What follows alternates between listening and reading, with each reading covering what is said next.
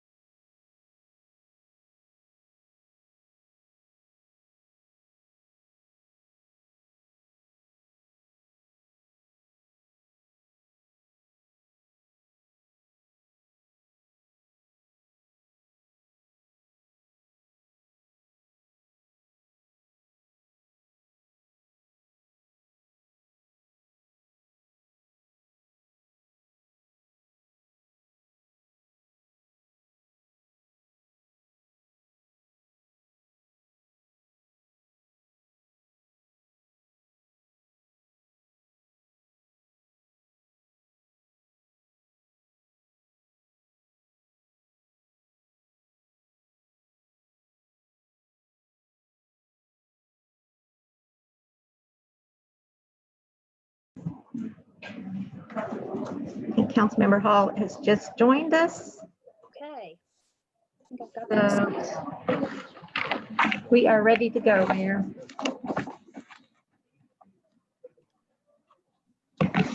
Okay. Good evening and welcome to the City Council, Norman Utilities Authority, Norman Municipal Authority, and Norman Tax Increment Finance Authority meeting of September 22nd, 2020. Madam Clerk, will you please call the roll? Councilmember Bierman. Aye. Councilmember Here. Patrol. Here. Councilmember Hall. Here. Councilmember Nash. Here. Councilmember Foreman. Here. Councilmember Holman. Here. Councilmember Peacock. Here. Mayor Clark. Here. Please join me in the Pledge of Allegiance.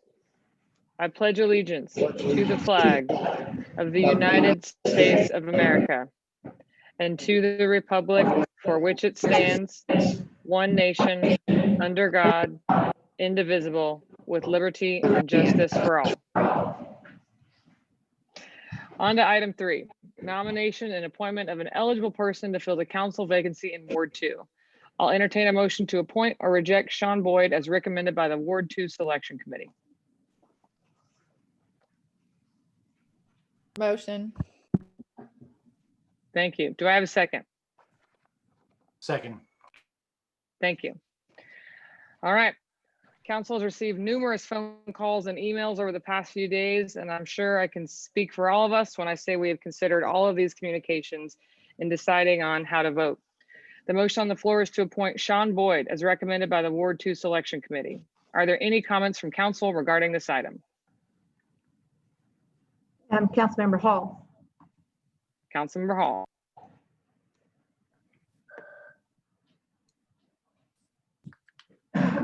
So I want to start out first by saying that I would like to thank all of the Ward 2 residents and those of you from across Norman for taking the time to share your thoughts and concerns with all of us over the last few days. It has been an outpouring of engagement on this particular issue. While we value the selection committee process and those that have volunteered their time to participate in that process, I have to remind our listening public and our viewing public that the final decision is made by the city council. I also want to take the time to thank all of the applicants who invested their time and energy in putting their names forward. At the heart of representative government is respecting the will of the voters. I was appointed by the selection committee process myself just about 1 year ago. And I wanted to share my observations on the differences I see in this fourth instances of having to appoint a new council member since July 2019 compared to the previous 3 election processes. As the headline popped up on my cell phone on Thursday night announcing the 3-2 vote, I was surprised by this result. The Ward 6, the Ward 4, the Ward 5 selection committees presented a single candidate as charged by the mayor to council that either received a unanimous vote of the committee or the committee arrived at a consensus candidate that the entire committee could support. Based on the 3 previous election processes, my expectation has been that if we charge the committee with submitting only 1 name to the council for consideration, that the committee would find a way to present a consensus candidate, if not a unanimous one. This did not occur in this case. I decided to find out why, so I have listened to the audio recordings of all 3 meetings, read everyone's application, and read the interview questions. What I discovered was that in this case, we have a process that failed to produce a candidate that the committee could support as a whole, and that has now created division rather than unity as we stand here tonight considering this recommendation. I was already disturbed by the lack of consensus in the committee on Thursday evening and suspected that this was going to be a problem. By Friday morning, I was already receiving an outpouring of emails, calls, and texts from Ward 2 residents dismayed by the selection committee process for a variety of reasons. This was only the start of new information being shared with council members. So now that we are in a position to accept or reject the recommendation of the Ward 2 selection committee, we have access to much more information than the committee had last Thursday. We cannot ignore the fact that 2 members of the committee have notified council in writing that they have withdrawn their support for their original candidate. This has been made public as well.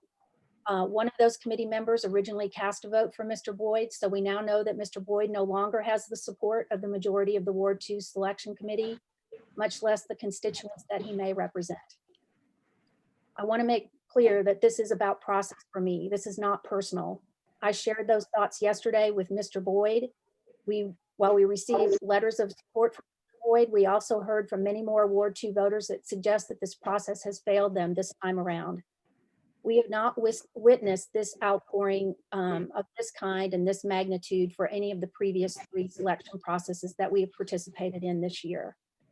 Clearly, we need to do a better job of standardizing the process and communicating expectations and having written guidelines so that all future committees are operating under the same set of expectations and guidelines.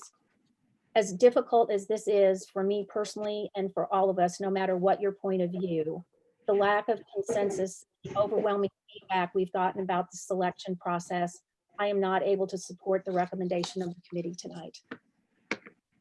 Thank you, Councilmember. Councilmember Nash. Councilmember Nash. All right, so I've been feedback online was swift and merciless with this one, and I've been going through all the emails, all the comments, everything that I could try to come to a conclusion on where to stand on Sean Boyd, and on the opposing side, all the comments were centered around his voting history and some of the issues that he supported, I guess, historically. At Service, he's got 4 kids, a full-time job, and he's a sports fan. So I don't really see anything terribly alarming about that those things. But then there is that underlying pattern of disengagement that makes me concerned. And these things that everybody's been complaining about, they seem simple enough to address if he's willing to engage with people. He hasn't. He doesn't need to. But then on the other side, I started getting, I think I got about 60 something emails in support of John Boyd. And these emails, people said, they all said that they knew him personally. He's a nice guy.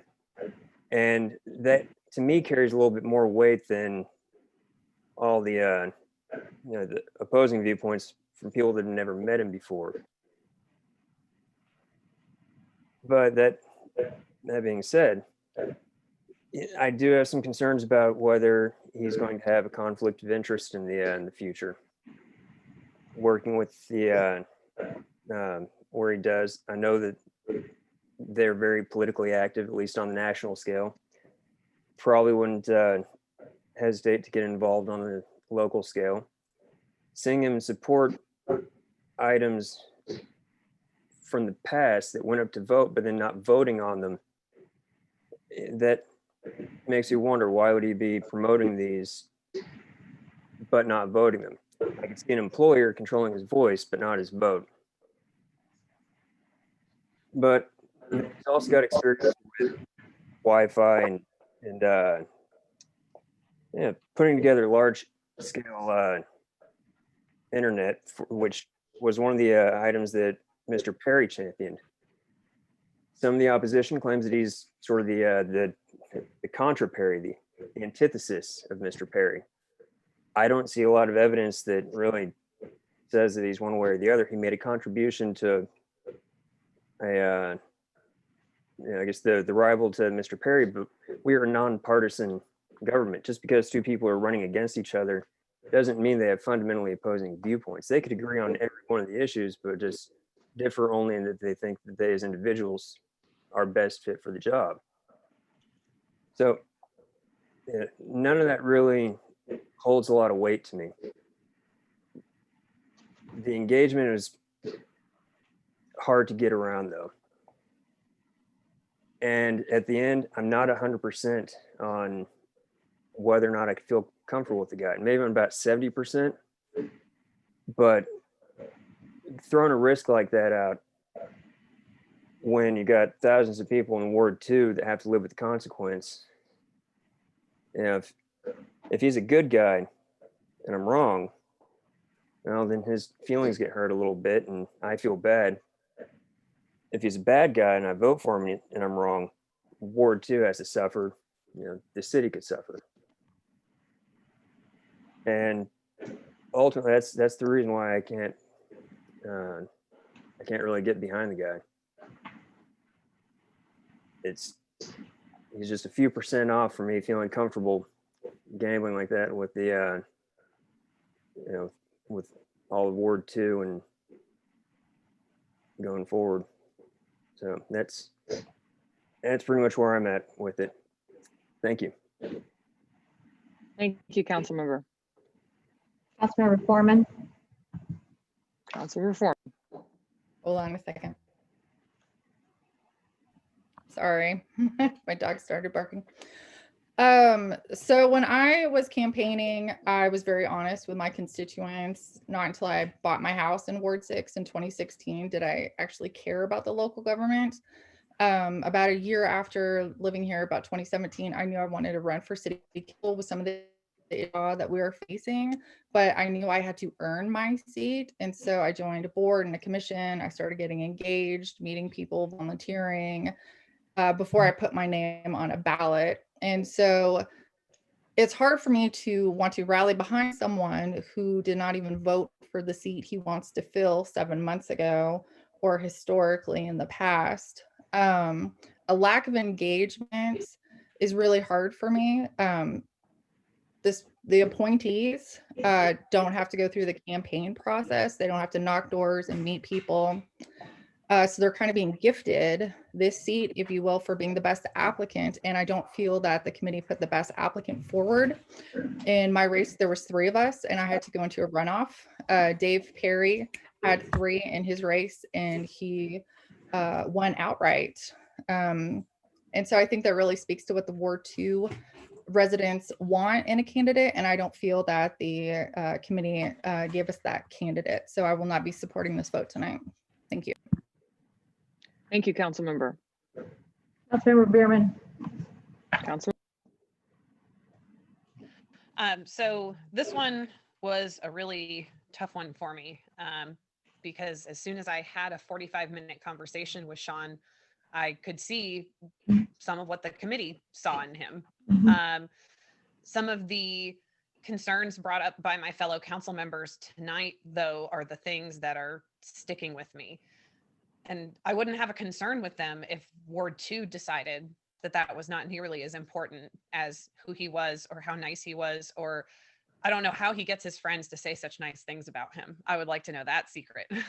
But I would feel very differently if Ward 2 had selected him, but Ward 2 had made their decision in February and they chose someone else. And unlike a resignation or a removal from office, this was a death. And what you see at higher levels of government is it is not uncommon to fill an unexpectedly open seat because of a death with a spouse.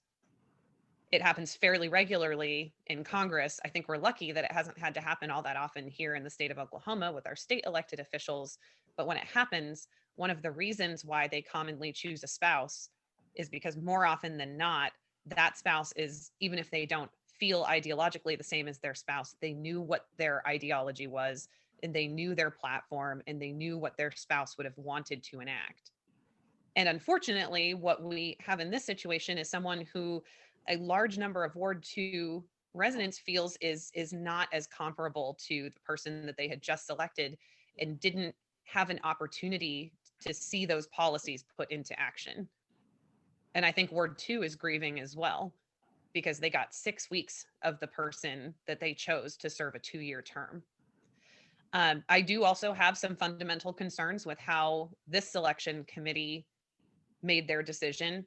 I think Councilmember Hall is absolutely right that regardless of what we do with this particular appointment, if this is the process by which we want to fill open seats, then we need to formalize it, whether it's just with internal policy or a resolution or an ordinance or a charter change. However we decide to do it, we have to put something more formal into place, because I don't think it can be denied that there were some differences in how this selection committee operated and what they looked at and the information that they had in front of them. And so for those same reasons, I will not be able to support this nomination tonight. I do have a point of order question. Are we having public comment? No, we are not. We haven't had it on any of the other ones, so we will not be tonight. And I think we've gotten a lot of public comment so far. So I will have the chance to let Mr. Boyd speak, though. Okay, and I do understand that. I will say that we also often get a lot of feedback on other agenda items and still open it up for public comment. And I know that there are people here who want to speak. And so while that doesn't play a major role in my decision making, it is something that concerns me, because I know that there are people who have additional things that they would like to say as well. But so at this time, I cannot support this nomination. And we'll see where it goes from here. But I have some substantive issues, and I wish we hadn't gotten to this point, but this is where we are, and what we certainly can do is learn for the future. Thank you, council member. I'm not seeing any other council members. Councilmember Holman. Councilmember Holman. Thank you. First, I just want to say thank you to Sean for applying for the position and going through the interview process. During this time, most of us have all been elected or started to run and got elected before COVID happened. And anybody that's willing to step up and get appointed to this position in the middle of all the things that we're dealing with now, I definitely appreciate it. Anybody that's willing to serve our community that way. I do share a lot of the concerns that have been expressed by my colleagues tonight. Was fortunate to have an opportunity to talk with Mr. Boyd on the phone last night. And I really appreciate that. The civic engagement is a very important thing to me. I was attending meetings a long time before I ran, and consider myself a super voter. But I didn't start voting right away when I was 18. I wasn't until I was 25 until I started voting all the time. And sometimes it just takes something real important to happen to you or to someone you know or to your city, and it's like to kind of makes a spark in you to want to go vote all the time. So I feel the same way, unfortunately, that I don't think I can support this tonight, but I do hope that this encourages you to get very active and vote in all the upcoming elections. And if you decide that you want to run for this position, I think that would be a good thing as well. I'm encouraged and excited to see the people that might come out and express their desire to help serve our city in this way. So thank you, Mr. Boyd. I'm sorry that I cannot support your nomination tonight. Thank you, council member. Are there any other council comments? Councilmember Nash has his hand up.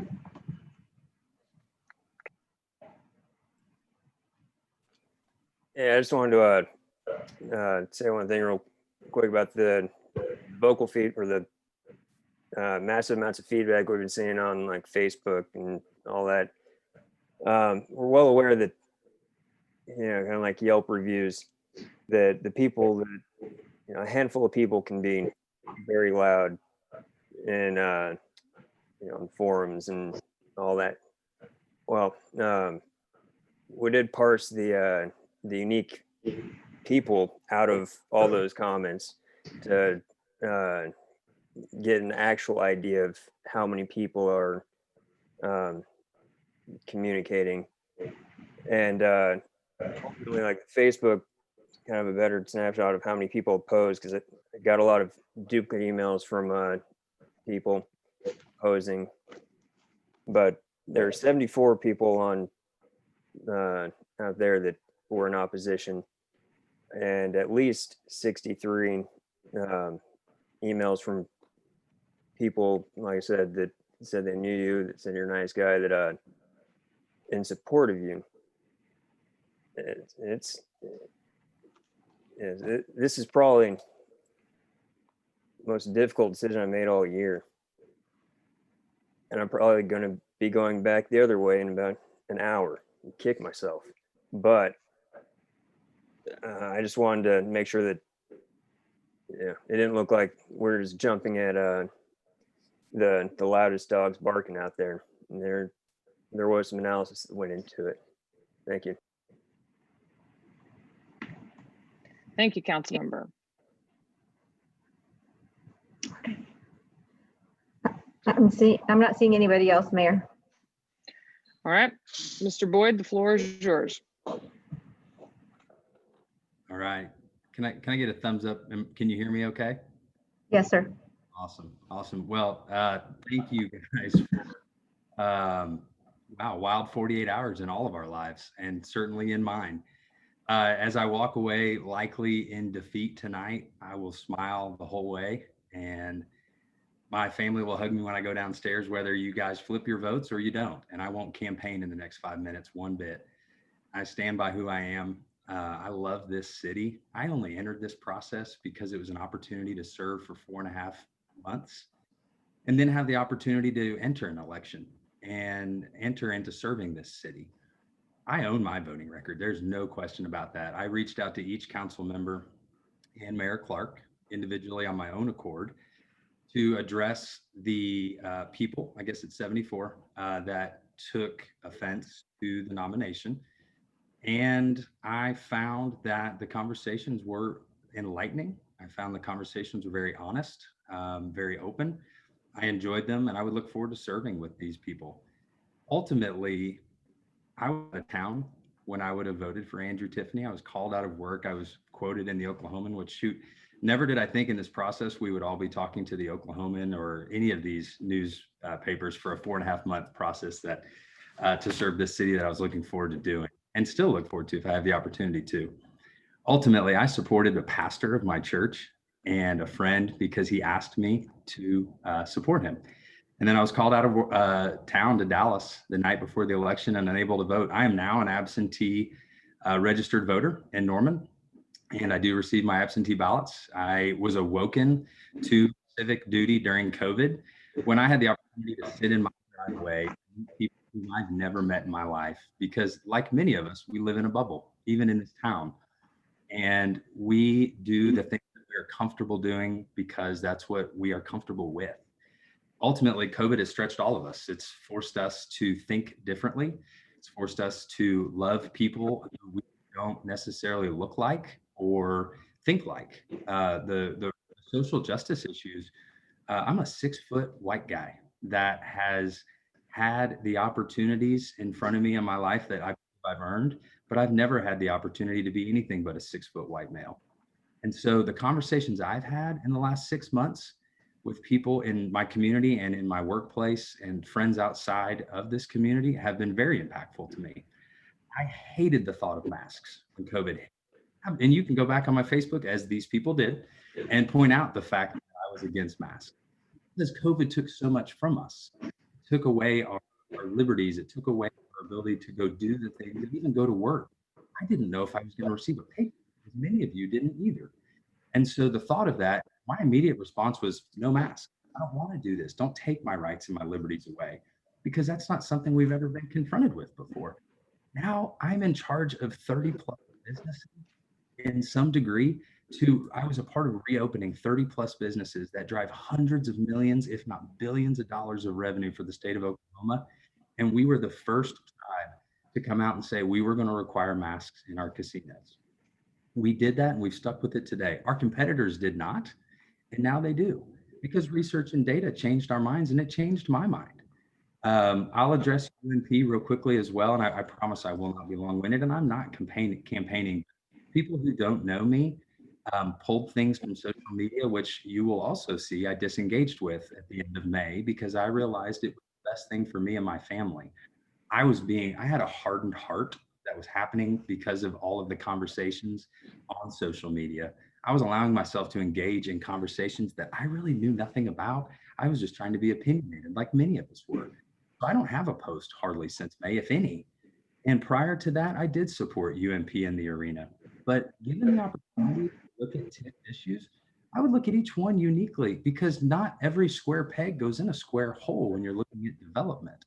There's no question that I would look at any given opportunity for an arena or a TIF project uniquely, and I would consider what David Perry stood for, which was an opportunity to take a $5 million+ TIF to the citizens of Norman and let them vote. I'd love to explore that opportunity. I didn't know he stood for that at the time, and honestly, I still think it's a good idea. I did share one last thing I want to address. I stand for the Senior Citizens Center or Senior Wellness Center in Norman. I work for an organization that cherishes its elders, and it has impacted my life having Chickasaw elders to look into in the workplace. And I believe that the third vote I received was because I stood for that, and I still stand for that. And whether I'm on the council or not, I will support that. And those out there that are part of the Senior Wellness Center, please reach out to me, even if I'm not given the opportunity to serve tonight. I will support that project because I believe it's important, and Mr. Perry believes it's important.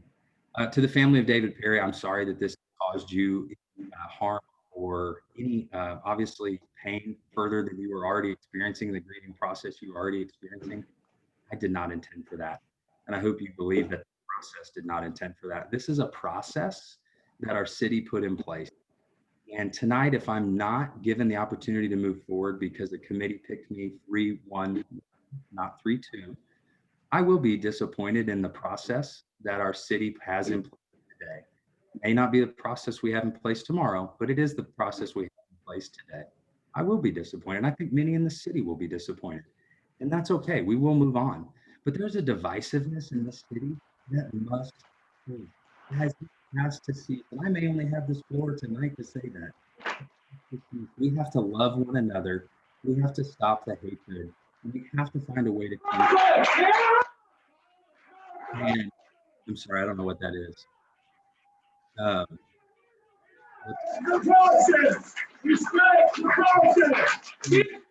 Brenda, can Brenda's be muted? Yeah, Brenda, I think it's coming from yours.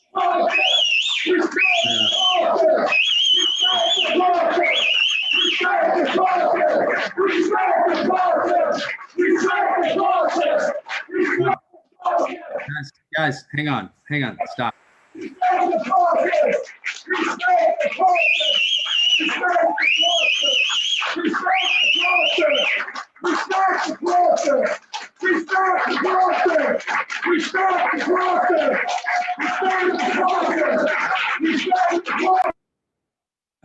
Okay.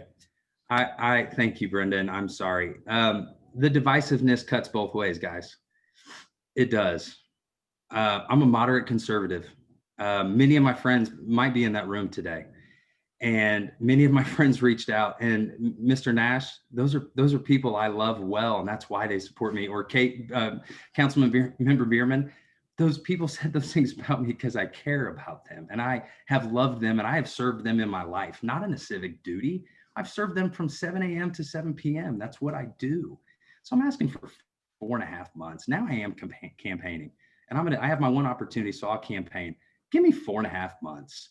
I won't do you wrong. We don't have an arena vote ahead. We have some very important matters tonight that not one candidate knew more about than I did. Not one. Not one candidate was more prepared for this evening's votes than I am. And I am well aware of that, given the opportunity to understand how other interviews went from conversations with those on the committee and on this council.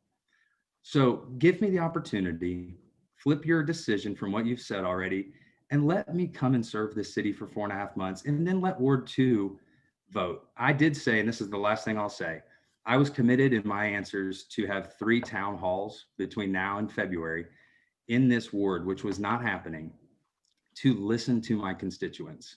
I will start that immediately. I will engage in Facebook. I don't do Facebook, and I didn't respond during this process purposefully because I didn't want to create more division. So I asked for the time. I thank you for your time. I respect the process that you guys have been going through for months now. There has been your roles have been very thankless. I thank you for your service to the city. And I do ask you just for the opportunity to serve and respect the process that was happening. It was a 3-1-1. That is a majority. Thank you all very much.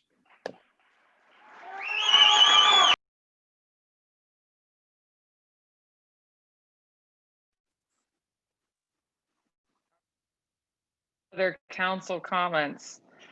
I will go ahead and just mention that I will be supporting the process today because that's what we got. But with that said, I fully support Councilmember Hall's suggestion of we formalize it.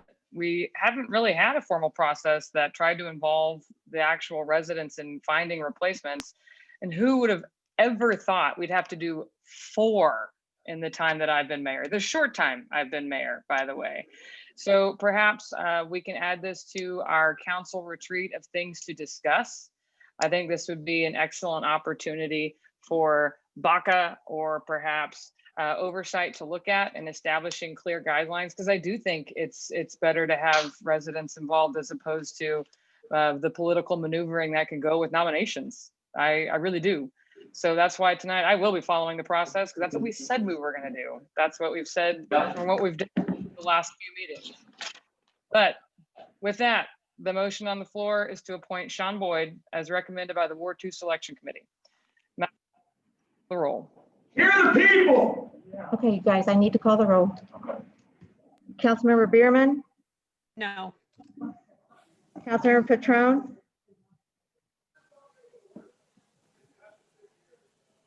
This is so hard. Mr. Boyd, excuse me. Mr. Boyd, I think that you would make a phenomenal council member, and I hope that you will run in February. But I have to vote with what your constituents have been inundating my email box with. So I'm going to go with no. Oh, godless. Councilmember Hall, No.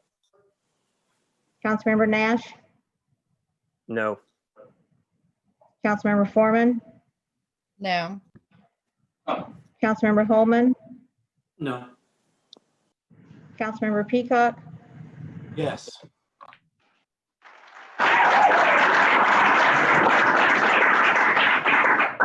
Mayor Clark. What'd you say? Mayor? Wait. Yes, okay.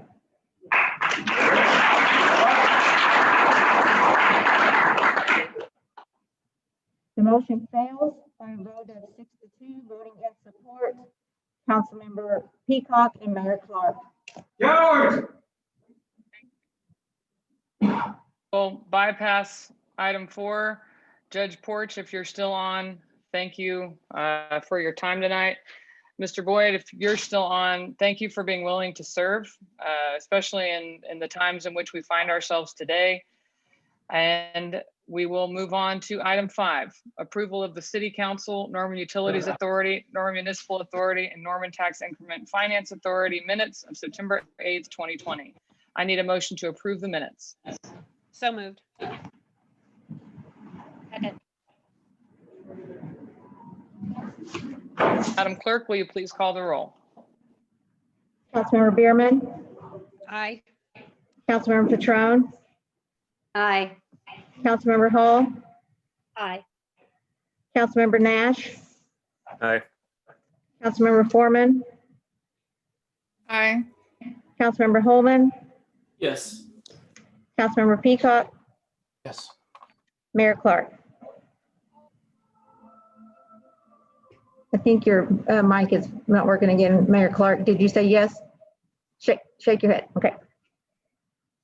Do you want to, that motion passes unanimously. Do you want to try to log back in? Or do you want me to read the consent docket for you?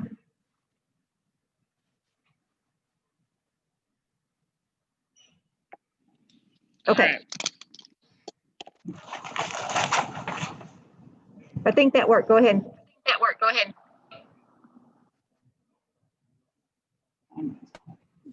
Can you hear me now? Yes, ma'am. All right, we're just gonna have to hope that the family stays out. Okay. Motion to the floor. Okay, moving on to item 6, proclamation 2021-3, proclaiming the month of October 2020 as Breast Cancer Awareness Month. I'll entertain a motion to acknowledge receipt of the proclamation. So moved. Second. Thank you. The motion on the floor is to acknowledge receipt of the proclamation. Madam Clerk, will you please call the roll? Councilmember Bierman, Aye. Councilmember Petrone, Aye. Councilmember Hall, Aye. Councilmember Nash, Aye. Councilmember Foreman, Aye. Councilmember Holman, Yes. Councilmember Peacock, Yes. Mayor Clark. Yes, The motion is approved unanimously. thank you. A proclamation of the mayor of the city of Norman, Oklahoma, proclaiming the month of October 2020 as Breast Cancer Awareness Month in the city of Norman.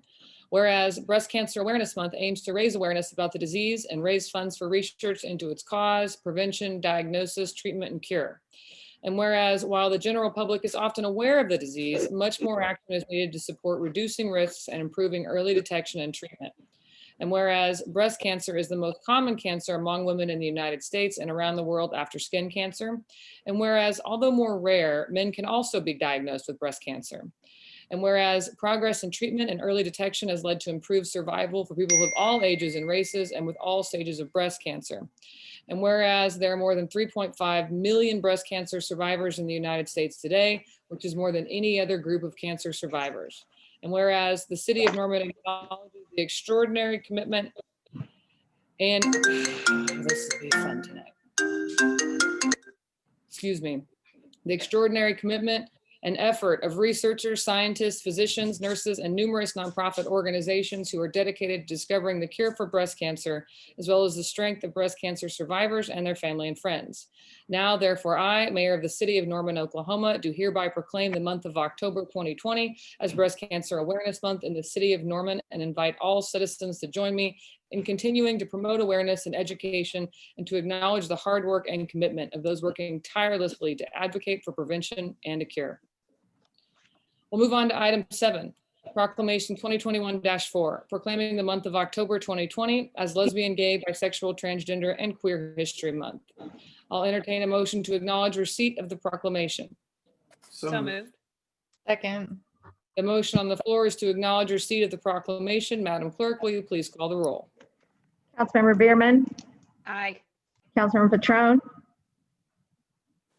Aye. Councilmember Hall, Aye.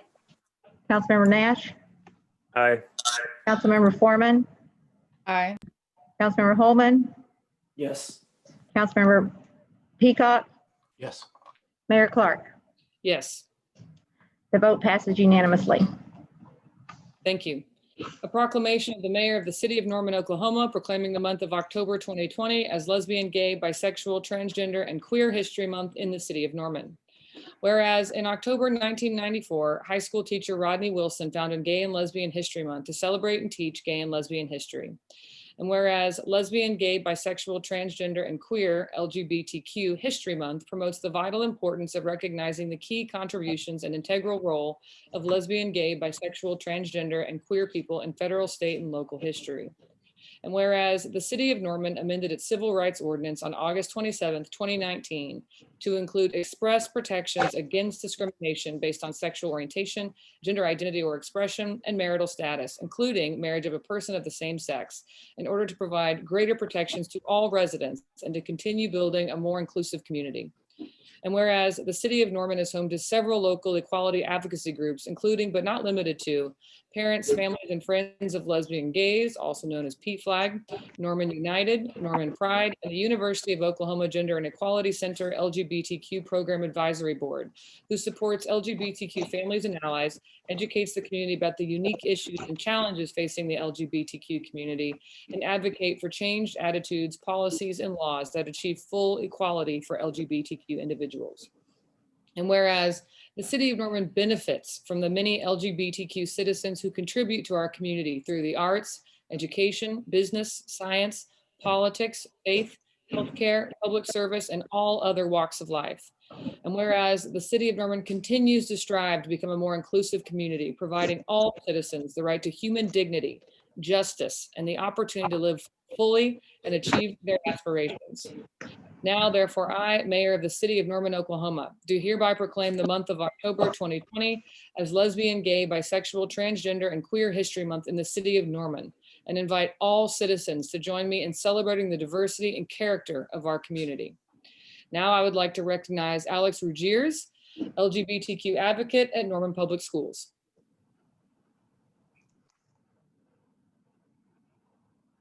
I believe you're muted.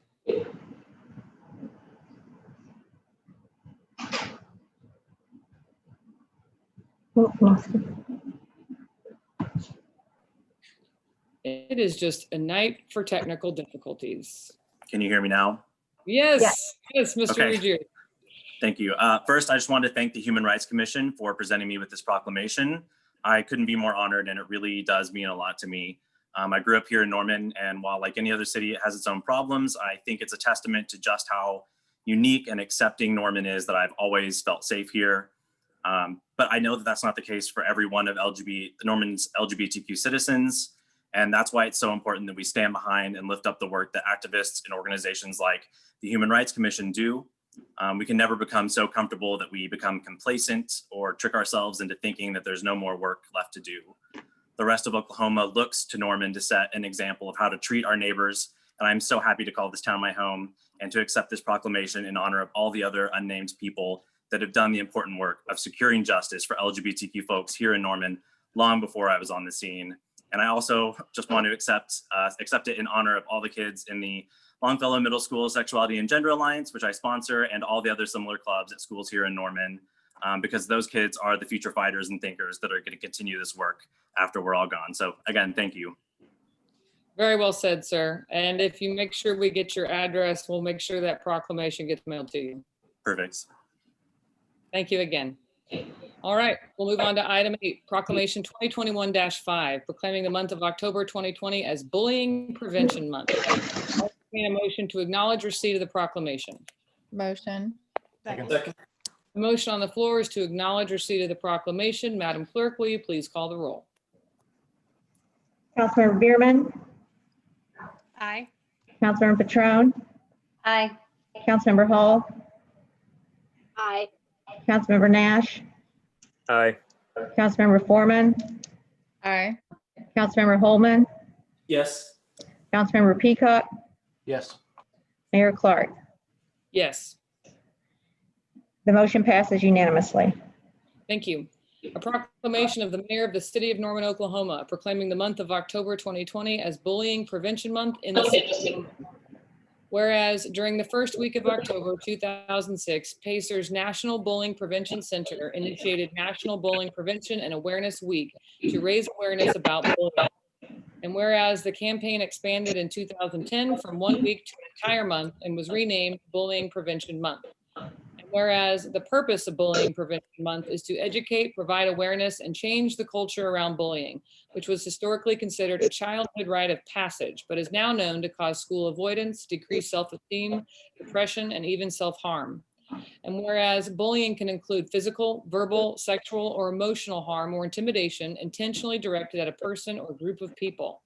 And whereas students who experience bullying are at an increased risk for poor school adjustment, sleep difficulties, anxiety, and depression. And whereas children who bully are at greater risk of engaging in more serious violent behaviors.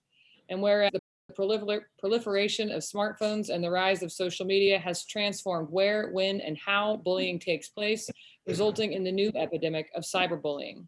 Now, therefore, I, Mayor of the City of Norman, Oklahoma, do hereby proclaim the month of October 2020 as Bullying Prevention Month in the City of Norman, and encourage all citizens to engage in a variety of awareness and prevention activities designed to make our community safer for all children and adolescents.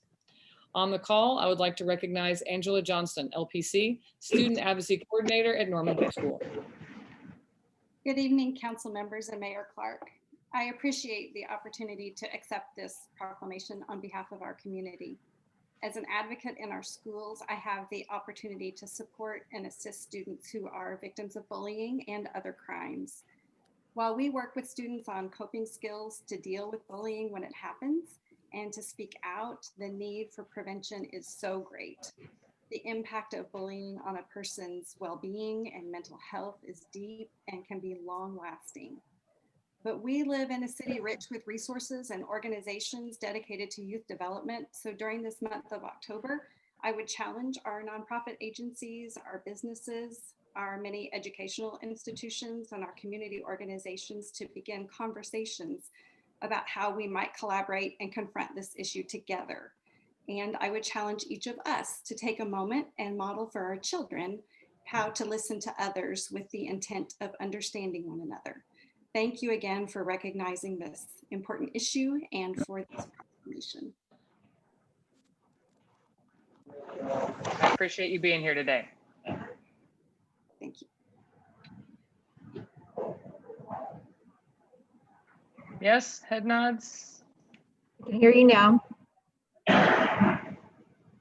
No, when it cuts out. We're on item 9, which is the consent docket. This item is placed on the agenda so that the city council by unanimous consent can designate those routine agenda items that they wish to be approved or acknowledged by one motion. I need a motion to place items 10 through 33 on the consent docket. So moved. Second. 10 through 33 on the consent docket. Madam Clerk, will you please call the roll? Councilmember Bierman, Aye. Councilmember Petrone, Aye. Councilmember Hall, Aye. Councilmember Nash, Aye. Councilmember Foreman, Aye. Councilmember Holman, Yes. Councilmember Peacock, Yes. Mayor Clark. Mayor Clark is voting yes. That motion passes unanimously.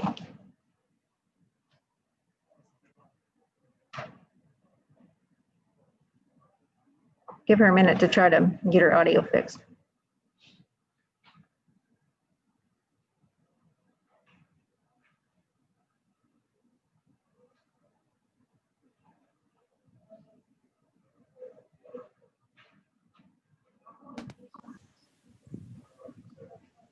I think we can hear you now.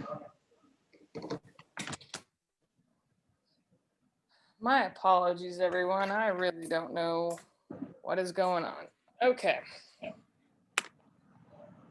All right, we are on the consent docket. The results were unanimous. Yes. I will begin.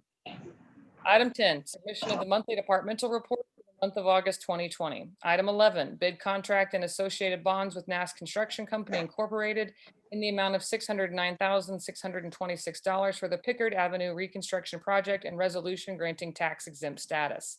Item 12, Norman Rural Certificate of Survey for Rudd Farm with a variance in the private road requirements from 20 feet to 12 feet and acceptance.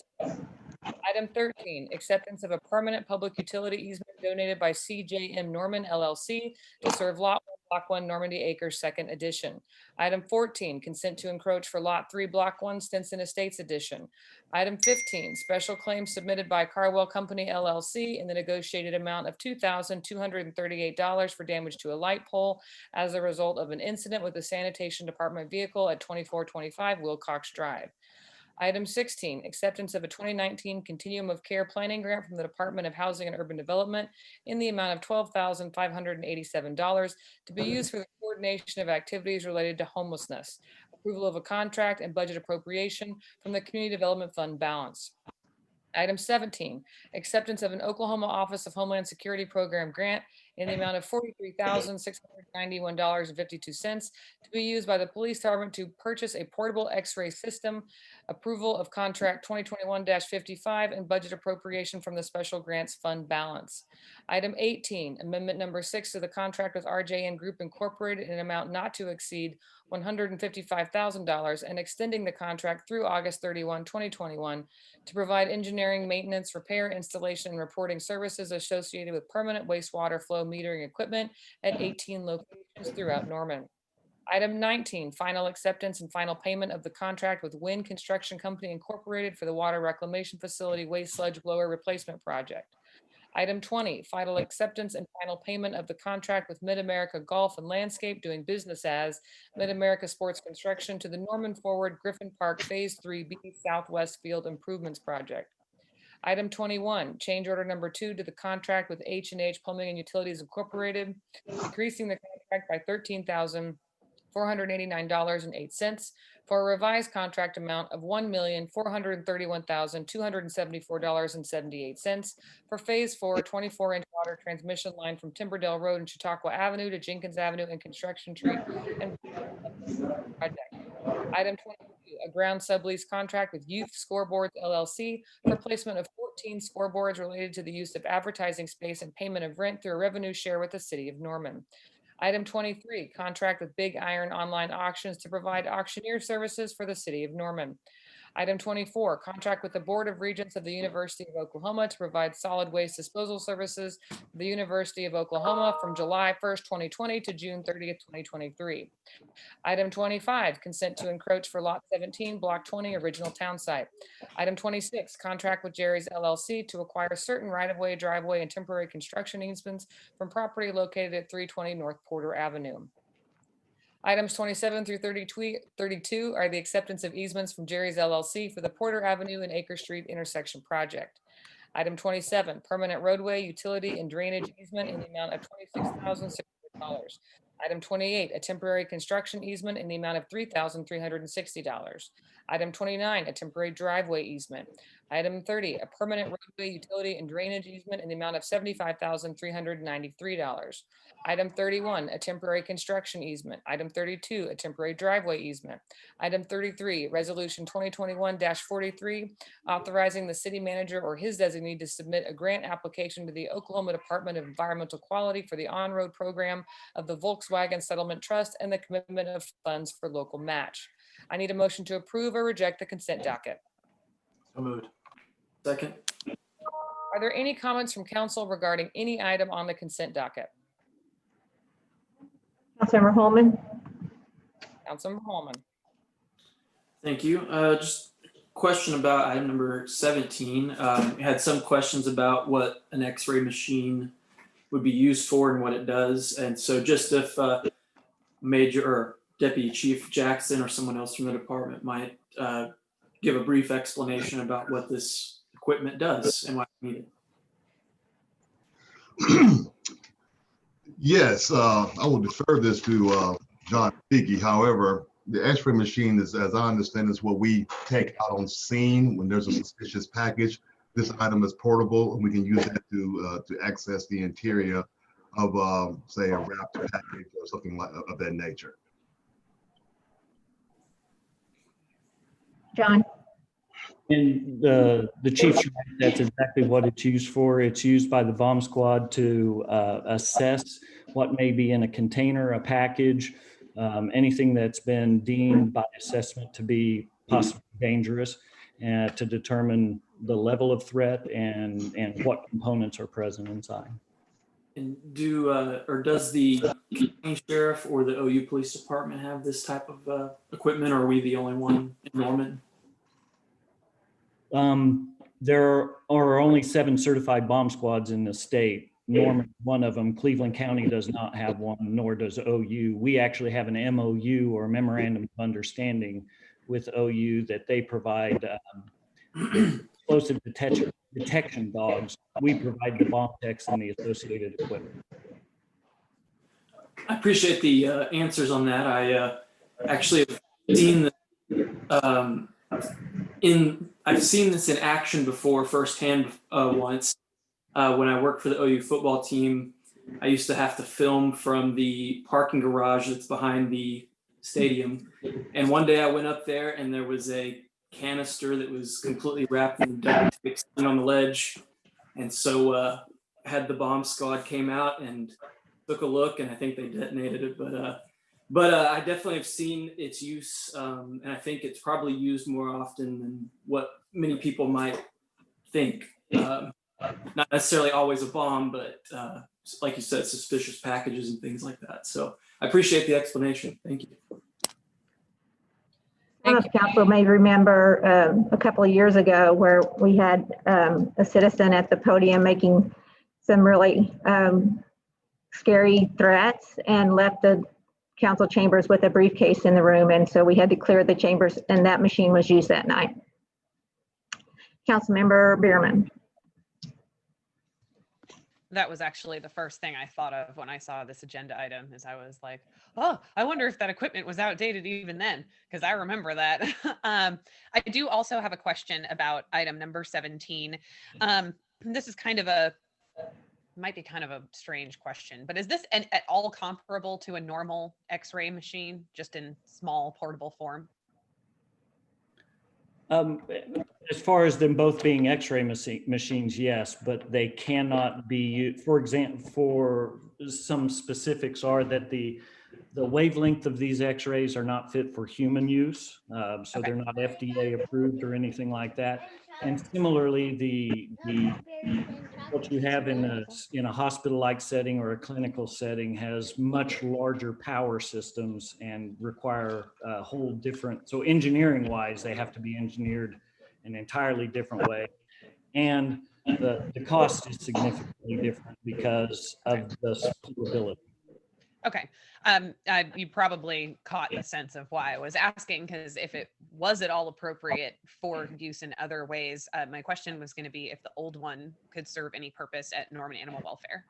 I know they are constantly looking for equipment of all kinds, and we've been very lucky to have some very generous veterinarians in this community who love animals and have donated their old equipment when it is replaced. And so I just thought it was a possible opportunity, but I had no idea how comparable the types of machines were. So I just didn't want to let this item go past without asking that question. I do have a question. I guess it would be for either Taylor, our transit coordinator, or our public works director, Sean O'Leary, about item number 33, the battery powered buses grant from the Volkswagen emissions settlement. My questions are, do you have any additional specificity on where the local match will come from? Because it feels like a million years ago when we were talking about our budget for our transit system and our dedicated revenue stream for it. But did we set money aside for replacement buses? And is that where the funding is going to come for this? What thoughts can we share on that? Council member, let me try to address that. In the staff agenda, you'll see a reference to multiple different sources of possible funding. We did that on purpose because we have several grant applications working right now. So the intent here is to use either a combination or one of the either the general fund for the transit operation, the capital fund, or the transit sales tax dollars, depending on which grants might come through and when the dollars are due. But the funding is there in a combination of those three places for this application and some others that are pending. Okay, I appreciate that. I was really just realizing that it truly feels like 100 years ago when we did all of this with our public transit system, and I couldn't remember if we had set money aside for replacement buses in the annual budget and whether or not this could potentially come from that. So I just wanted to get a little bit of extra clarity on that, and those are all my questions about the consent docket. Any other questions or comments from council regarding items on the consent docket? Councilor Patron. Thank you. Okay, so I also got questions about item number 17 and Councilmember Bierman's comments. Question as a follow-up: what happens to the old machine now that it's being? I assume it's being retired. My understanding is the old machine's actually leaking some of the coolant. So I believe it's not, the one we're replacing is actually not fully functional. And since it came on a Homeland Security grant as well, I have to coordinate with Homeland Security to find out the appropriate way to account for that. Thank you. And then if it's a non-emergency use, or in other words, not the examples that we've heard of, the canister or briefcase, so non-emergency use, would a warrant be required before it would be used for some other purpose? The only reason it would, the only thing it's used for is for interrogating suspicious packages and training. It wouldn't, because of the nature of the way X-rays work, So it doesn't have any other use besides looking for a bomb. In other words, you wouldn't be checking people's cars that were, or something like that. It can't do that. It's not built to do that. It's not of that size and scope. So you couldn't, for example, X-ray a car. It's smaller portable objects. Okay, I think those were the questions that were forwarded to me. So thank you. Thank you. Any other questions or comments from council regarding any item on the consent agenda? I'm not seeing any, Mayor. All right, the motion on the floor is to approve the consent docket. Madam Clerk, will you please call the roll? Councilmember Bierman.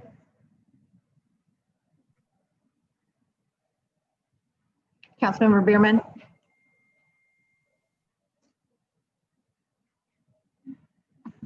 Aye. I would. Councilmember Patron. Aye. Councilmember Hall. Aye. Councilmember Nash. Aye.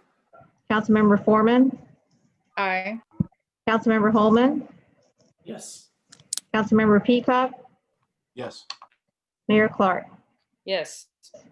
The consent docket passes unanimously. Thank you, Madam Clerk. We're now on to item 34, ordinance 2021-17 upon first, second, and final reading. Amending Chapter 10, Sections 1102, 1103, and 1106, and Chapter 15, Section 506 to add certain social gatherings to the definition of public setting, amending exceptions to face covering requirements, amending penalties for non-compliance, adding failure to comply with face covering requirement to violations which may, in combination with other violations, constitute a nuisance party, and declaring an emergency. I'll entertain a motion to adopt or reject the ordinance on first reading, section by section. So moved. Second. Thank you. I'd now like to recognize Catherine Walker, our city attorney, to make a presentation. Well, Madam Mayor, if I may, before you move on, the motion is actually to adopt it on first reading by title only, and I'm sure that was my mistake on your part. So I just wanted to clarify that for the record. All right, the motion is to adopt first reading by title only. Thank you. Yes. Ms. Walker. Thank you. So this ordinance comes back to you all after feedback last week. I believe we were talking about this and what to do about large social gatherings, particularly of college students. And so in looking at this ordinance and talking to my colleagues across the country in university cities, we ended up amending our ordinance in a way that's really targeted at nuisance parties. So first, the ordinance amends the definition of public setting to include gatherings in excess of 25 people indoor or outdoors. This means that if you are in a public setting, including one of these gatherings, you would have to wear a mask if social distancing cannot be maintained. There are exceptions in the ordinance as we have it now to the mask requirement in private homes. So there was a language added to that exception to make clear that if you're in a private home and you don't have more than 25 people there, you're exempt from that requirement. It also amends the penalty provisions. When we first adopted this back in July, council did not add a penalty for not wearing a mask. We wanted to create the expectation that everyone wears masks, but we didn't want to ask our officers to be the mask police. We are adding a penalty back into the ordinance with this amendment, primarily because this creates a tool for the officers to use for nuisance parties. Under our code provisions for nuisance parties in section 15-506, it basically says if they come to a party and there's 3 or more violations of certain ordinances, then they can be charged with, the tenant or the owner can be charged with hosting a nuisance party. What we've added in that section is the failure to wear a mask. So if they're having a gathering of over 25 people and they're not wearing masks and they're not social distance, the officers could use that as a charge to support a nuisance party allegation. This is something that we hope in conversations with OU that we can give to student conduct. If they end up wanting to use these type of violations through student conduct processes, this will give us something that they could use. And it's fairly surgical, so we're not getting into limiting other similar gatherings or events any more than the ordinance already does. With that, I'd be happy to answer any questions. Councilmember Bierman. Unmuting. So I sent my fellow council members an email today to describe an issue that is happening in Ward 1, which is why I am very happy that we're working on this ordinance. There is a unit at Aspen Heights that had a party of 400 people in a single unit on Saturday night. The police officers who showed up could not get the door open. That was one of 6 or 7 parties that this one single unit has had in the last 8 days. There were multiple parties in that complex that kept those officers very busy that night. And I'm really glad that this is also including outdoor social gatherings, because this resident was extremely concerned that not only was this apartment complex not doing anything about the parties, they were going to be holding block parties starting this weekend for their residents. And I've been really uncomfortable with the fact that we've put a lot of this burden on enforcement and on our restrictions on our local businesses, when clearly, as we saw during the last game day, that private gatherings were also just as much, if not more, of a problem. So I'm very happy to see this ordinance. I just want to put the feeling out there that my concern is also that 25 might be too high of a limit. Just something to think about.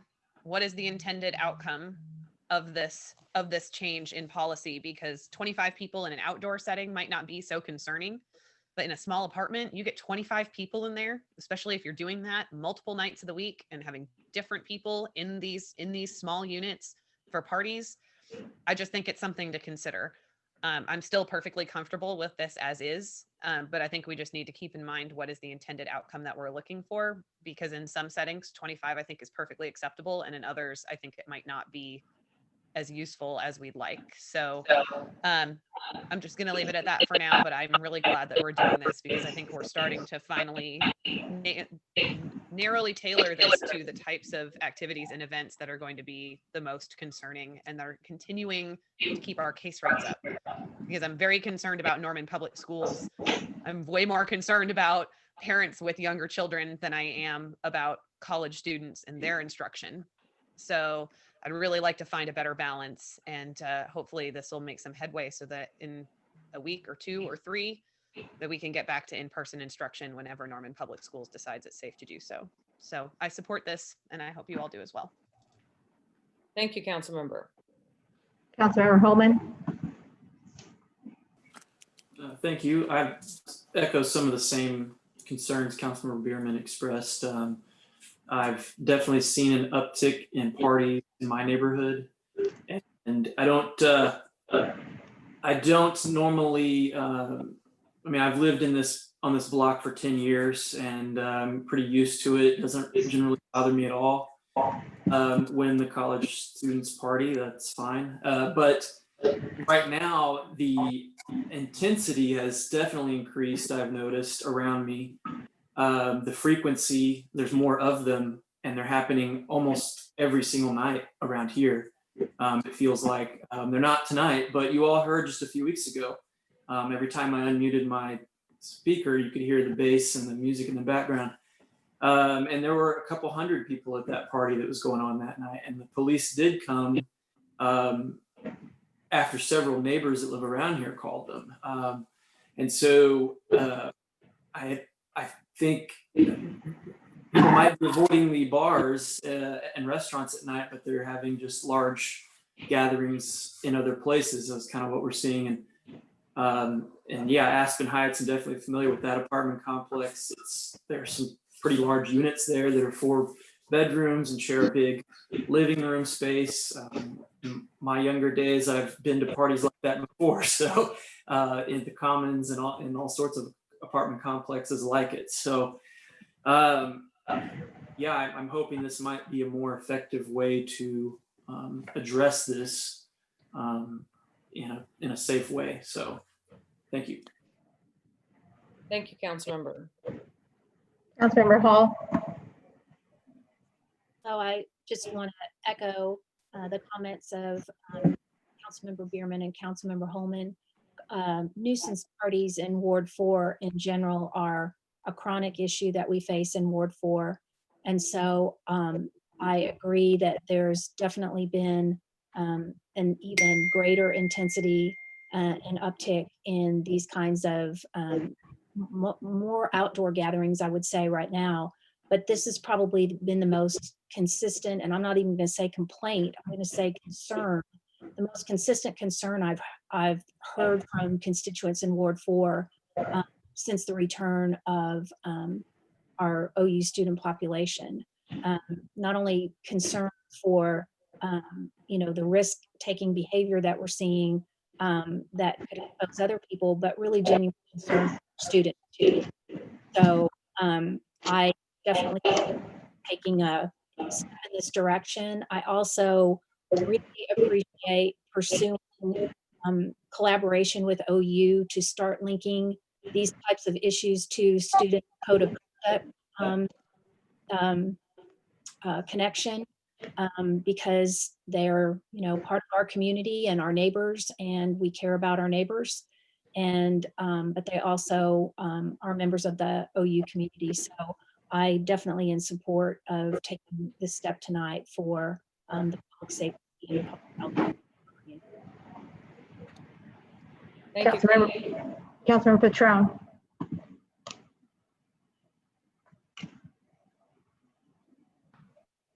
Okay. I guess my comments are more of an overall general nature for this, and I'm feeling like we're playing whack-a-mole here. When you have different jurisdictions with different competing interests and different economic bases, this is becoming really problematic. So to me, the answer to this is that we have a multi-jurisdictional coordinated effort, because we're just tweaking and doing the best we can and starting to get into regulating people's homes.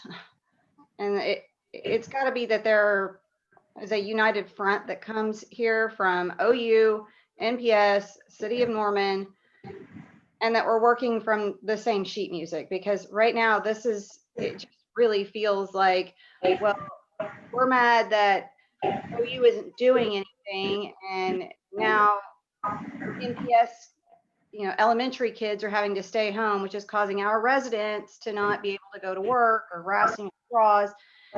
And it just, I guess I'm expressing frustration that not seeing some sort of representatives from each jurisdiction coming together and saying, where can you give? Because kids can't be home by themselves. Adult students can.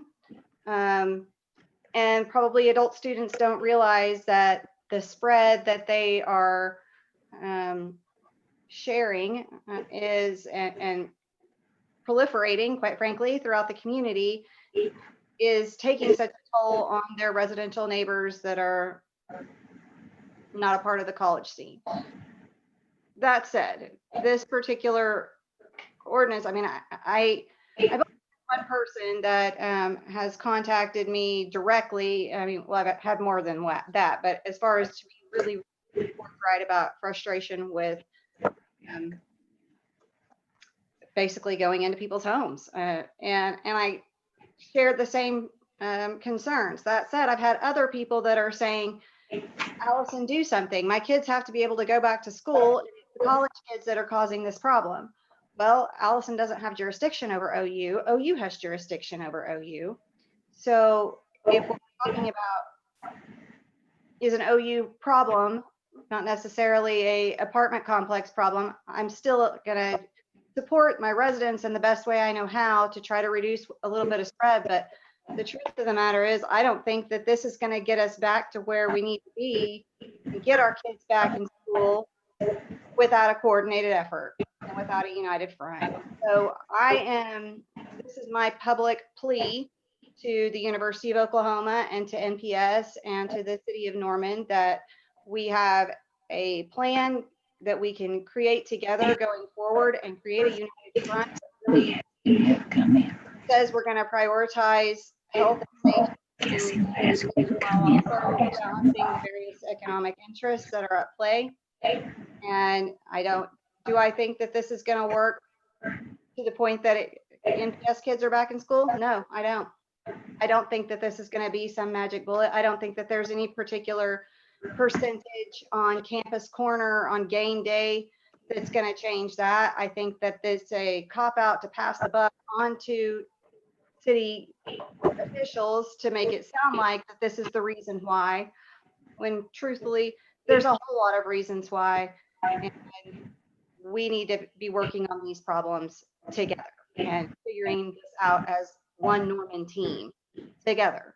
So be that as it may, I mean, sure, I'll try it. I assume that this is expiring at the same time as the others, mask mandate and all of that. I'm not even 100% sure that this would hold up in court, but I'm going to support it for now, just for no other reason that my residents are desperate to get kids safely back into school. They obviously don't want their children at risk, and they understand what's happening, but I think this is going to maybe help a little bit, but maybe not have a noticeable impact in the numbers. So I'm frustrated, and I hope that we see something come of this, that we have a few council members, a few Board of Education members, a few OU officials, and let's talk about it. Let's get down and figure out something that we can do together and present a united front for the city. Thank you, Councilmember. Councilmember Peacock. Thanks. Yeah, along those same lines as Councilmember Patron, the biggest piece of feedback or concern that I've gotten so far has just been that lack of enforcement. So, one, I'm really pleased to see that this revised ordinance has some teeth added to it. But, just like Councilmember Patron was saying, I think a concerted, concentrated, coordinated effort is what it's going to take to beat this whole thing. And it's going to take all parties at the table. And I will join her in that public plea. Just let's all rally around this, get the minds around the table and get it done. So. Thank you, Councilmember.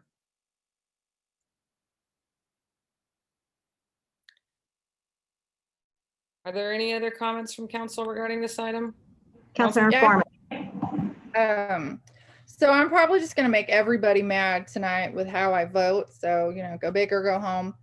I want to fully support this. I think everybody should just wear their masks.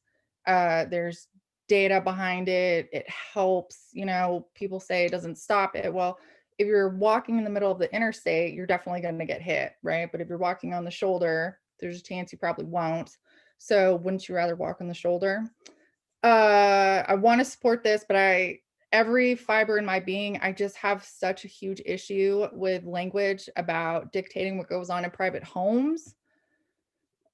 I can't get behind that bit of language. So I won't be supporting this tonight. Thank you, Councilmember. Any other comments from council regarding this item? We have Councilmember Nash, and then we still have public comment, Mayor. Councilmember Nash. Yes, I agree with Councilmember Foreman that it really feels like it's kind of stepping into a dark arena, mandating what people do in their homes.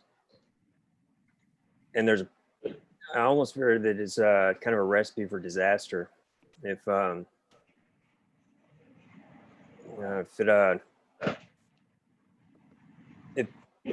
400 parties with 400 people, if somebody's walking around handing out tickets, is it going to convince them to put on masks and they're all drinking and jumping around? I don't know. I don't know how to break that up. It is something. I don't know. I think that our best approach would be just to try to encourage people to be outside, if anything. This might encourage people to go back inside to hide from getting caught and getting handed a ticket. And if everyone's going inside to avoid getting a ticket, then I think it'll be a little counterproductive to our effort. Thank you. We do have Councilmember Patron that wishes to speak again, but before I call on you, Councilmember Patron, I'd like to take this opportunity to explain how the public comment's going to work so you guys can start lining up. You'll be speaking in this room. If you go out and around the chambers, follow the green arrows, you'll come into the study session room one at a time and sit down in front of the computer, and make your comments in front of the computer. That way the council can see you and hear you at the same time. You'll be asked to try to keep your comments to 3 minutes or less, and go ahead and line up and be ready so that we can move pretty expeditiously through the process. I was just going to say that, I share the same real frustrations that Councilmember Foreman and Councilmember Nash do, and I'm not so sure that they won't support this. I'm looking forward to hearing from the public, but I also would be curious before we're going into other people's houses. I'm wondering how many people in City Hall are wearing masks.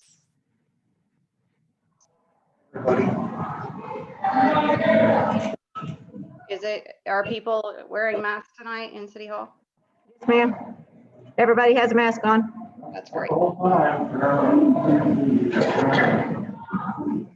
Well, they have a mask or face covering, best I can see. Can I clarify something just really quickly? So by adding this to the definition of public setting, it is being grouped with other places of private property, including offices, workplaces, churches, childcare facilities, hospital and health facilities, gyms, physical fitness facilities, etc., where we are already requiring a mask. So the mask is the only new thing that's going to be required in these social gatherings. I just wanted to clarify that this is in line with what we're doing on other private property.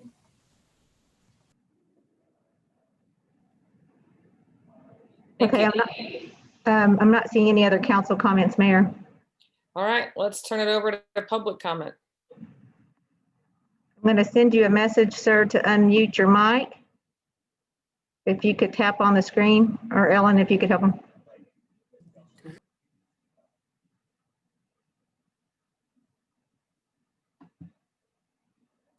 Oh, wait.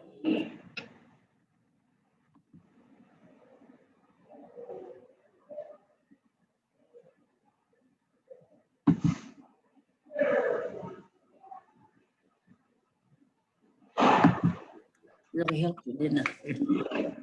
Okay, we can hear you now, sir. Please proceed. Very good. State your, sir, if you would please state your name for the record, please. H.L. Greenleaf, Ward 4. I come to you today because of this ordinance and asking you to think about what you're doing. You know that you didn't elect mommy and dad. They elected somebody that hopefully would be responsible. We have a problem in that you're trying to penalize a group of individuals that decided to party. 1,000 other people in this city that are having to live through what you're coming through with. The numbers that we see every day, are they included with the jail? Are they included with the other facilities that people are incarcerated? Because those numbers aren't good numbers. We know it and you know it.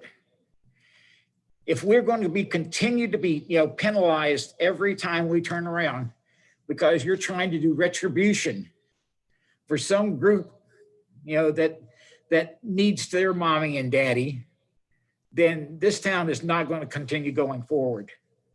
We're already at a dead stop thanks to you. Your minds were made up before you walked in tonight. Nothing I say is probably going to make any difference whatsoever. But I'm going to ask you just the same to think about what you're truly doing. Thinking individuals know how to react, know how to take care of themselves, and don't need a council to tell us what to do. The other part of it is that honestly, when you're doing all this, all you're doing is causing more and more and more people to be against what you're doing and against you. You already have a nuisance house ordinance. Use it. It's effective. It's always been effective. You can take care of those people with those parties by the nuisance house ordinance and take care of the people that are also allowing them to party. Thank you.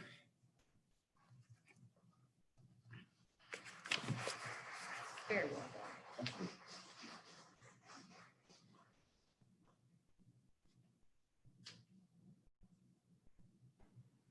While the next person is getting in place, I will read into the record an email received about the mask mandate.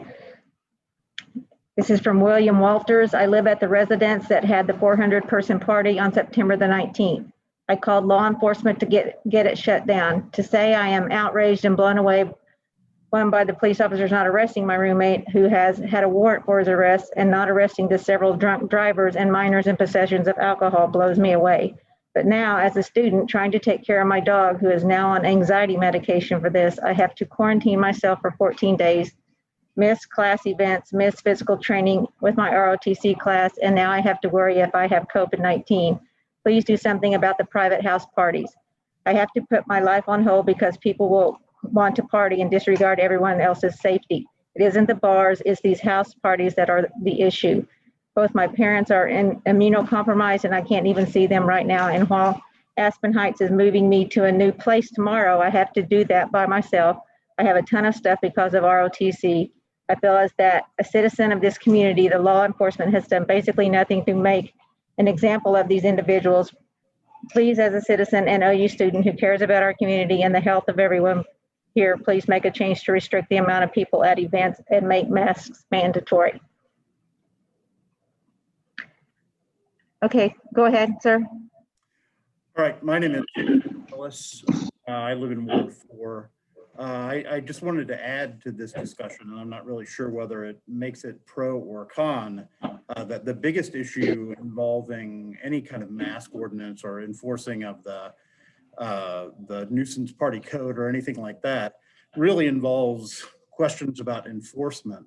So I want to note that, for example, tonight at the city council meeting, during the little break in the discussion about item 2, there are several people who were in the city council chambers who weren't wearing masks. And as I walked in through here, there were at least 2 people who weren't wearing masks, as well as several who had their masks under their nose. It is an issue of whether or not we can get the Norman Police Department to actually enforce the rules that are written. Thanks.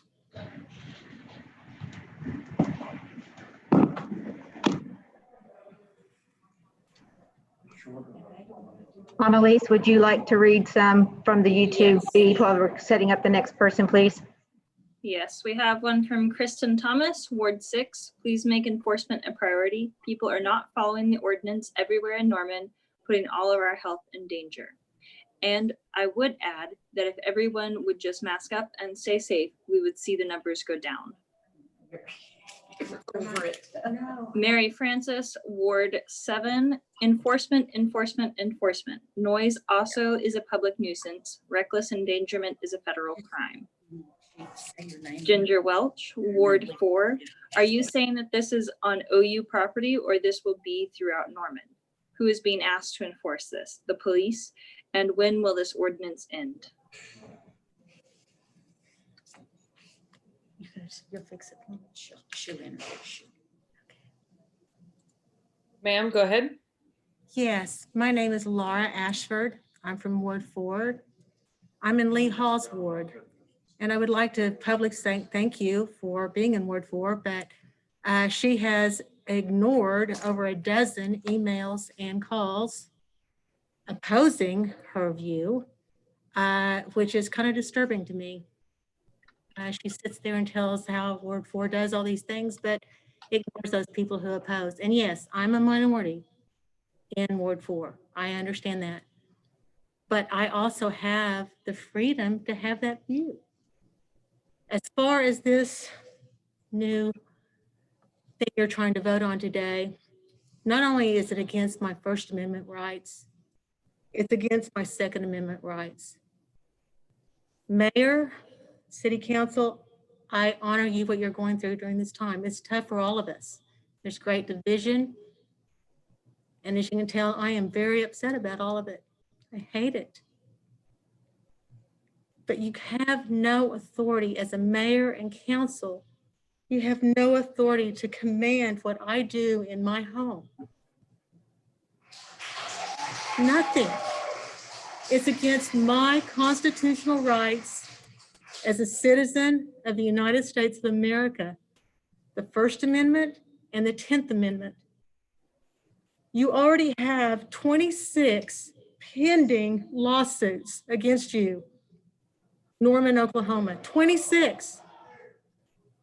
The amount of money that is being spent is incredible. We can't afford it. Businesses are closing, people are leaving, students are leaving. It's crazy. I thought it was bad on the East Coast and the West Coast, but you know what? There's not a U-Haul here in Norman that's not ready to exit. All I'm saying is You cannot control what I do in my home. And I'm here right now standing up and saying, I will fight and use my Second Amendment rights to defend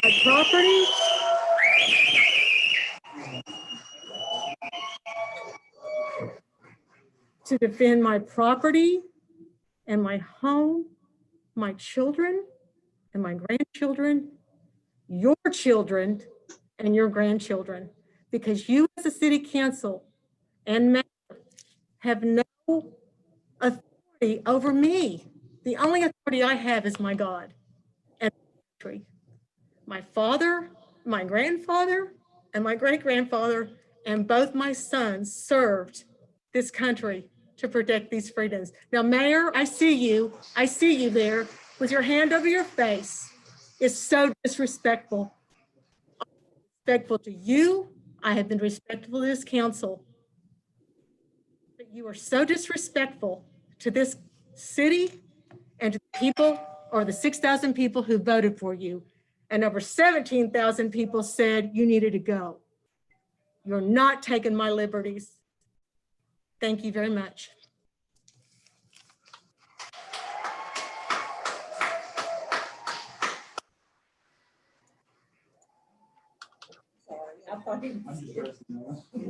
Okay, I'll read some additional public comments from the YouTube stream. Anna Merritt, Ward 5, extending the mask ordinance is absolutely absurd. Happy 6 months to flattening the curve in 2 weeks. How long are you going to push this false narrative? What's the end date? Samantha Beagle, Ward 5.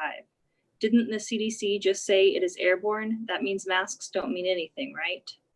Caroline Webb, Ward 1. I do not agree with mandates inside our homes.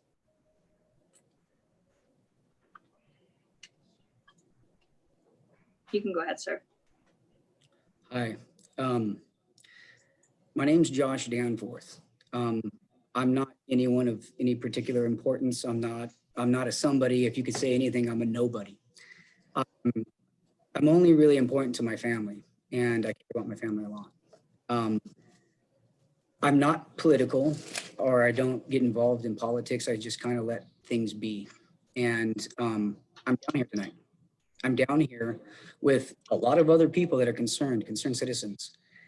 And the reason why I'm concerned the most is because I'm an Iraqi war veteran. I served a year in Iraq. And I didn't serve in Iraq as a laundry specialist or a cook. I was an airborne infantryman. I jumped into Iraq with guns a-blazing. And I was told I had a 17% chance of dying on the jump. But we all weighed the risk versus the reward. But you're sitting here telling me that I can't weigh a 0.003% chance of dying if I actually get COVID-19. But I have to listen to all of you guys who have never been probably in a position of stress like that in your lives. I'll tell you what else that scared me in Iraq that I'm seeing right now. When I was in Iraq, there was a faction war. The Turkmens, the Suleimani's, the Sunnis, the Shiites, and the Kurds from the north. When we took out Saddam Hussein, that country fell into disarray and civil war.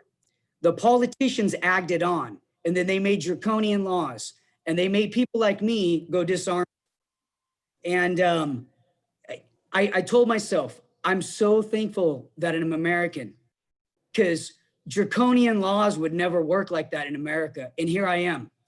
I'll tell you what, you can make any law that you want to. You come into my house telling me that I got to wear this stupid thing, and you're going to have a firefight on your hands. I'm not backing down. I'm not scared of any of you. And I want to ask you this. I support the police. I went out there, I signed signatures to get some of you guys off, but I support the police department.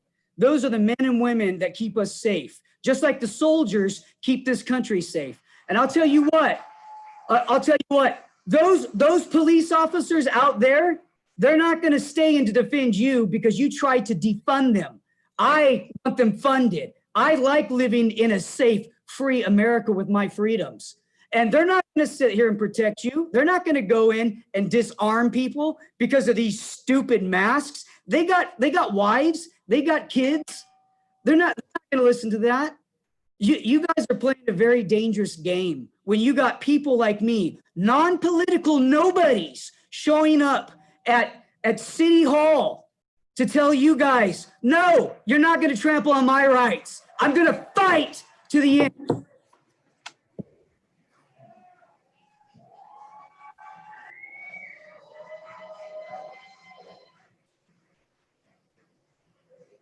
Okay, I'll read some more comments from the YouTube stream.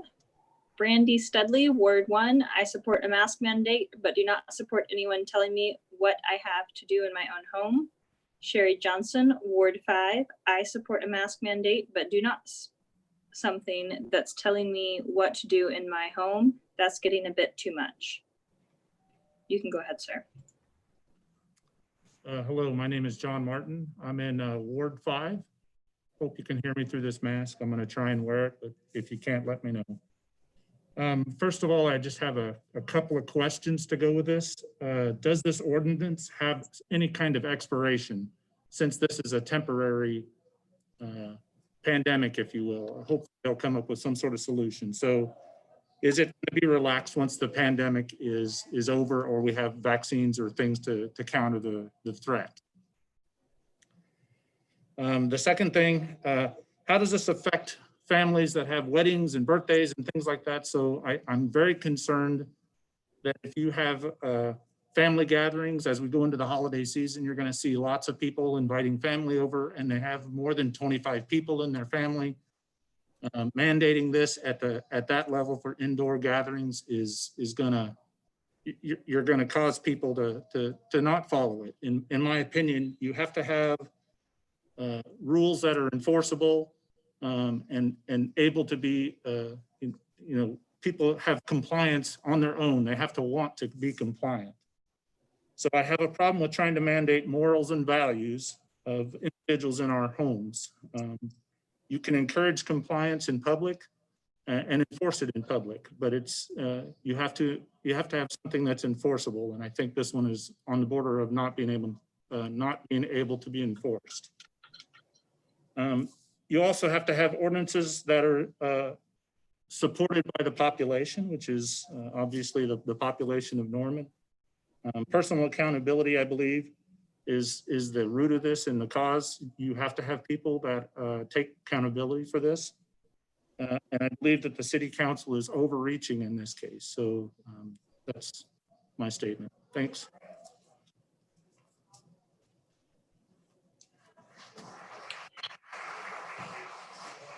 More comments from the YouTube channel. Megan Strawn, Ward 2, COVID in Oklahoma is out of control. I urge the city council to protect Norman citizens despite loud science deniers and make enforcement a priority. You can go ahead, sir. Hello, this is Mark Campbell, Ward 6. This is the sign that is in front of the doors to City Hall that say it is an ordinance to wear a mask. Sorry, I'm going backwards here. You can't tell, but that is a police officer in the background not enforcing the ordinance.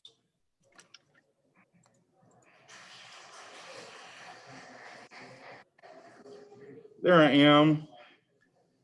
This is the man that just spoke, the Iraqi veteran that just spoke about respecting the rule of law, ignoring the rule of law. And over here is a police officer not enforcing the rule of law. Thank you. Additional YouTube comments. Samantha Beagle, Ward 5, missed one there. Debbie Carlton, Ward 5. We restrict smoking in public places because of its potential health effect it has on others. No one is screaming that's an affront on their First Amendment rights. Why masks? Lauren Lackey, Ward 4. Please use all authority to enforce the mask mandate, especially if our taxpayer-funded police force, especially of our taxpayer-funded police force. If they aren't wearing masks when in uniform, they should be fired. Robert Husky, Ward 3, please extend the mandates. Oklahoma is show an uprising state in infections. This has nothing to do with you catching COVID-19. It has to do with vulnerable people. Mike Danielson, Ward 2, you can't make me wear a mask in my home. Let Bria come to my house and try to make me wear one. Completely clueless. Alexandra Pinner, Ward 1, please extend the mask mandate. Wearing a mask isn't to protect yourself, it's to protect your neighbor. It's as common sense as banning drunk driving. Marla Robb, Ward 2, it's sad that we've gotten to the point where citizens are this angry. What is your end goal? What needs to happen for you to end the mask mandate? We will always have cases.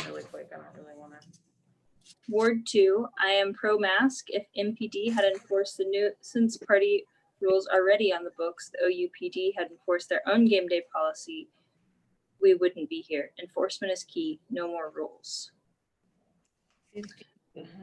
Sharon Davis, Ward 7, no more mandates, no vaccine mandates. Take care of yourselves and I'll take care of mine. Okay, let's take the next public comment in the next room. Ma'am, go ahead. Bonnie Campo, Ward 6. I just had a question as far as enforcement. Is the fine $50 to $500? And would this also extend to inside the stadium since there are law enforcement deputies and officers within the game? I'm happy to answer that, and I'll answer another question that was posed earlier about the expiration date. These are amendments going into the COVID ordinance that is expiring November 30th, unless this body takes action to extend it. It would not apply within the football stadium. We do not have that kind of jurisdiction within or on state property, generally speaking, so it would not apply within the stadium. Okay, so other private property, is it just homes or does it extend to other businesses as well? It's written anywhere where you're hosting a social gathering over 25 people. That section that defines public setting includes a number of types of properties, both public and private. If we're discussing more like the soccer fields, would that be in the city's purview since it's on city property, not necessarily like an OU game, but still a sports setting that the city maintains? Correct. Griffin is is a public setting under the ordinance now. And so if you cannot social distance, you're supposed to wear a mask. Thank you. I'll read another email that's received from Kristen Thomas. There must be more serious enforcement of the mask ordinance and consequences for not following it. They are putting all our health and safety in danger. I have additional public comments from the YouTube feed. Jen Riggs, Ward 2, I am pro-mask. If MPD had enforced, sorry, I already read that one. Paul Trafford, Ward 3, no one has the right to encourage gatherings which are scientifically proven to threaten public safety. Citizens do not have the right to threaten gun violence on the council. Adian Elzondo, Ward 2, I have yet to see a police officer wear a mask. How can we expect them to enforce a law they can't follow themselves? Lori, Ward 6, what the gentleman just showed the Iraq veteran not wearing a mask, did he ever think that maybe the vet has PTSD and cannot wear a mask?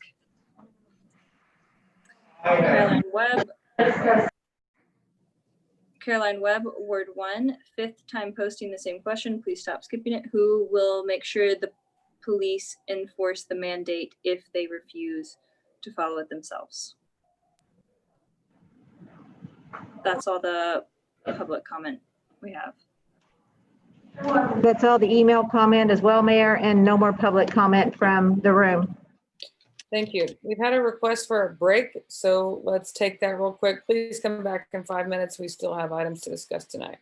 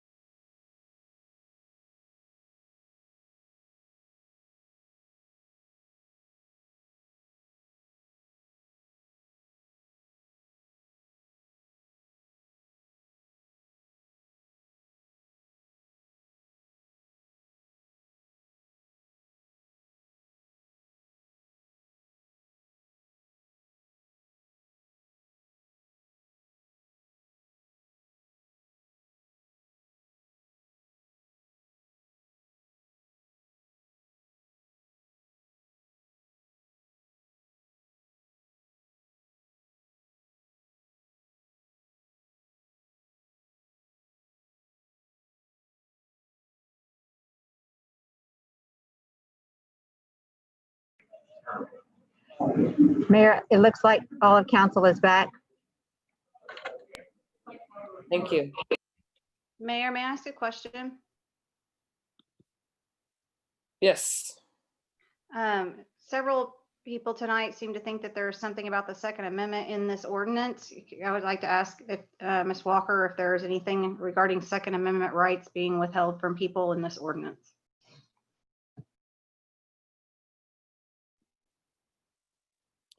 I don't know if Ms. Walker is on yet, but that is not my thing.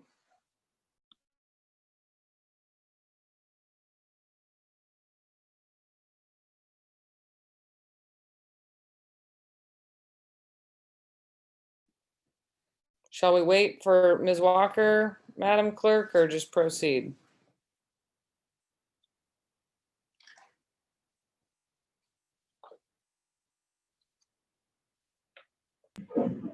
Go ahead and proceed, and when she gets back into her office, then she can respond to Councilmember Patron's question. Thank you. While we're waiting for Ms. Walker to return to her office, are there any final comments from council regarding this item?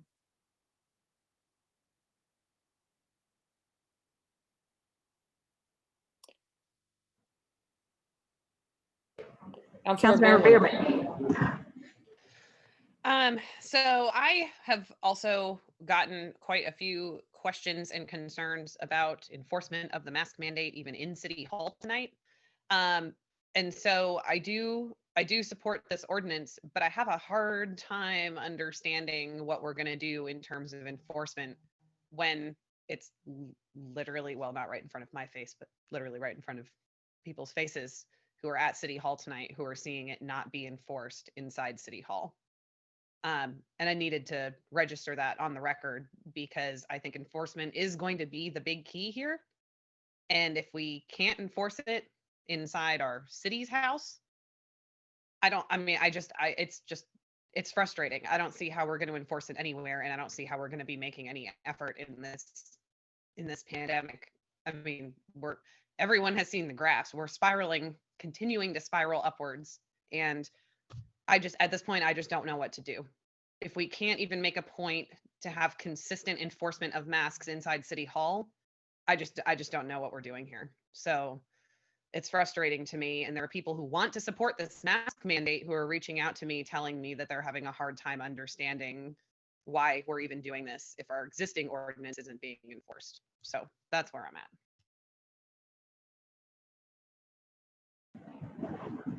Ms. Walker, Councilmember Patron had a question for you. Councilmember Patron, would you like to state your question again?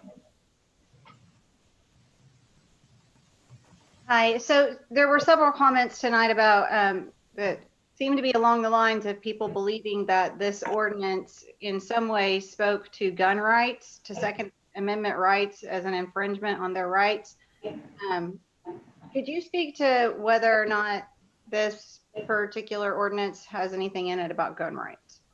It does not, and it would be unconstitutional if it did.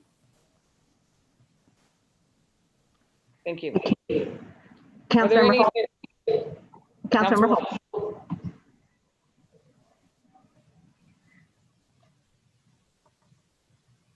Which one of us? Paul or me? Me? Okay. Councilmember Holt.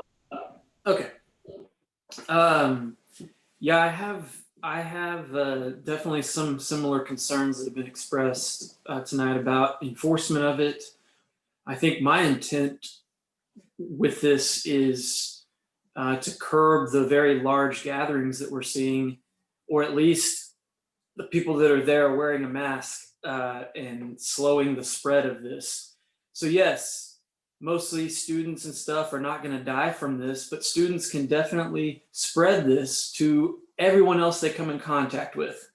And it can be elderly parents, it can be grandparents.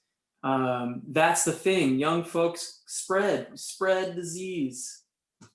And so if we're going to have these large parties and not prohibited them completely and just shut down everything, then trying to encourage people to be responsible in doing the right thing. I absolutely do not like having to even consider using the power of the government to make people do something, especially when it's the right thing, in my opinion, and it's easy. It's the easiest thing ever to do, in my opinion. So I do not particularly like this, and I have some real concerns about its enforcement. I have concerns about voting for a requirement that we can't enforce or that our law enforcement officers are going to refuse to enforce. I don't know that this, after hearing from other folks and other council members, I don't know that this is the right way to address this. I don't think the problem's going to go away if we don't pass this, and we're going to have to figure out something else. Maybe it's, I don't know, getting tougher on the existing ordinances we have, which we've talked about many times before in regard to other issues, where people have said in the past that maybe we don't need this new ordinance or this new thing. We have existing ones that we're just not enforcing properly. And that has been the case. I've heard that for as long as I've been on council, that criticism of the city of Norman and some of the ways that we've done things in the past. So I do have more reservations at this point than I did when we started. But I just want to be clear that the intent is really these large gatherings. I would never, I would not support something that would ever entertain the idea of sending government agents into anybody's home just to check and see what they're doing. That would be ridiculous.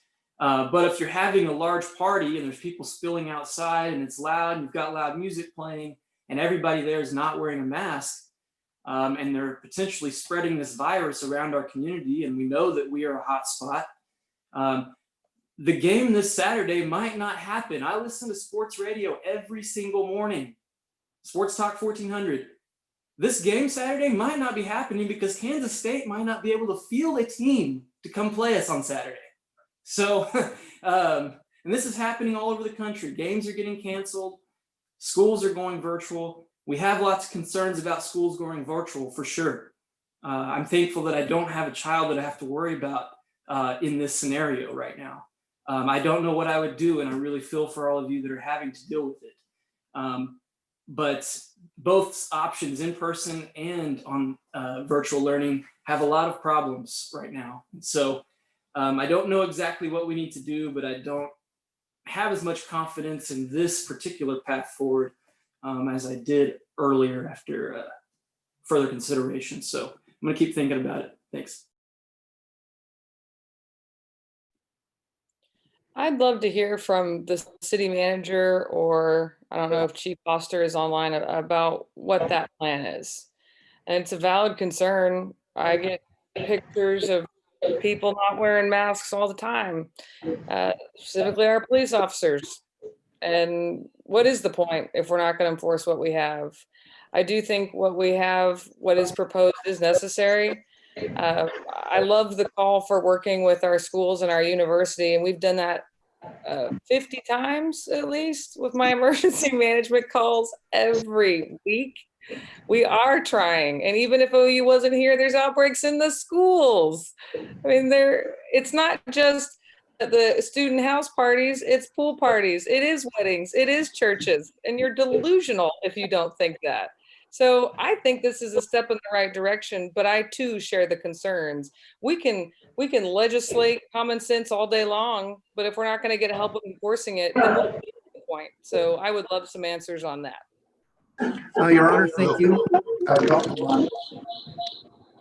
Let me mute this. So, hold on. That works I well. will say whether Literally on the line. I don't even have it on.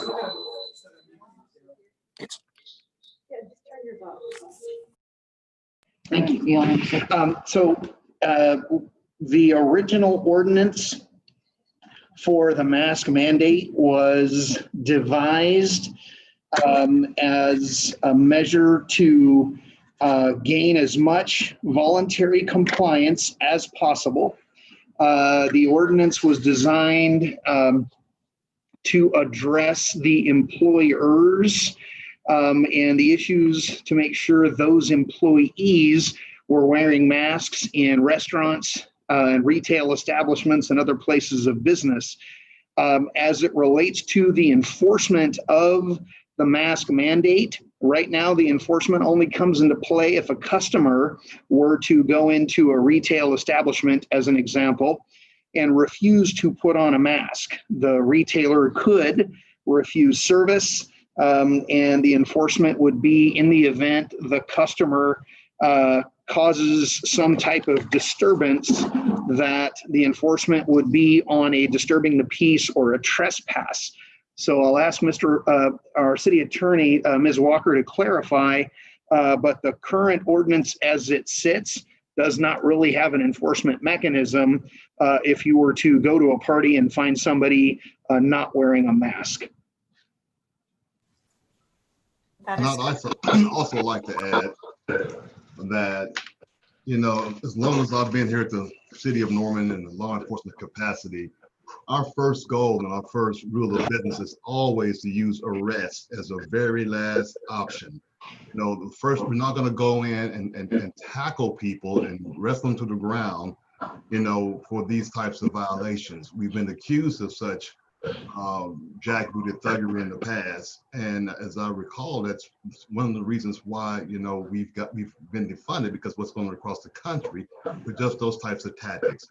So what I would say is that we always try to gain compliance first when we contact any of our citizens, anyone, and work through compliance and education.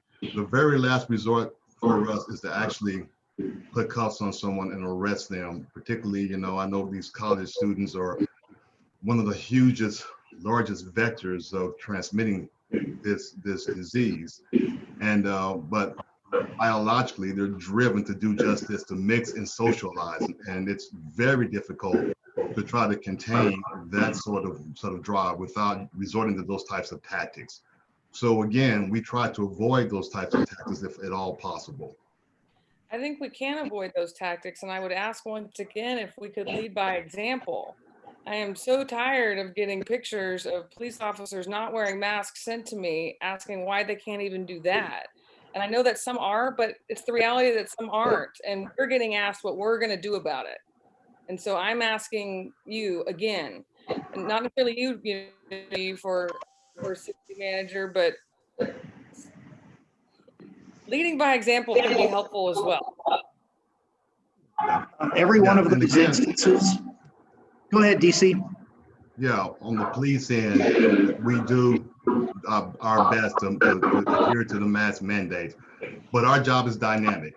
Matter of fact, I got a lady that sent an image of an officer just a few weeks ago talking to an individual that was either homeless or having a mental issue. He was sitting on the ground. Our officer was within, about 6 foot of him, and he didn't have a mask on. They were complaining, why isn't this officer wearing a mask? And there's a whole lot of reasons why he wouldn't wear a mask when talking to someone in crisis, and he's over 6 foot away. And so we get a lot of those complaints, and we look at them, and some of them just aren't warranted. Some of them are. And so we educate and get onto our officers about not following the mandate when it's one of those scenarios where they should have been and they didn't. And yes, just like you and the rest of you folks, you know, it's a challenging thing to speak with our officers when they are not in compliance. But the job is so dynamic, you know, you're out of the car, you have to do things. Sometimes you don't have time to put a mask on. And so, but under those incidents where they can, you know, that's when we, you know, have a heart-to-heart discussion with them as far as how this looks and how it looks for the rest of their peers here at the agency. So the majority of our officers are complying, but every now and again you'll get one that for whatever reason, either A, forgot to put the mask on, or B, didn't do it for whatever reason, or, you know, and so we speak to those officers individually. Thank you, Deputy Chief.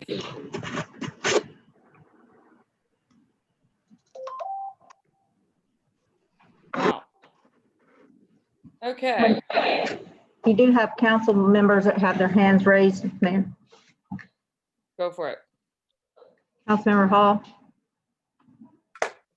Deputy Chief Jackson. Deputy Chief Jackson. Can he hear me? Yes. Oh, okay, sorry. Can't tell. I have a question for you. So what we're proposing tonight, if I understand this correctly, is attached to our nuisance ordinance.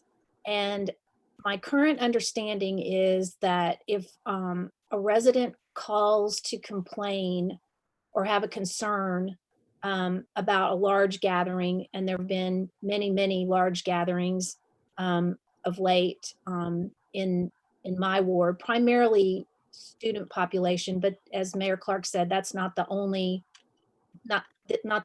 issue. But currently, is it the Norman Police Department that responds to those complaints, or is it code enforcement?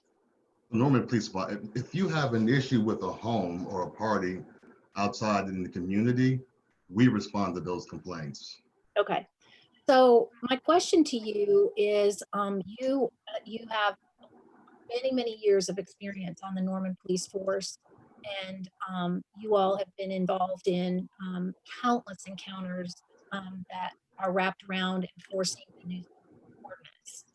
So as what we're proposing tonight, is this a good tool for you to have in your toolbox when you're responding to these kinds of calls?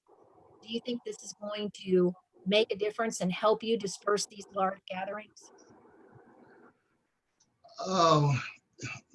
Any extra tool in the toolbox could be useful in that regard. However, when you're talking about, going into people's homes to enforce this ordinance would be a problem. Now, if they're outside the home in the yard and they're not social distancing and they're not wearing a mask, then yes, that would help us on that end. But if we were to peer inside a home, which is a private domicile, and they're not wearing a mask, and perhaps it's over the 25, we would have 25 people, it would be very difficult to enforce. And I honestly, personally, from my perspective, I would have a problem going into a house to try to enforce something like that. Even now, when we respond to these types of parties, we don't walk into your home. We'll call you outside of your home and we'll have a discussion with you. We do not reach the doorway to go in to address anyone regarding the mask. Okay, well, that's really what I'm trying to get to. So as I mentioned before, issues with nuisance parties, I'm just going to call them nuisance parties because that's one of the things that I hear about most often in my ward.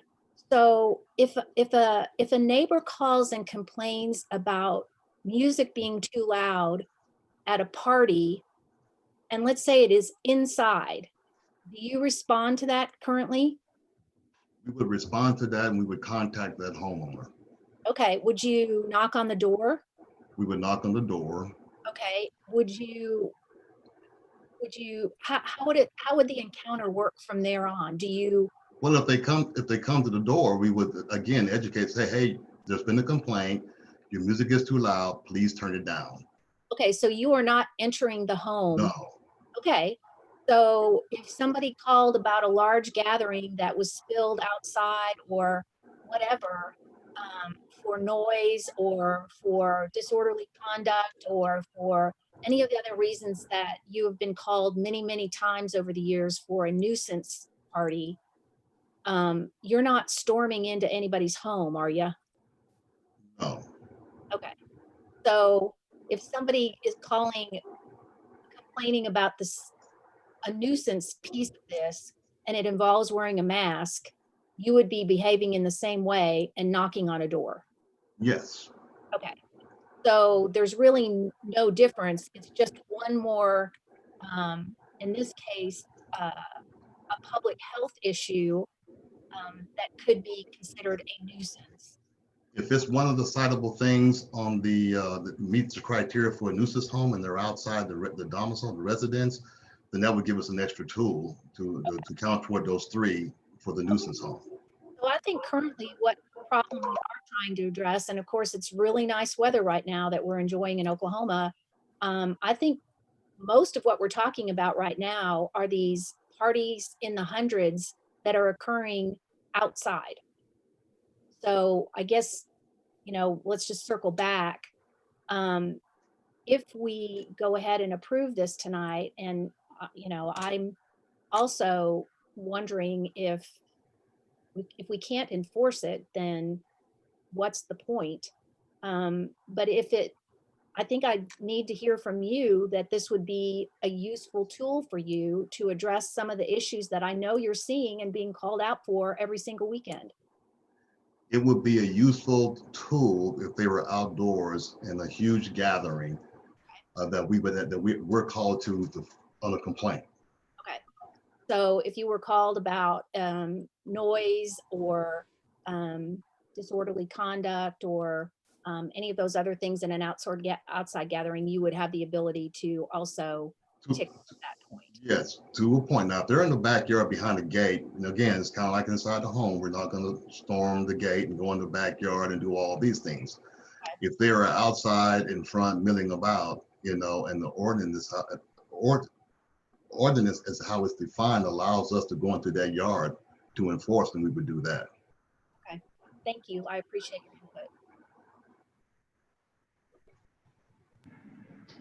your input. Councilmember Bierman.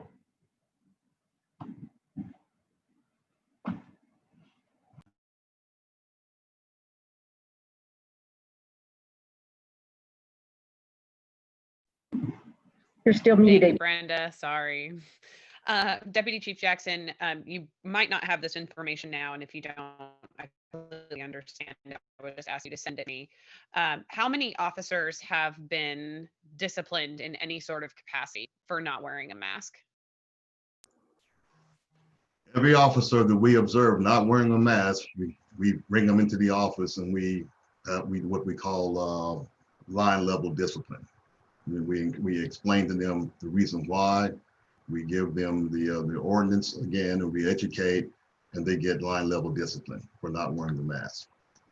Okay, yeah, and I'd appreciate seeing those numbers, because what I've been concerned about is, at the start of the pandemic, it was really resonant in everyone's minds. Everyone knew what we were facing, and there felt like pretty good compliance early on. But I feel like as things have proceeded on this roller coaster, I'd really like to know if we're seeing increased compliance among our staff, or if we're starting to see everyone kind of relax a little bit more.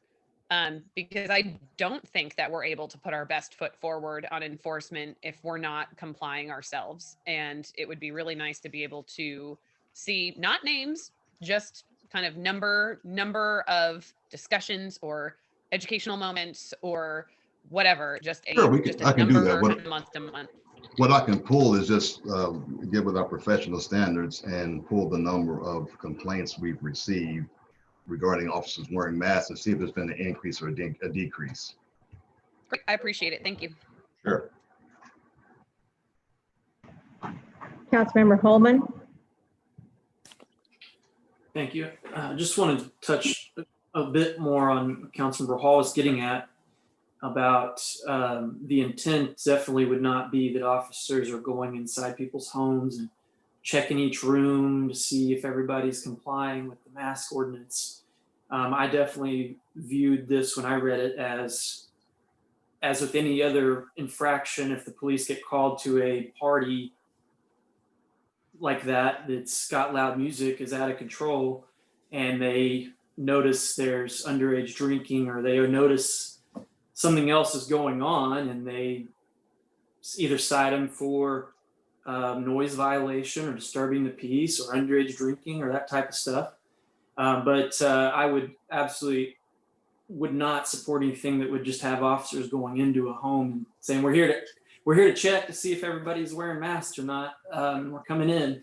I think that would be completely unrealistic and not something I would support at all. But I do appreciate the clarification being made by Councilmember Hall and Deputy Chief Jackson that I think some people are under the impression, based on some of the comments we heard earlier, that the city is just going to be coming door to door to check and make sure everybody's wearing a mask while they're sitting on their recliner watching Sunday football. That's not the case at all. This is really to address a real specific problem, in my opinion. And I do appreciate the clarification that both of you kind of bring into how it would be enforced. And I appreciate your insight on that too, Deputy Chief. Thanks.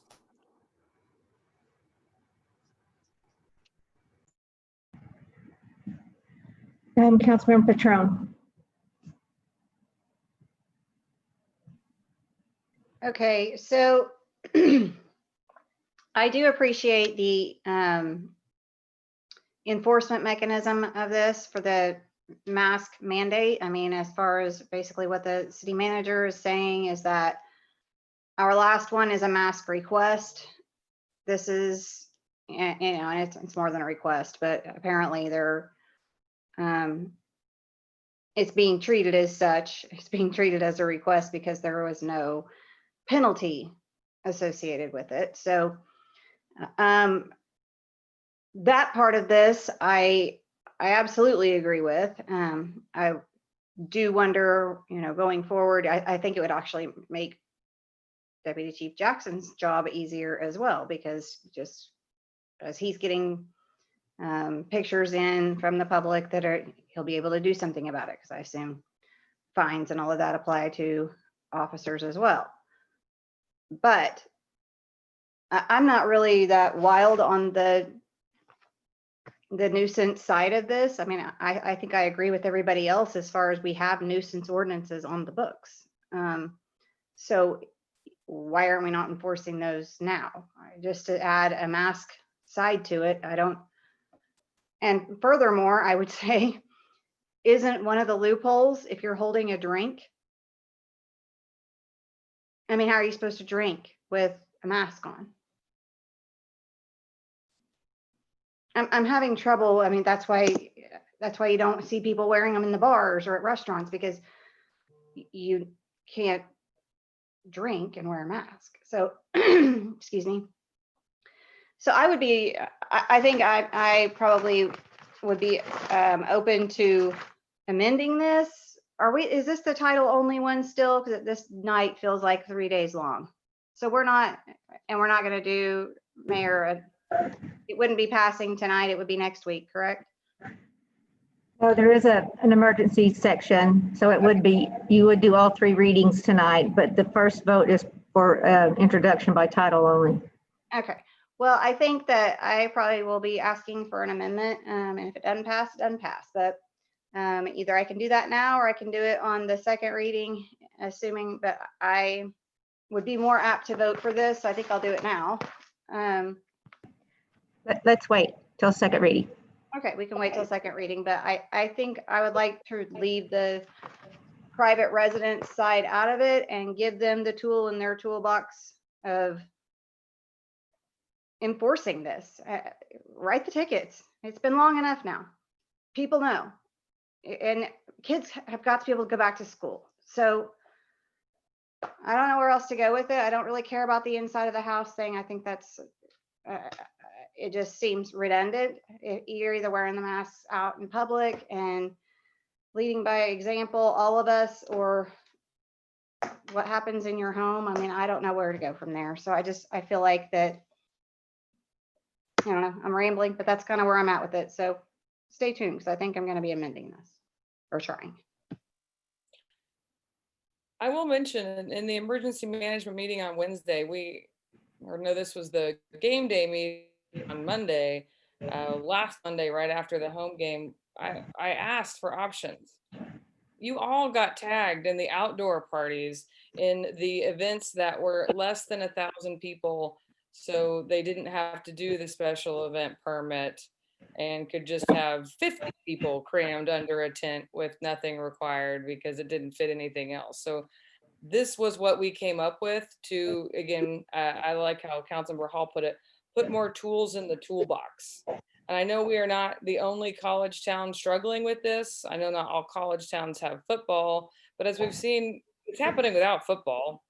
And so the only option is, okay, well, then we don't have students here. If we don't have students here, we have lots of other different kinds of fallout to deal with.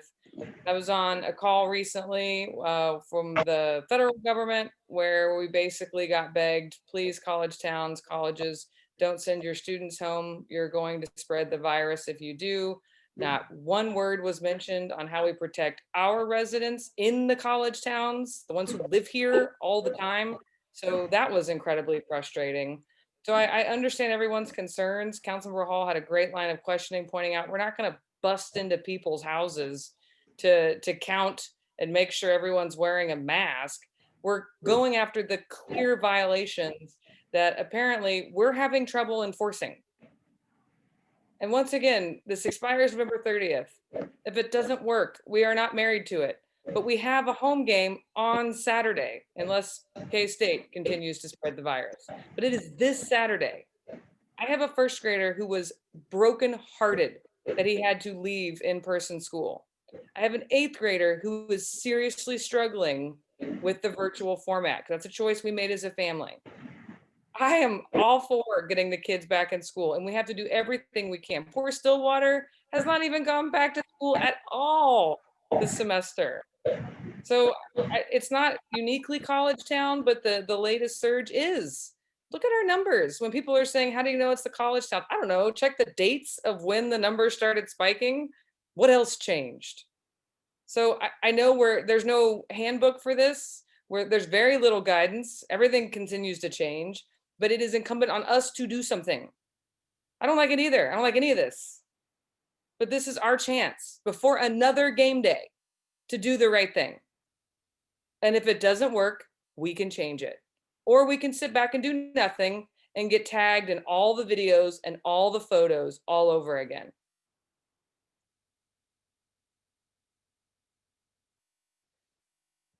Any other comments from council regarding this item? And again, this is first reading, title only. Seeing none, Mayor. Thank you. The motion on the floor is to adopt the ordinance on first reading. Madam Clerk, will you please call the roll? Councilmember Bierman, Aye. Councilmember Petrone, Aye. Councilmember Hall, Aye. Councilmember Nash, No. Councilmember Foreman, Councilmember Foreman. Oh, I said no. Okay, I'm sorry, didn't hear you. Councilmember Holman, Yes. Councilmember Peacock, Yes. Mayor Clark. Yes. The ordinance passes by first reading by title only by a vote of 6-2, voting against Councilmember Nash, Councilmember Foreman. Thank you, Madam Clerk. I'll now entertain a motion to adopt or reject the ordinance on second reading, section by section.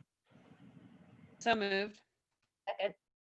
Thank you. The motion on the floor is to adopt the ordinance on second reading. Madam Clerk, will you please call the roll? Alice, this would be the time for the amendment, Allison, if that's what you. Yes, I would like to make an amendment, please. Motion for an amendment. Second. What is your amendment? Yeah. Okay, I'm trying to figure out how to go about. I'm pulling it up, just.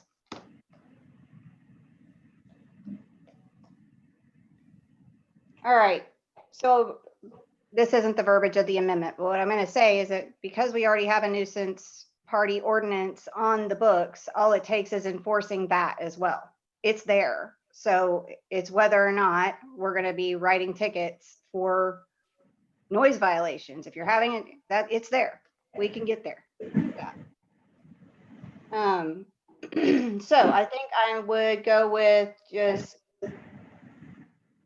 striking section 4, which is for nuisance parties.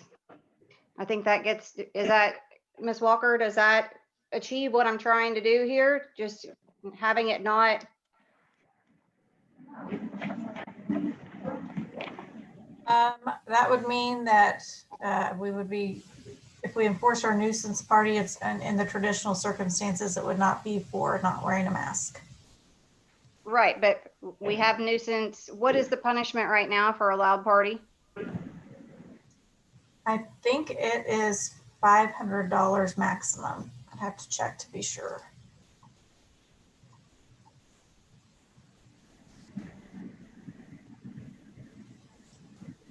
Because I don't see that this is enforceable for masks at a party anyway, for the reasons I've already stated. If they have a cup in their hand, and I mean, by nature, this is a party. We can't write them a ticket because it's a loophole. I mean, right?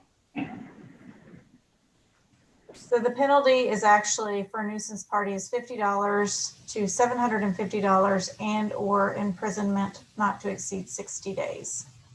Okay, so if it's too loud and we don't have, the first offense doesn't have to be $50. It can be $750 if we wanted it to be. I hope they don't go that far with it, but it's got more teeth than this one does as far as the punishment that goes along with it. So, and again, if someone is holding a drink, by definition, they don't have to be wearing a mask, whether we like that or not. That's what it's been everywhere else too. Because if we're going to have bars and restaurants open,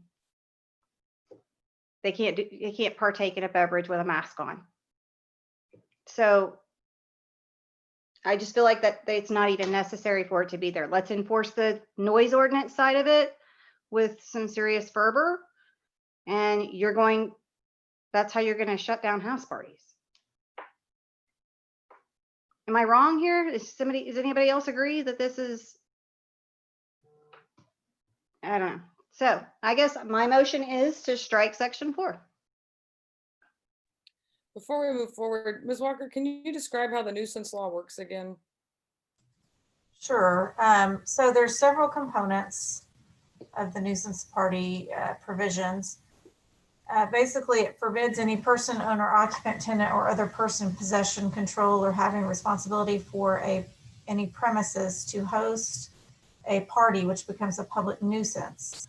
What makes it a public nuisance is 3 or more violations of certain provisions set out in the code occurring at that social gathering. And this can be on public or private property, and it includes things like prohibited noises, possession of alcoholic beverages by a minor, furnishing alcoholic beverages to minors, drugs, outraging public decency, assault, battery, all kinds of things can be used to justify declaring the party a nuisance. I would note that these are violations. So if you have those 3 offenses, you can also write the host for hosting a nuisance party. You can write a ticket for a person attending or contributing to the nuisance party, but it doesn't become a nuisance to the degree where it gets shut down until 3 instances of nuisance party tickets have been adjudicated. And can that happen all at once, Ms. Walker? So if there's 3 different people that are 3 different parties. Each party, you have to have 3 violations, 3 different parties on different dates. okay? How many tickets can be written in one setting? When they get there, everybody can get one for it being too loud, or what? For the noise ordinance, I don't think you could write one for everyone. I think you'd write it to the tenant or the property owner who's controlling the noise. Furnishing alcohol, things like that, minor in possession of alcohol, that could go to the person in possession of alcohol. It all depends on what you find when you get out there. It could be 3 violations against one person or 3 violations against 3 different people. But you have to have at least 3 in order for it to be a nuisance party. Okay, and Ms. Walker, can you write somebody a ticket for not wearing a mask that's holding a beer in their hand and they're of legal age to be drinking? Currently, the exception on the use of face coverings covers restaurant and bar patrons while they're eating or drinking. So it would not apply in a private home or in a public setting where there's a party going on. However, it is a practical issue if you're in the process of eating or drinking. You can't do that with a mask on. So we would not advise that you write a ticket if someone is actively eating or drinking.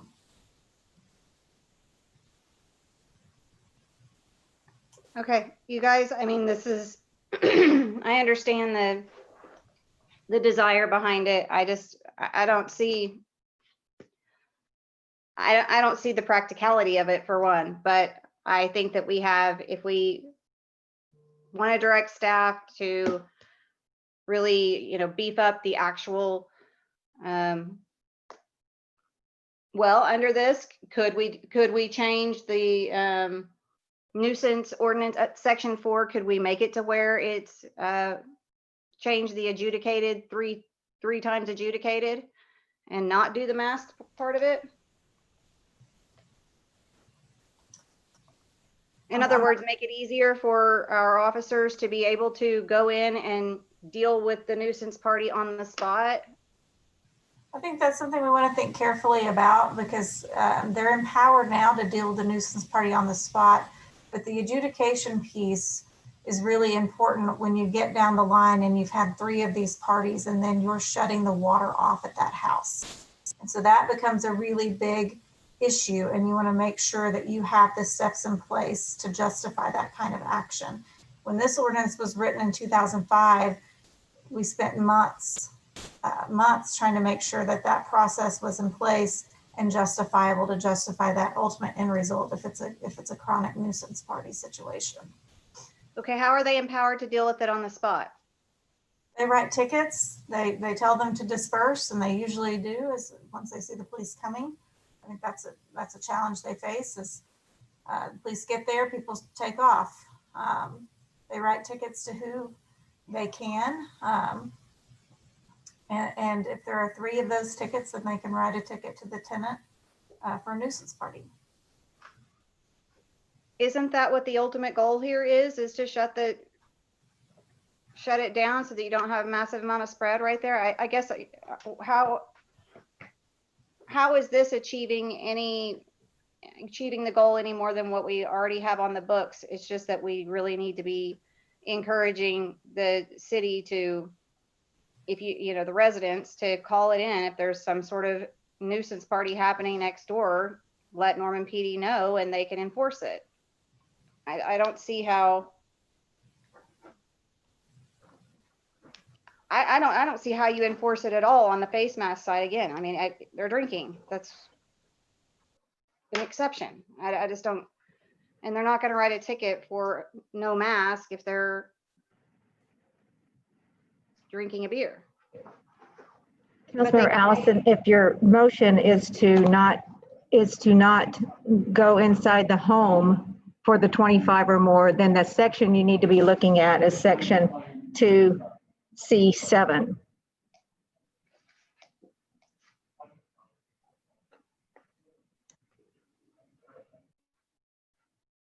Okay, private homes when a social gathering exceeding 25 If you people. strike that language that was proposed to be added, then anything occurring in private homes is exempt from the face covering requirement. Yeah, I mean, I think that it just sounds to me like it doesn't make any sense that we're going to go in the house anyway. Obviously, Officer Jackson's already said they're not going to go in. So if there is a nuisance party, we just need to walk me through this, Ms. Walker. What am I trying? It is 2C7 what I'm supposed to be getting rid of, or section 4 to make it to where we're encouraging the officers to enforce it under our current ordinances for nuisance parties. Shut it down to where there's not more spread and our kids can get back to school. But eliminating section 4 of the ordinance means that all the tool that they have is the nuisance party ordinance that we've had on the books since 2005. We won't be adding a mask covering ticket to that section to justify a nuisance party declaration. okay, well, if I can get a second on striking section 4, and then I'd like to hear public discussion or deliberate with my colleagues here and see if this accomplishes what I'm trying to get at, because I definitely do want tickets associated with not wearing masks. That's, in a regular setting. But inside people's homes, to me, is not, that's not the issue. The issue is they're having a party. It's not the fact that they're not wearing masks. It's that it's impossible to social distance and they don't actually live there and you're having a party and spreading COVID. So shut down the nuisance party. It's not the mask. If you want private homes to be exempted, then you would also want to strike 1103C7, as Brenda suggested. Strike the addition. Okay, I motion to strike 1103C7 and section 4 in its entirety. Can I get a second? I'll give you a second so we can have that discussion. Thank you.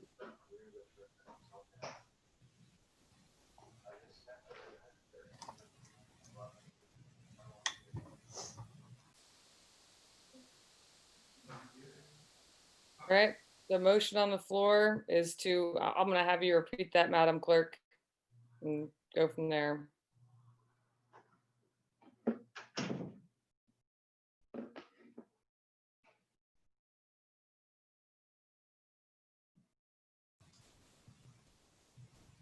Can't tell if you're talking, Brenda, but you're muted. So sorry.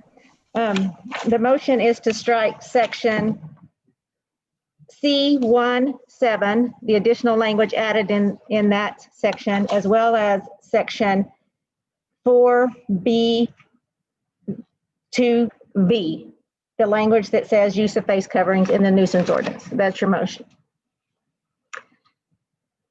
Councilmember Perry, did you want to talk first? I mean, Peacock. No, I just wanted to give Councilmember Patron the space to have this discussion. Okay. Councilmember Nash, would you like to speak next? Yes.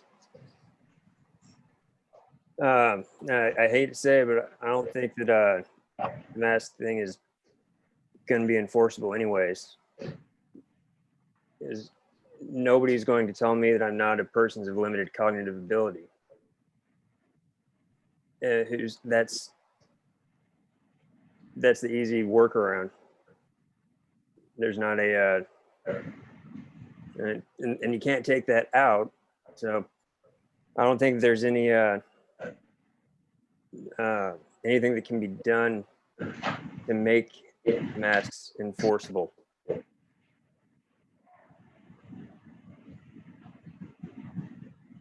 That's, thank you. Councilmember Bierman. So I'm kind of torn on this because I do understand where Councilmember Patron is coming from, because I'm going to read something from a incident report that didn't result in a single citation that night. It says, party was deemed a nuisance party. Underage drinking, littering, beer cans all over the complex, fighting, excessive noise, could hear party when entering the complex, intoxicated people walking around the complex from the party, 400 plus people, all drunk, speeding away. Is my understanding that not a single citation was issued that night, despite one of the individuals who threw the party had an outstanding municipal warrant. Now, granted, misdemeanor municipal warrants can't be served at night. I do understand that. But this is where I get stuck, because I agree with Mayor Clark that we have to continue addressing this. And I worry that if we eliminate those two sections from this ordinance, we've done basically nothing. I don't even know if there's any point in passing what's left. I feel like this would just be amending everything out of it, and we're left with the same document we had. But at the same time, I need to know what it was about this party that didn't constitute a citation, because the only thing I can think of is maybe it didn't check 3 different boxes. And could use of facial coverings be a third box that could be checked? So I really don't know, because the issue is not just out in public. And I don't know, but it really concerns me that we're trying to rely on enforcement of an ordinance that we've had since 2004 or 5. I can't remember what year it was actually passed, but we've had it for that long. And it seems like this was a pretty clear-cut case of something that could easily be used to show that our existing ordinances have teeth and can be effective. And I see that DC Jackson popped back on, and I didn't even have to ask him to. So do you have any thoughts on that, DC Jackson? Because I just can't Sure, square I this would circle. tell you, and the party you're talking about in particular was one that happened this Saturday. And when my officer responded to that call, there was, again, you're correct, 200, 300 people. It was very packed scenario. And he was the only officer there. So when he showed up, people started, running toward him. There were some cat calls toward him, some other things like that. And so he addressed the issue by trying to identify who was the person that owned or leased the home. Okay. And like we said before, like I said earlier, our first thing to do was to shut the party down, which is what we did. Party was shut down. They all went away. Okay. Typically when we do cite, it's when we have to come back. So if we contact a resident and they comply, then we don't cite them. It goes away and we shut the party down. That's our intent, was to disband and send people away and not to gather like they're doing. So, and as far as the citation, the warrant deal, municipal warrant, we don't, like you said earlier, correctly, Councilmember Bierman, we don't do those services at night. And he was advised to turn himself in the following Monday, let him know he had a warrant, which I don't know if he knew he had it or not, but he was advised to contact municipal court and take care of that warrant the following Monday. Again, our intent is always to try to defer and not put people in jail if we don't have to. And I appreciate that explanation. I guess my one follow-up question is there ever an egregious enough first case that you would cite? Because I feel like if a 200 to 300 person party that's got fighting outside and underage drinking doesn't match it. And like I said earlier, there was one officer and 300 people. So you have to understand that if you got one guy and 300 people, then there's not a whole lot of enforcement going on. That right now, that also thinking about safety, his personal safety as well. Because when you start trying to engage with people and you're there alone, then of course that sometimes doesn't bode well for that officer.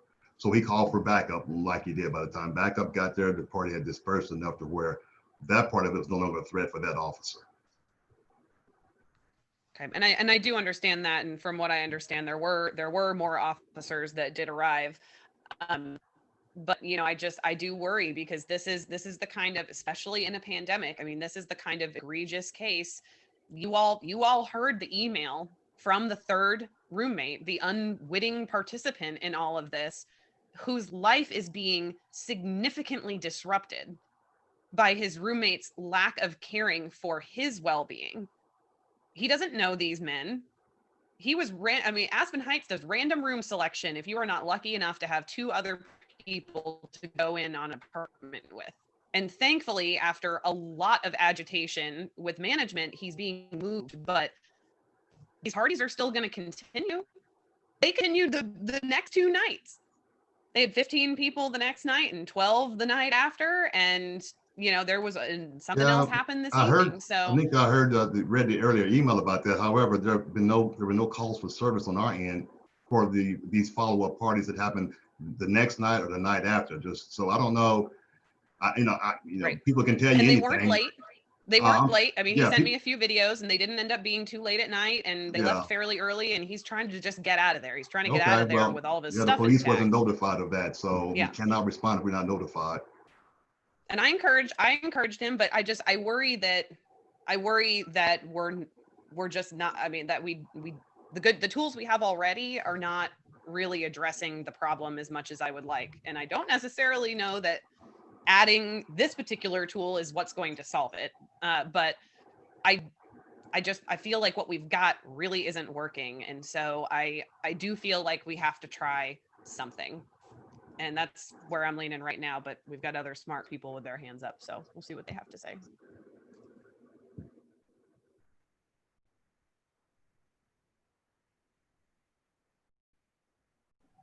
Councilmember Hall.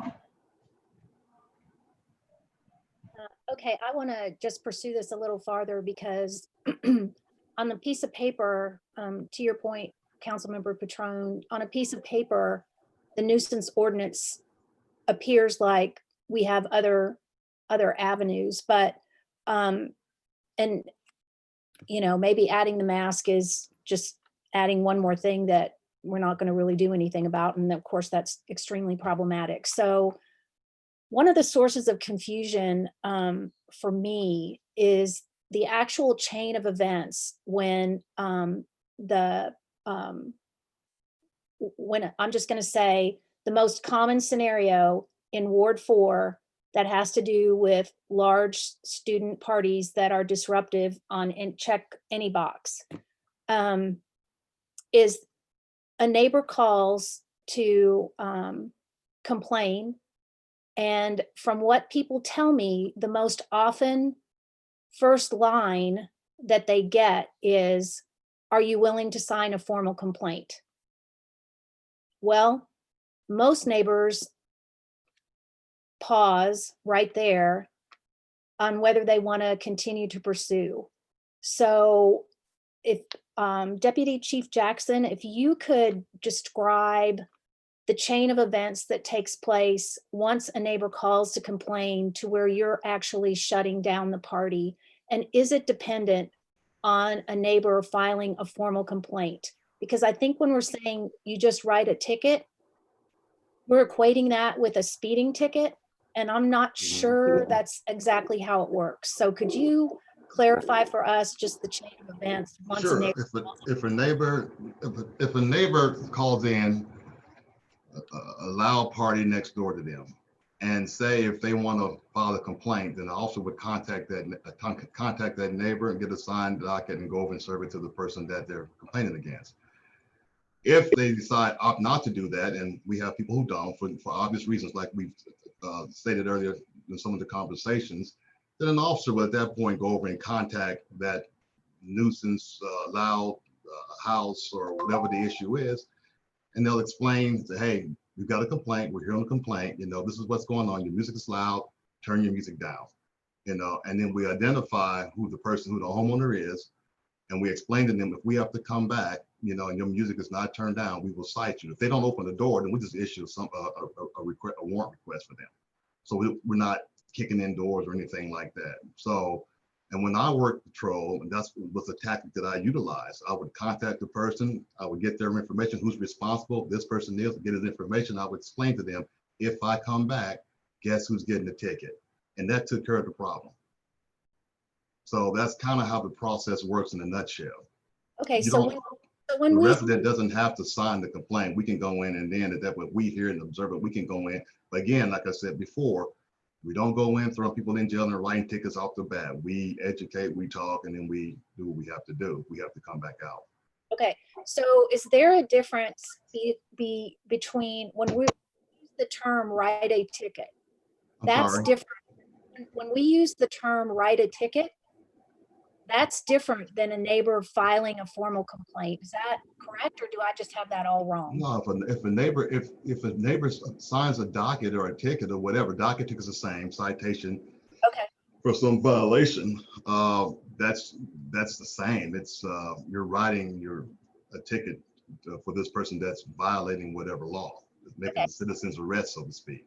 So does the neighbor have to do it, or do you have the ability to do it as well without the neighbor wanting to file a formal complaint? We can do that, but we typically, if they're not willing to sign, and we're not going to tell the person, hey, your neighbor, called in on you, because we obviously then we'll be out there again for a different issue.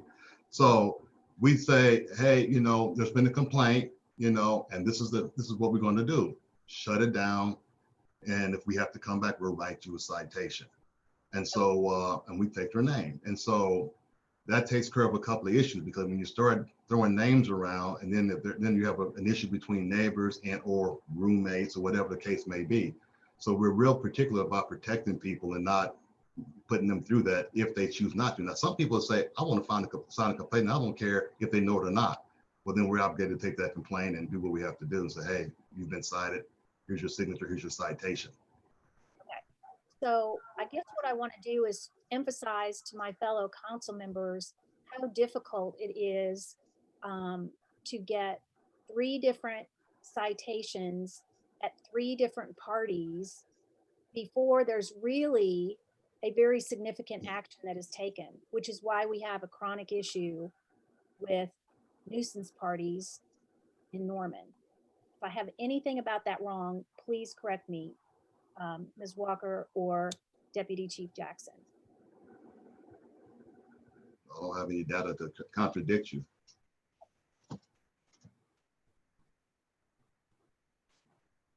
Ms. Walker, do I have that halfway straight? Yeah, I mean, I think there's a couple of different issues here. It's the nuisance party ordinance, and then a lot of times maybe it's not something that would meet the nuisance party criteria, but it's a disturbing the peace charge. Okay. And that's often written by residents who complain because it's their peace that's being disturbed. Mm-hmm. And so that's usually where you see neighbor complaints. We get those often. We typically try to send them to mediation first. Oftentimes, if the neighbor and the students can sit down together, it helps the situation. Not always, but often it does. And so if they aren't able to successfully complete mediation, then we look at the charge and consider whether to file it.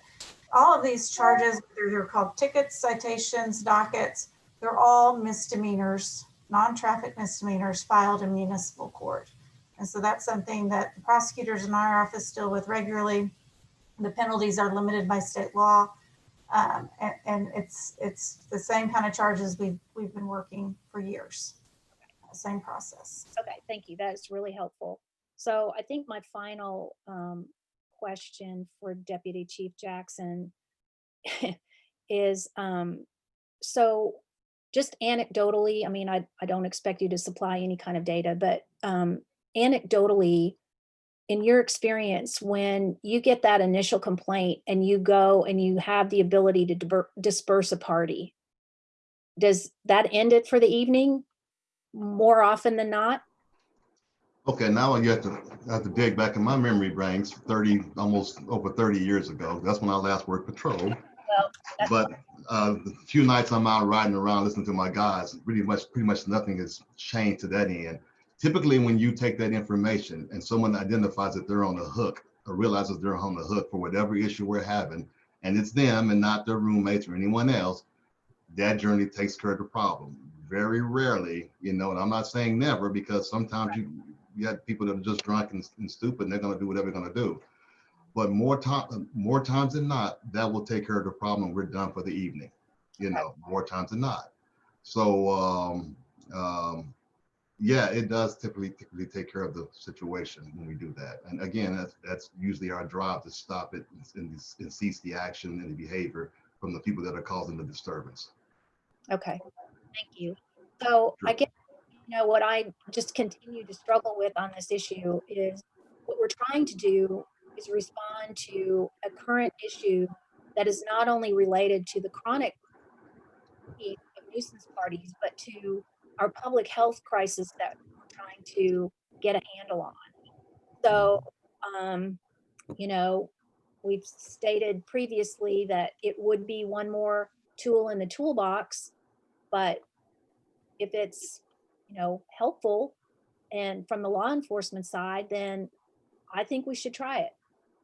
It's going to sunset on November 30th. And I think I am really struggling with, we're trying to come up with a way to address the spread that only continues to increase in our community for a variety of reasons, and to just step away from this conversation and not do anything before our next round of massive gatherings just does not feel very comfortable to me. Thank you, Deputy Chief Jackson. Very helpful.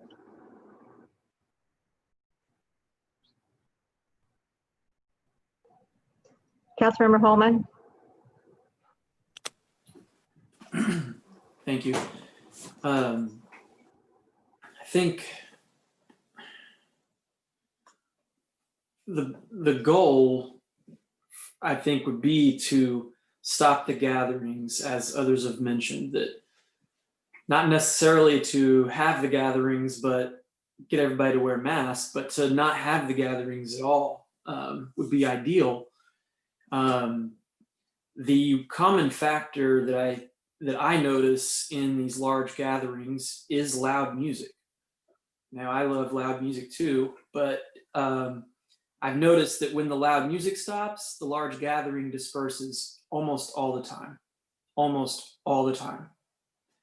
The loud party behind my house a few weeks ago, as soon as the loud music was shut off, they dispersed. And so that's what I'm really looking to try to get here is I basically, if a neighbor calls the police department because of a loud party that's disturbing the peace, I mean, my ideal scenario is they call and say, "Hi, I live here. There's a loud party. Can you guys check it out?" And the police say, "Yes, we'll send somebody over and we'll check it out." Like the person that called would have no further interaction from that point, in my opinion. The police go by, they check it out. If it's really loud and obnoxious, they tell them to turn the music off or turn it way down, and then the party is probably going to disperse at that point anyway. And I want to find a better way to get that. That is what I'm trying to get here. I do not want neighbors to have to sign a document if they're at home.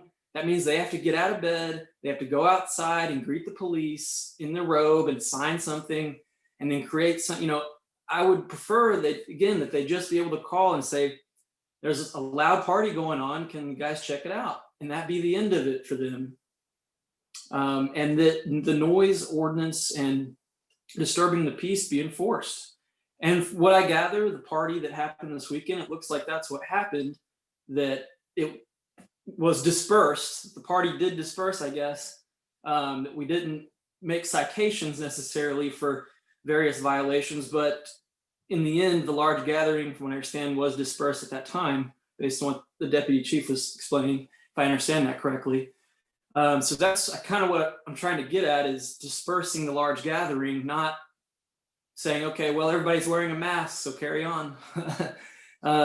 So I am really hung up on the comment about the point made about the police show up to a large party and everybody there's holding a red Solo cup. They're not wearing a mask. They got a mask on their neck or something. I mean, what are we then doing? What is that tool doing if it can't be enforced in that way? Is the big hurdle that I'm having at this exact moment. That particular point has really stuck with me. And so I'm having a hard time seeing how adding this tool would actually be effective with the intent that we're trying to have anyway. I see that as a pretty major loophole or roadblock. I'm not sure currently. So I'm really struggling with that one. But like I said, I think if reducing the large gatherings by enforcing the noise ordinance and disturbing the peace, that is going to disperse a lot of these gatherings, in my opinion. If there's no loud music, it's not as fun. And God, it sucks to have to rain down the fun like that. But it seems like the only option really that is a workable tool. We can definitely shut the music down. Whether people have a drink or they're eating, it doesn't matter. We can turn off the stuff, and the gatherings, I think, will disperse, at least the ones that we're trying to address here. So I don't know. I think, because we're still on these amendments actually, but I'm struggling with how we would actually enforce this, or whether this would actually be a usable tool based on that really specific point that's been made. Thanks. Councilmember Peacock. Yeah, I just want to say that, I fully appreciate what Councilmember Patron's trying to do. I think there's a lot of sound logic behind that. And, I think we're all after the same objective here, which is to kind of quell the impact of these large gatherings. So I'm kind of in the camp that we need to give as many tools as we possibly can to do that. No situation is black and white. I think every situation is differently. So definitely don't want to box anyone into a corner when it comes to enforcement. So I think I would be in favor of keeping things the same. But I do appreciate where Councilmember Petrone is coming from.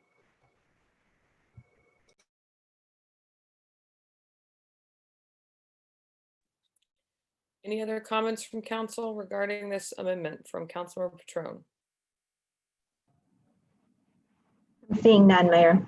I do. I was just gonna say that even if this amendment were to pass, which it doesn't sound like it's going to, but even if it were, it doesn't take it back to nothing, because there's still the whole enforcement mechanism of a fine in place for all the other times for people not wearing masks. Just putting that out there.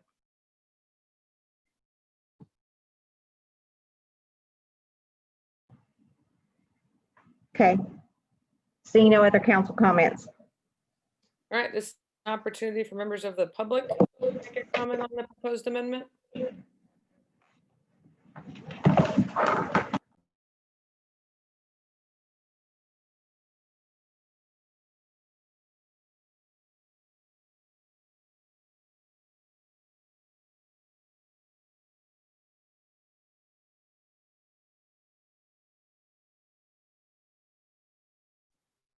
Is there any public comment?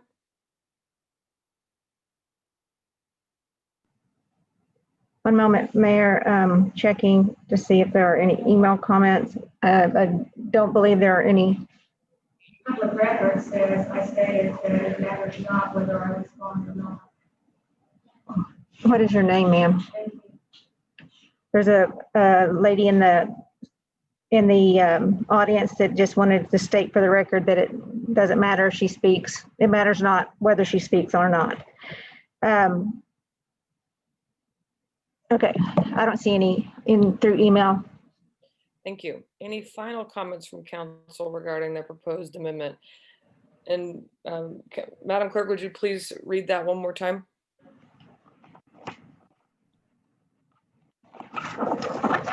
The amendment is to strike section 11103 C7, the language regarding private homes, and section 15506 under nuisance party B25, adding the facial coverings to the nuisance party ordinance. It would be striking both of those. Thank you. Any final comments? Councilmember Bierman. So I just wanted to say that I do appreciate Councilmember Petrone kind of pushing on different options here and trying to thoroughly vet each component of this. And I was a little unfair in my previous comments. This wouldn't be just basically a blank piece of paper without her, with her amendments included. There will still be a fine, a possible fine for individuals not wearing a mask. So, that was inaccurate of me to say this amendment would just be completely eliminating the importance of this ordinance. It still would have an important component in it. But I do think this is worth giving a shot. But I appreciate Councilmember Petrone's willingness to look at this from different sides. No further comments, Mayor. Thank you. All right, the motion on the floor is to amend the ordinance as proposed based on what Madam Clerk had just read. Council members, you may cast your votes. Councilmember Bierman, No. Councilmember Petrone, Yes. Councilmember Hall, Councilmember Nash, No. Councilmember Foreman, No. Councilmember Holman, Yes. Councilmember Peacock, No. Mayor Clark. No. The motion to amend fails by a vote of 6-2, voting against, or excuse me, voting in favor, Councilmember Petrone, Councilmember Holman. Thank you. Well, I believe we are back now to the motion on the floor is to adopt the ordinance on second reading. That Okay, is correct. all right. And are there any comments from council regarding this item on second reading? Seeing none? All right, can we go to the roll call at this point, Madam Clerk? Councilmember Bierman, Aye. Councilmember Petrone, Aye. Councilmember Hall. Councilmember Nash, No. Councilmember Foreman, No. Councilmember Holman, No. Councilmember Peacock, Yes. Mayor Clark. Yes. The ordinance is adopted upon final reading by a vote of 5-3. Voting against, Councilmember Nash, Councilmember Foreman, Councilmember Holman. Thank you, Madam Clerk. I'll now entertain a motion to adopt or reject the emergency section 5. So moved. Second. Thank you. The motion on the floor is to adopt emergency section 5. Madam Clerk, will you please call the roll? Councilmember Bierman, Aye. Councilmember Petrone, Aye. Councilmember Hall. Councilmember Nash, No. Councilmember Foreman, No. Councilmember Holman, Yes. Councilmember Peacock, Yes. Mayor Clark. Yes. The emergency section is adopted by a vote of 6-2. Voting against, Councilmember Nash and Councilmember Foreman. Thank you, Madam Clerk. I'll now entertain a motion to adopt or reject the ordinance on final reading. So moved. Thank you. The motion on the floor is to adopt the ordinance on final reading. Madam Clerk, will you please call the roll? Councilmember Bierman, Aye. Councilmember Petrone, Aye. Councilmember Hall. Councilmember Nash, No. Councilmember Foreman, No. Councilmember Holman, No. Councilmember Peacock, Yes. Mayor Clark. Yes. The ordinance is adopted upon final reading by a vote of 5-3. Voting against, Councilmember Nash, Councilmember Foreman, and Councilmember Holman. Thank you. Now on for our final meeting of the night, unless there is a request for a break. Councilman Looks like you Foreman? have Okay, let's do a quick 3-minute break.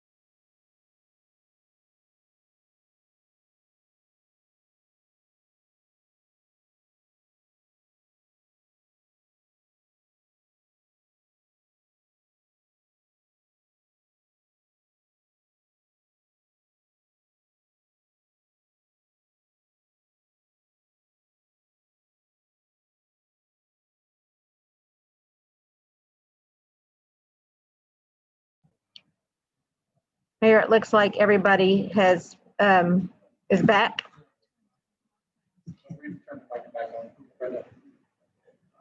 All right. We will now move to the final item of the night. Acceptance of a grant in the amount of $500,000 to be distributed over 3 years from the United States Department of Justice Community-Oriented Policing Services to be used by the police department to hire 4 school resource officers, approval of a contract and budget appropriations from the special grant fund balance and the general fund balance to be used as matching funds as required by the grant. I'll entertain a motion to accept or reject the grant. Motion. Second. Thank you. Are there any questions from council regarding this item? We did have a presentation on the SRO program last week and one when we originally considered the item, but I know that Deputy Chief Jackson is still with us tonight to answer any further questions that we may have.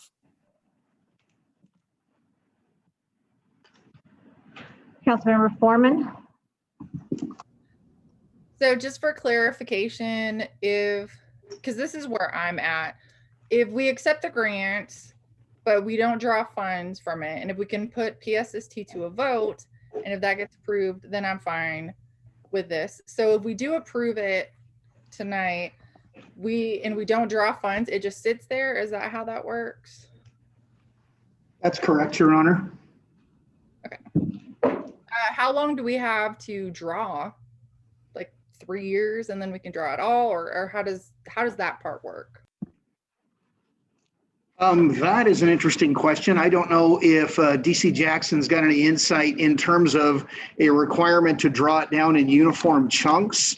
My guess is if we started drawing it down at the end of the first year of the program, that would be acceptable. I'll have John Steege answer that for clarification. While the details would have to be worked out with the grant manager as we move forward with the grant, the answer is that these are drawn down. First of all, it's a reimbursement grant, so we don't actually get the money until we've spent the money and shown that we spent it, and then we're reimbursed for those funds. So there's no way we can start drawing down on grant funds until we actually start spending out of an expenditure account. So hopefully that answers kind of your first comment, ma'am. It does, thank you. The second question about that is, it's not at all unusual for a grant to not be able to draw at exactly the time it starts. There is a schedule of drawdown that shows an increasing responsibility for the city as we move forward. So the larger sum at the federal side at the start, and then it has to incrementally, the burden moves to the city as we move towards the end of the grant. However, those are somewhat fluid and we can adjust those with the grant manager. So it would be perfectly acceptable to approve it pending a potential election on a sales tax increase and then start drawing. That we have time for that? I know from our planning, we can't even get a hiring process completed until next spring. Okay, that's all. Thank you.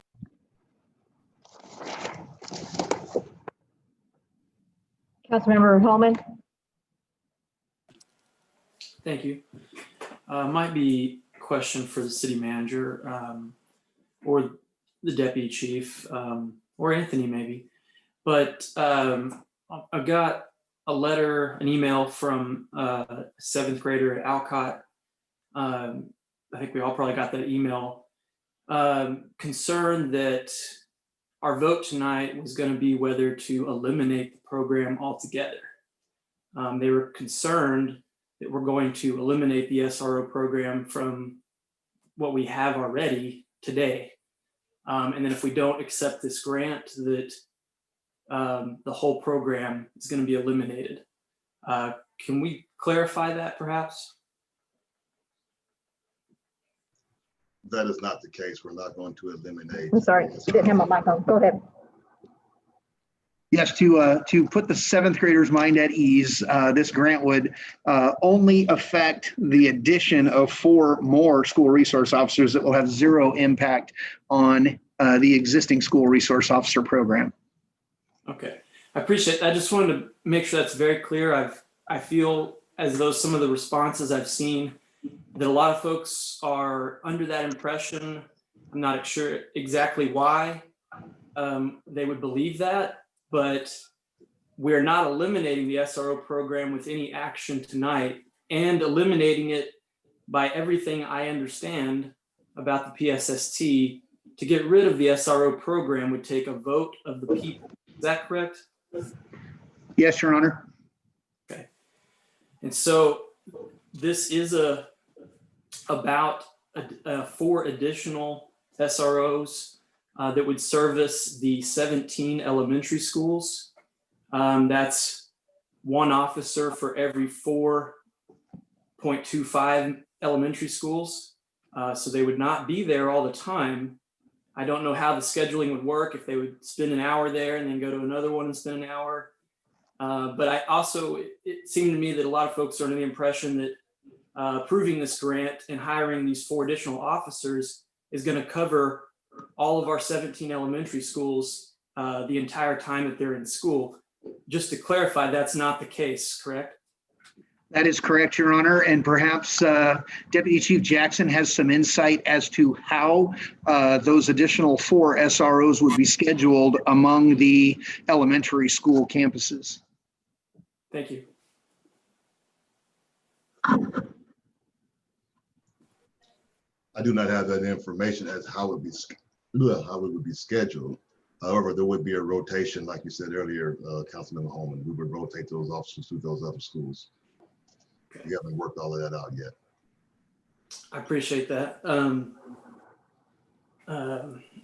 So those are just 2 of the main, two very big, I think, misconceptions I've been hearing from folks and seeing online about what this decision involves and what the status of the PSST is, or the SRO program. And so I appreciate the clarification on that. I would like to ask Anthony, he explained it very well last week, just kind of a summary of what the current condition of the public safety sales tax is and what the funds have been spent on so far. So the original public safety sales tax added 30 firefighters and 41 police officer positions at various ranks in both departments. It built 2 fire stations and staffed them. The public safety sales tax 2, which made the public safety sales tax permanent, was what implemented the SRO program with 13 additional police officer positions to be budgeted to staff that function. It also was to add 4 dispatcher positions or communication officer positions and 2 emergency mechanic positions. And we are still working toward the full implementation of those programs. The status of the fund is that the expenses of the public safety sales tax have outweighed the revenues for the last couple of fiscal years. In the fiscal year that was just completed, the general fund subsidized the public safety sales tax fund by $1,522,000. And the SRO program was paid in half by the Norman Public Schools at about $650,000. So, and I don't know if that responds to your question or if you need more information. Yes, thank you, Anthony. I appreciate that. And I think you also mentioned that as it currently stands on current projections over the next 5 years, the PSST, the subsidy to the PSST from the general fund is expected to more than double to over $3 million a year. Is that correct? Yes, sir. And could you maybe I know it's pretty complicated and to explain why this is happening, but in the best kind of short summary you could give about why is the PSST, I mean, and I, as you mentioned before, when the PSST 2 was passed, it was projected that the general fund would have to do this, but everyone thought then that the general fund would be in much better shape today by 2020 than it was in 2014. So maybe talk about what are the factors in why we're seeing the PSST fund end up in this shape? Well, I guess the shortest answer to that question is to understand that what PSST stands for is Public Safety Sales Tax. It's a sales tax, and it is a dedicated 0.5% sales tax.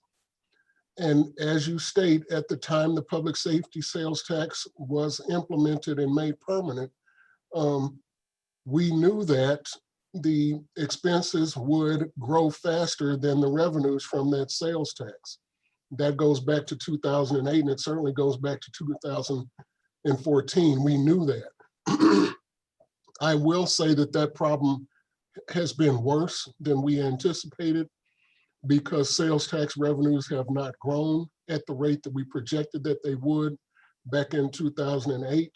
So the lines have crossed faster than we thought that they would. But certainly at the time the public safety sales tax 2 was being discussed, we knew that that would be the case, that the lines would cross at some point in the future. And that's why the public safety sales tax 2 was passed with the stipulation and the understanding that when the critical capital needs were paid for, the public safety sales tax fund would be rolled into the general fund, because we knew that the general fund would have to absorb those costs into the future. It's just that the future has come quicker than we thought that it would. And yes, as you state, we thought the general fund would be in a better position to absorb those costs than it has been. I appreciate that, Anthony. And I think back then too, the discussion was that by 2020, there will probably be a stormwater utility, and that the UMP TIF increment needed to be ended. Back then, there wasn't really a real strong discussion about doing that early. But I think many of us would have thought we would have had a stormwater utility before we would have ended the TIF increment. But we've done the opposite, actually, and we still don't have a stormwater utility, and that is a heavy burden on the general fund currently. And it's prohibiting the general fund, based on my understanding, prohibits the general fund from encumbering more and more expenses that we keep trying to add on to it every year. Is that accurate? That's absolutely correct. We are mandated by the federal Environmental Protection Agency to expand our stormwater programs, but we don't have the funds to do that. And we certainly know that we don't have the funds within our general fund to absorb further costs without a new source of revenue, leave alone the capacity that we thought would be built up in the general fund by relieving the general fund of those stormwater costs. It's kind of a double whammy, if you will, that we thought we would be better off, but we're worse off. And in your professional experience, having done this for over 3 decades, is Norman the only city in the United States, in the state of Oklahoma, that is having these problems with sales tax revenue? Oh no, this is a nationwide issue. It's just that in Oklahoma, where we are precluded from having property tax as a source of operational revenue in our general fund, and Oklahoma is the only state that has that constitutional restriction, we are that much more dependent on sales tax than any other state. And that's not just for dedicated public safety sales tax, but that's for the dedicated capital sales tax, the dedicated Norman Forward sales tax, the dedicated general fund sales tax, and what have you. Okay, I appreciate that clarification. And to further clarify, the public safety sales tax part 1, all the obligations from that have been fulfilled. Yes, sir. Okay. And part 2, we have permanent PSST, whatever we want to call it. We have done the radio system, which was the most expensive non-personnel Critical expense. capital need. And that's completed and paid for? That is paid for. We issued bonds to pay for that, as well as the Emergency Operations Center building. I think there's still some things to be finally tested in the radio system, but the radio towers are built and those sorts of things. It's 95% complete. And how much does that radio system cost roughly? It was budgeted at like $13 million, and that's really close to what was spent. It was 12.5-ish. Okay. Just want to make sure everyone's clear that we've been implementing the public safety sales tax projects. The radio system was one of the most important. For people that don't know, Norman is nearly 200 square miles of city limits. And until now, there were large areas of the city where emergency response personnel like police and fire had no radio contact with anybody. So you can imagine how problematic that would be, especially if you're out in rural East Norman and you can't radio in. And so that's one of the big ones. And then we have, I believe we've purchased the fire truck that was in PSST permanent. Yes, sir. The fire apparatus replacement program is one of the critical capital needs, but yes, we issue bonds for what I fondly call the $1 million fire truck. Yes, and I think that's an important point too, that fire truck costs over $1 million. I don't think a lot of folks think about how much the machinery can cost that is needed to service a city like this. And so we've done that. And then I think we still have a fire station or relocation of fire station number 5.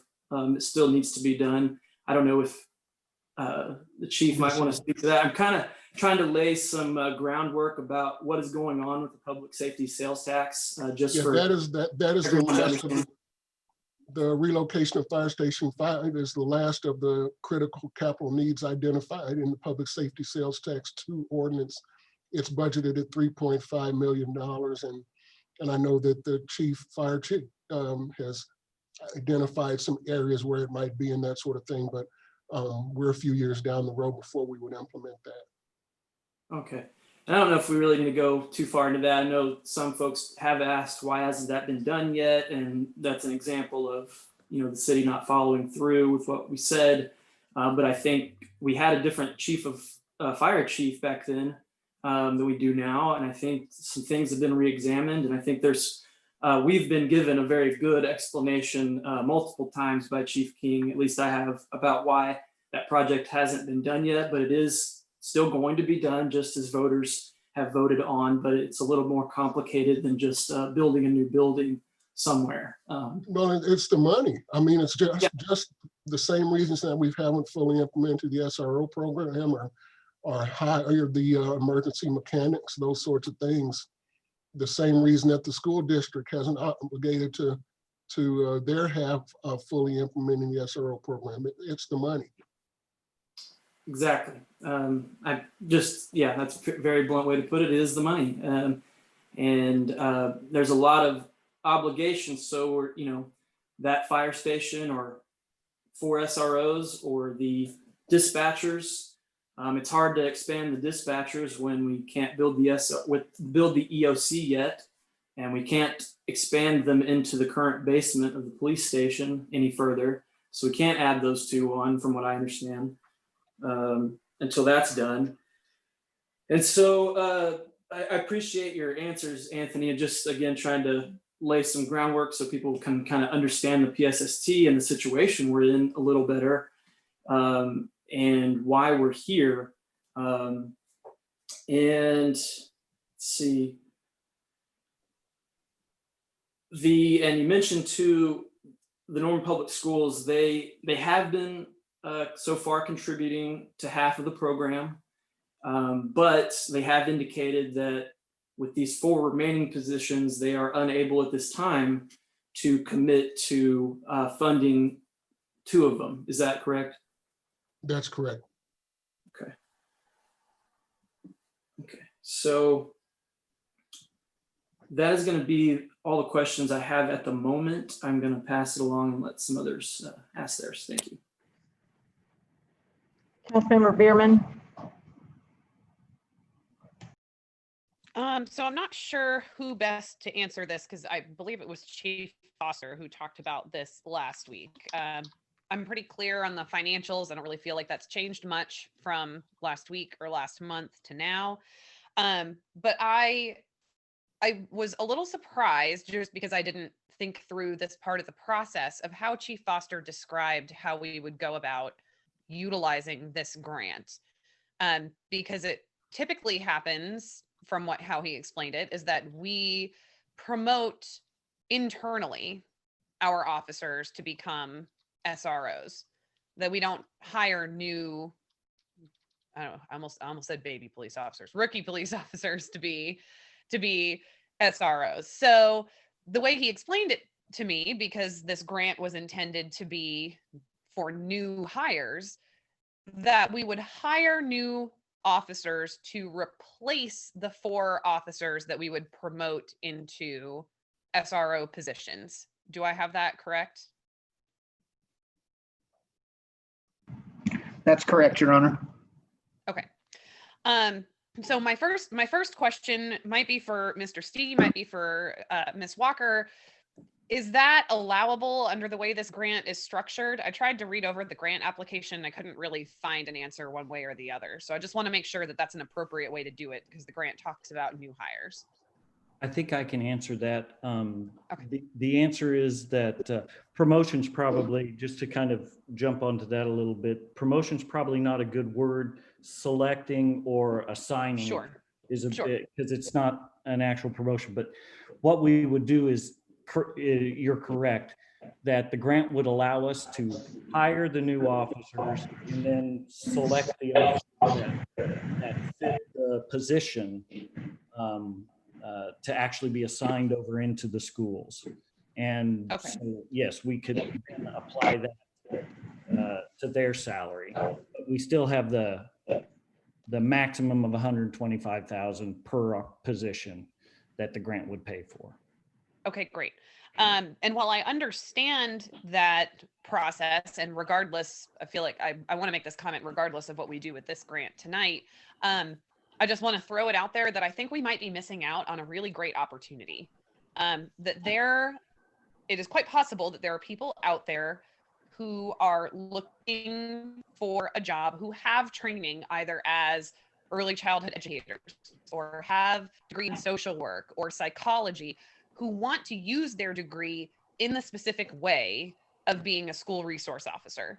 So I just want to make sure that we're not closing the door on the possibility of someone who wants to truly come in off the street to be trained to be a school resource officer, not trained to be a patrol officer who might one day in 5 to 10 years be able to make their way into that kind of a position, but truly start out in that position. So grant aside, that was just something I thought about while I was trying to consider this particular aspect of it, that I think that that's something important to consider because we might be missing out, especially since we do have some very good programs that churn out some really good applicants for jobs when they come out of OU. So I just wanted to throw that out there. But I was glad to get that clarification because that leads me to what my concern is right now with accepting the grant and possibly not using it. Because Chief Foster explained that because of the length of the process, we would have to start hiring these officers to replace the ones who transition or shift into the SRO program. In the event that a public vote on the PSST fails, would we then have officers that we have not budgeted for in the general fund and that we are not going to be using to expand the SRO program because voters have told us once again to live within our means? So what happens in that situation? I would say that would be a question based on the timing of when the council would consider that ballot measure before the public, recognizing when our next academy could potentially begin. You could potentially have that ballot question asked and answered before the completion of the academy. So, those are things we can account for through normal attrition. I don't think it would necessarily cause an overhire, but it would all boil down to a matter of timing. Okay. And I'm glad that you said that, because Chief Foster did acknowledge that there was the possibility that we would be overhired in a situation like that. And the reason I bring that up is because the timing is really important. We have a lot of things that we also need to vote on next year, and things that probably can't wait, whereas maybe we have a little bit more luxury of time with a vote on the PSST, because I also think we need to make sure that we develop a pretty comprehensive vision of what we're looking for from voters with either a yes or a no vote. And so that's really kind of where the crux of my concern comes in right now, is I don't know that I can bank on that timing. And so I just, without having additional details of what that looks like, because we haven't gotten further along in that process, it worries me a little bit that we're putting the cart before the horse, and we're going to need to start making sure we have those candidates for that academy, regardless of what happens with the PSST, because I know that we're looking at holding an academy anyway. So it's not like the academy wouldn't happen, but for a PSST vote. But it does worry me that we don't have a strong enough sense about the timing for me to feel comfortable supporting this grant, even if we're not going to use it right away. But I appreciate those clarifications, because those were the things that had been coming up for me in the last week. So I appreciate it. Can we clarify when the academy will be before we go to the next comment? Do we know? Deputy Chief, I don't know if you have a specific. I think it was early spring. Yes, it will start in April. April, So, okay. yes, and the process, we close the application process next month in October, beginning of October. So we have to decide in October how many people we're taking for April? In October, we close the process for taking applications, and then we go through that whole process of those applicants then going through the background process and all the other things before the academy starts in April. Okay, so just spitballing here, if we put this PSST and just let the public decide, do you want to do this? Because it's going to need more. We have all the data to show you in February, which would be a good time for turnout. It is council elections. No one can say we're trying to hide it. And as Councilmember Bierman pointed out, we have like a million other things that we have to take to a vote in 2021. Would that give you enough time to adjust how many officers you take into the academy in April? That would be a difficult thing to try to ascertain at this point. I'm not sure, Mayor. January. Your Honor, I think if we have that recognition that council is anticipating a February ballot question, we can adjust accordingly. It's just the sooner we know, the sooner we can calendar all of those activities out. So we'll make it fit council's direction. You say when, and that's how we'll roll. And to clarify, I know that we have been preempted on when we can have some candidate elections, but candidate or not, there is no December option. That's correct. So January would be the soonest. February would be where we know we're going to have elections anyways. Correct.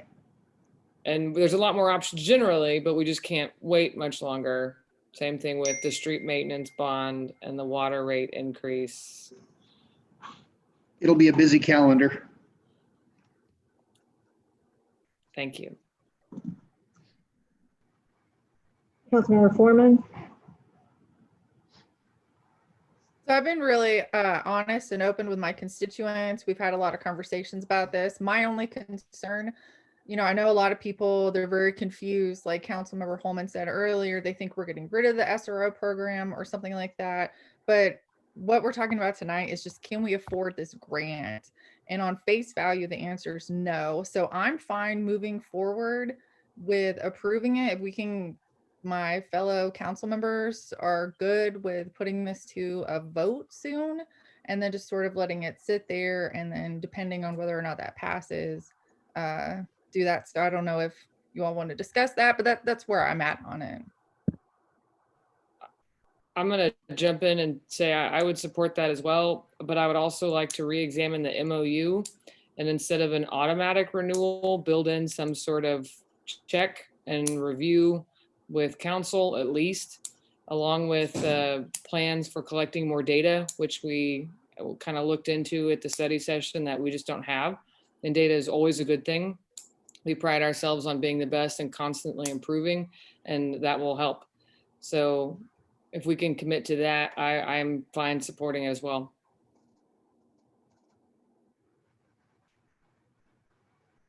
Councilor Patron? Thank you, Mayor.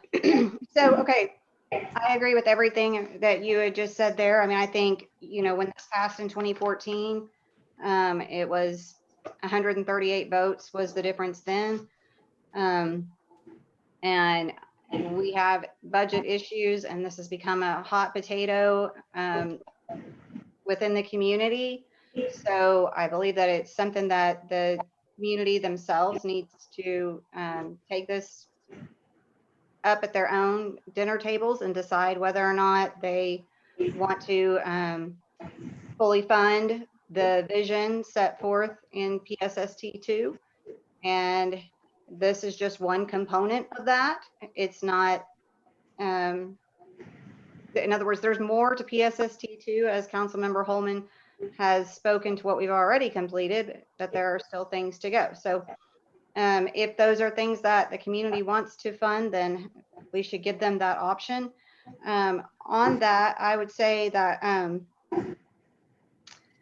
what we're being asked here is whether or not we're going to go ahead and appropriate from the budget, from the special grant fund balance and the general fund balance to be used as the matching funds as required by the grant. And so I would want to change that language that the matching funds are going to come from PSST2 as passed by your election, not coming out of accounts that don't have money in them right now to pay for the future of this program. So the first recommendation by staff isn't problematic. It's just that the city council accept the grant. But recommendations 2 and 3, recommendation 3 says that upon receipt of the grant reimbursements, the funds will be deposited in the COPS grant revenue account. So to me,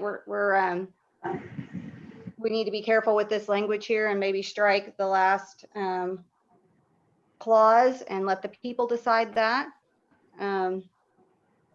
And so that would be the first thing, I think, to make sure that we are fulfilling what it is that we're actually talking about doing. And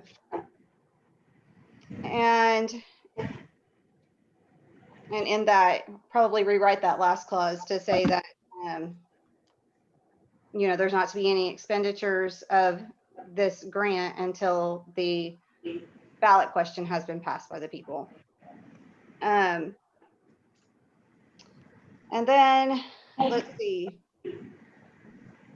Oh, so this is just some cleanup understanding for me. In the last study session, I feel like that there was a discussion about that these would be used for middle school as well as elementary. Is that correct? My understanding was middle school and high school are staffed. It's the elementary schools that are not. Okay, well, in the last presentation, it talked about these being rotated into middle schools as well. I agree with you, Mayor. I mean, I know that Elementary schools. So it's just elementary schools. Correct? Only elementary, yes. Okay.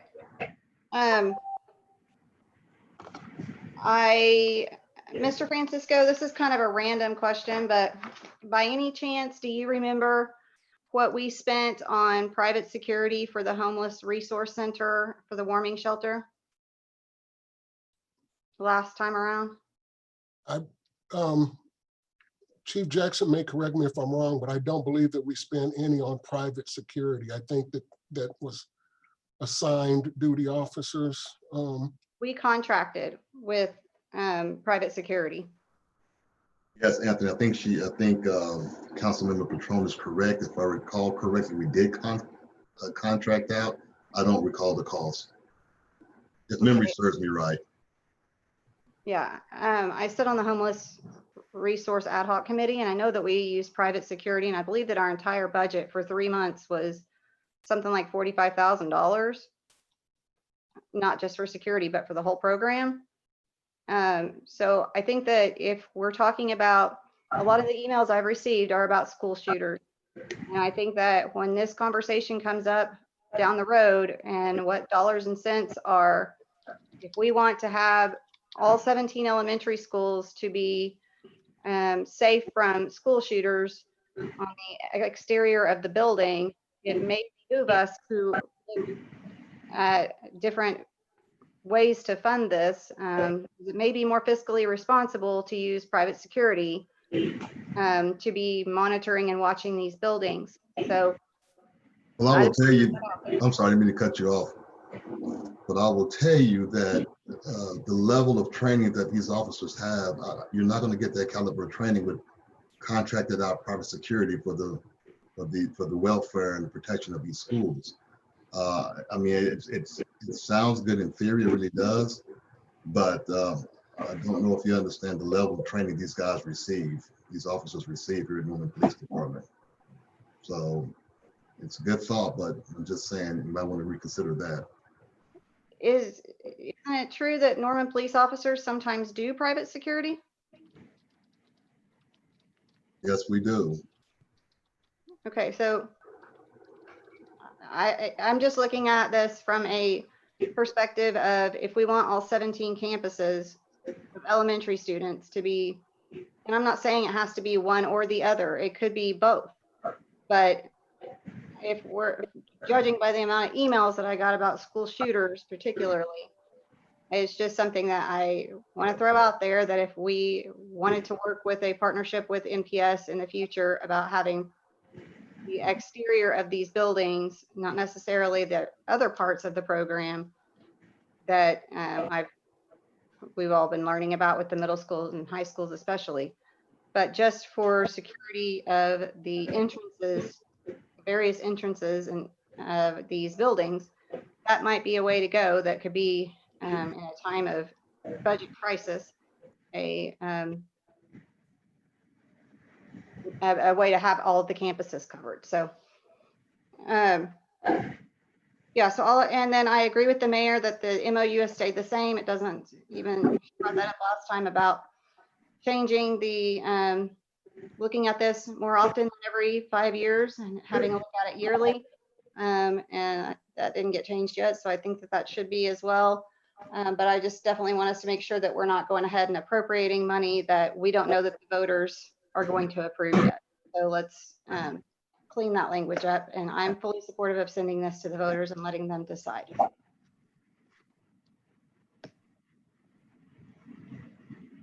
Councilmember Peacock, you had your hand raised at one point in time. Do you still wish to speak? Yeah, I was just going to second a lot of the points that the last two council members and the Madam Mayor made. Yeah, just I fully support taking PSST back to the voters. I think that's going to be the only solution to get this way forward. But I do support also accepting the grant contingent on that. So, Councilmember Bierman, you have something else to say? Yes, I do.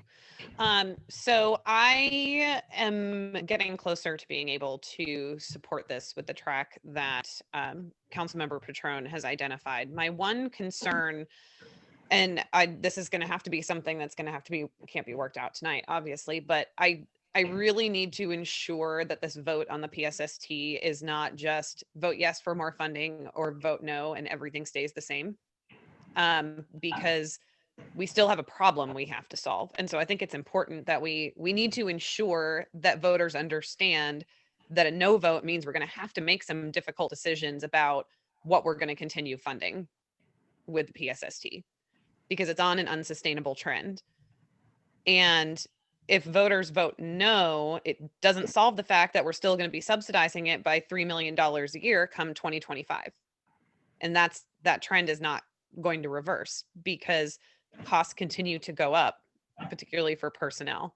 So that's really what I'm struggling with right now. I feel like we're getting really close to something that I can support, a grant on, acceptance of voters at the polls, but I don't know that it can just be yes for enough money to fund the program, or no, we're back to square one, because we still have a problem to solve. So if anyone has any thoughts about that, I would love to hear it, because I'm getting really close to being able to support it with these kind of strings attached, but I'm not quite there yet. Seeing no further council comments right now. All right, I'll throw out one other thing, because I think Councilmember Holman was talking a bit about what was discussed in finance last week, when we're identifying that there are many needs, that the PSST is already underwater and will be twice as underwater, and when we're going to be supposed to be done with this grant and matching it along the way. There are other funds that we're likely going to have to supplement from the general fund to keep them afloat, not forever, but in the immediate future because of COVID-19. Our public safety sales tax gets a chunk of it, obviously, but so does our hotel motel tax that supports Visit Norman and the arts here in our community. And I think those are worthy of financial support as well. And again, I don't think they're always going to need a crutch, but if you haven't watched that finance committee meeting, I encourage you to do so. It was very eye-opening. I think we all knew how bad it was, but to get real figures on it, it's very sobering.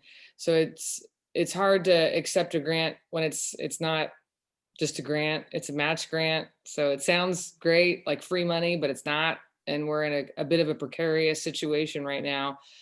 So I think the PSST needed to be voted on anyway. So I'm comfortable moving that forward.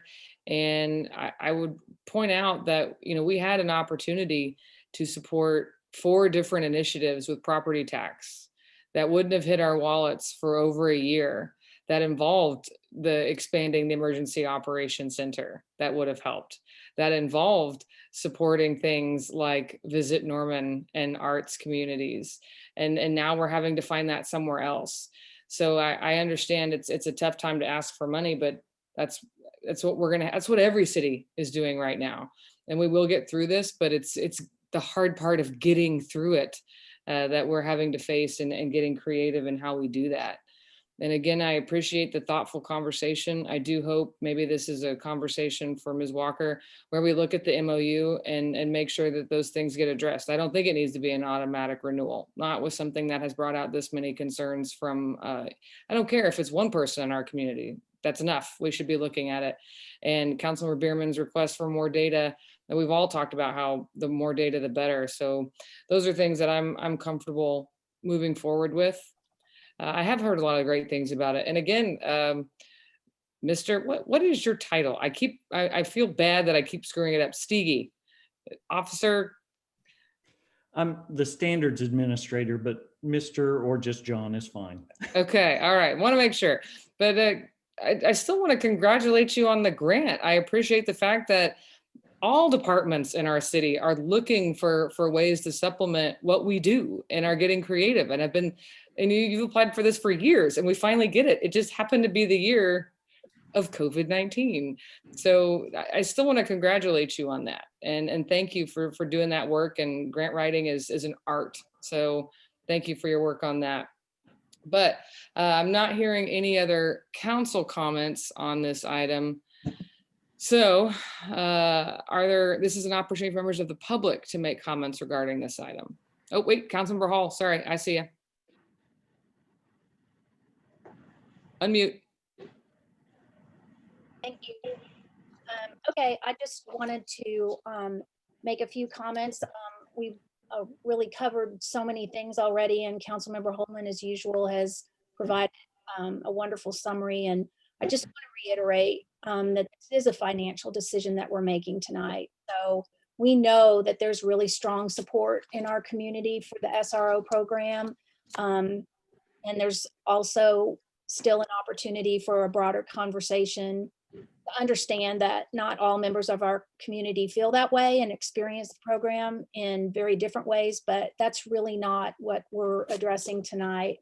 And I too want to thank Mr. Steege, and I appreciate all the effort that went into the grant writing process and the time that the MPD officers, city staff, the MPS administrators have invested in helping all of us understand the breadth and depth of the SRO program and what it costs to run the program. It's been a really intense look at how this all works and how it's financed. So I really do appreciate all of the effort and all the time that we've been able to spend on that, because I've learned a lot about that. And, you know, we've really already talked about, you know, how we have found ourselves here with the financing and the fact that it's important for our voting public to understand that we are subsidizing this public safety sales tax fund by the tune of $1.5 million last year. And as Councilmember Holman said, that's, you know, only going to go up.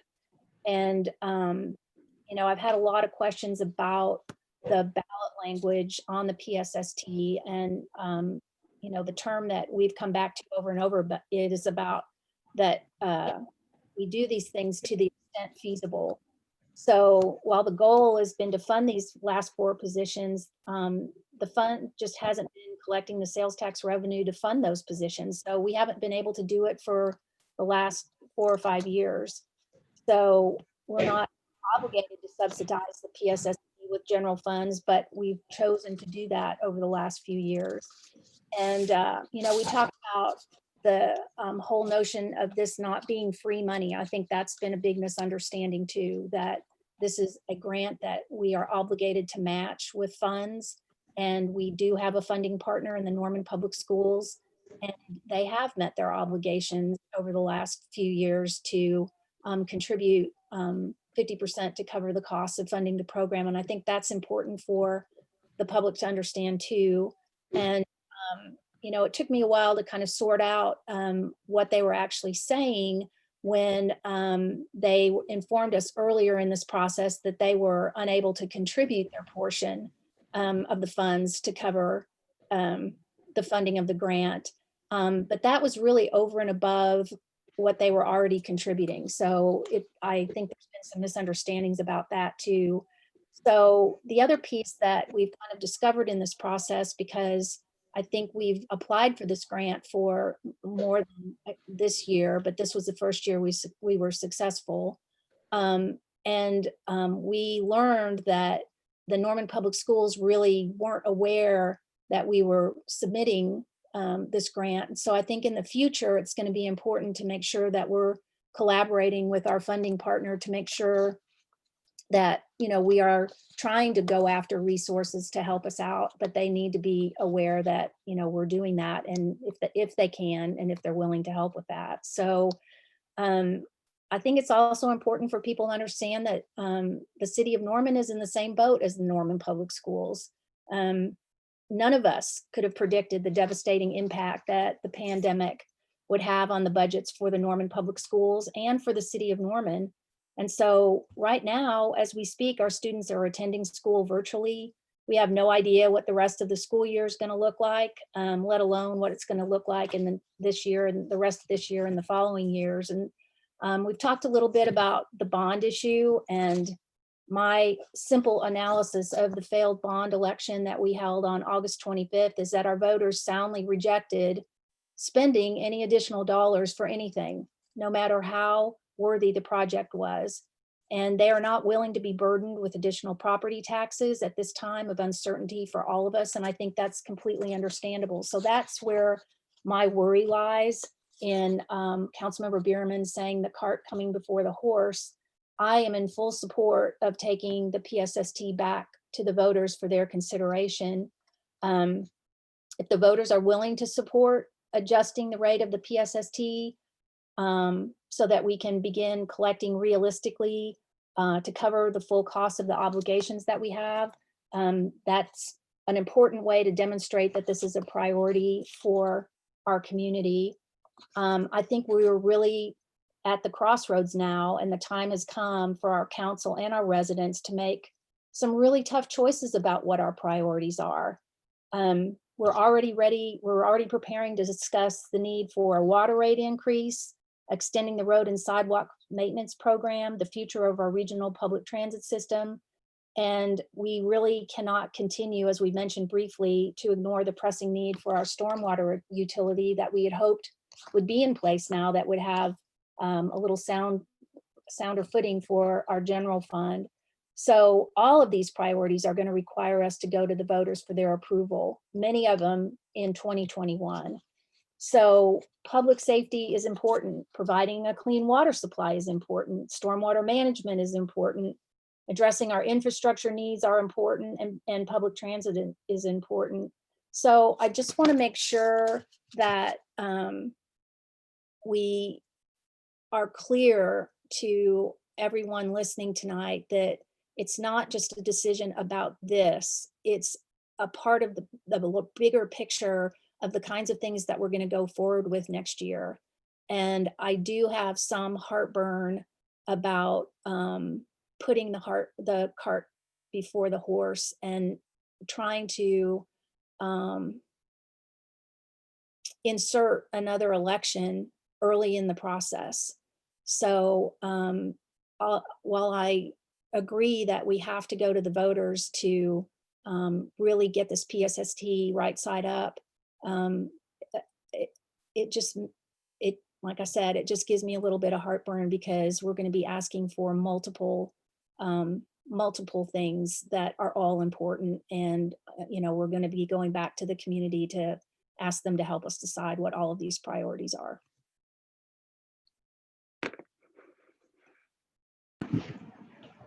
Okay. Now I believe we can move to public comment. I'm going to ask to unmute your mic, sir.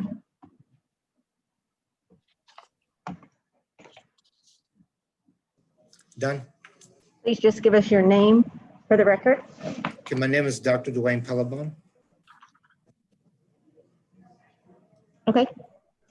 Okay, my comment is not about the funding of it one way or another, but I would like to ask of Deputy Chief Jackson, how you doing, Deputy Chief Jackson?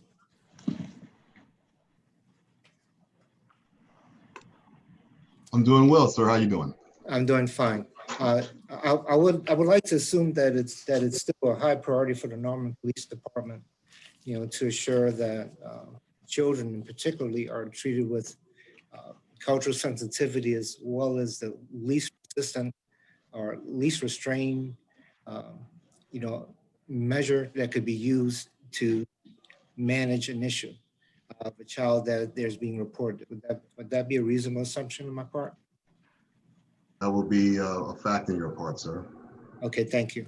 All right, so here's my comment, then I'm good for the night.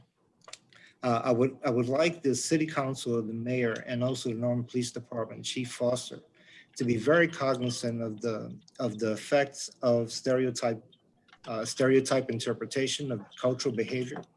I have been a licensed clinical social worker for quite some time, and when I practiced in Madison, one thing that I came across often is that a teacher would interpret the assertiveness of a child based on a cultural difference. They would feel intimidated by that behavior and characterize it as potentially violent. Now, back then, there weren't SRO officers. But when the officer would come on the scene, there would be consequences that seemed to be completely out of proportion from the behavior. And I've seen it on several occasions. And I came across one data, I'm not going to even mention it, but I was going to say that it's my understanding that it's a disproportionate number of Black kids who are approached by police officers in Norman Police in a Norman Public School District. Whether that's true or not, that's not relevant. What is relevant to me is the training has to go far and beyond probably what you're doing now. Because as a Black male living in Norman, Oklahoma, I don't feel that my voice is heard, and I'm just going to say it for what it is. And so I have to ask the question, why? And if that's the case, my next question is how will Black kids, how will ethnic minority kids be approached in the school. And my last comment, Deputy Chief Jackson, somehow let this be in your training. Probably the first source of information, and you correct me if I'm wrong, the first source of information you'll probably get about a child that an SRO officer had to address comes from the teacher. Would that be reasonable? The teacher. Oh, it comes from a Deputy Jackson, can I clarify, these are supposed to be comments directed towards the council, not questioning people attending the meeting? Okay, no, I'm not questioning him for like gotcha stuff. I know, but it's just, all right, so I want to be consistent. Okay, so we can talk Dr. Pellerbon off the record when you want to, and I can explain some of those things to you, sir. All right, so it'll be my impression that the teacher would be one of the first people to in a sense, give documentation, give observation for the child's behavior. If that teacher's perception is skewed culturally, it's going to kind of lead a direction of how the process goes. And I just want to encourage you to be aware of that. I encourage you to include the NAACP and other organizations that has a history of dealing with these types of issues, and let them help shape how this turns out. I do appreciate you, Mayor Clark, and council persons here present. Thank you for the long night. Bye.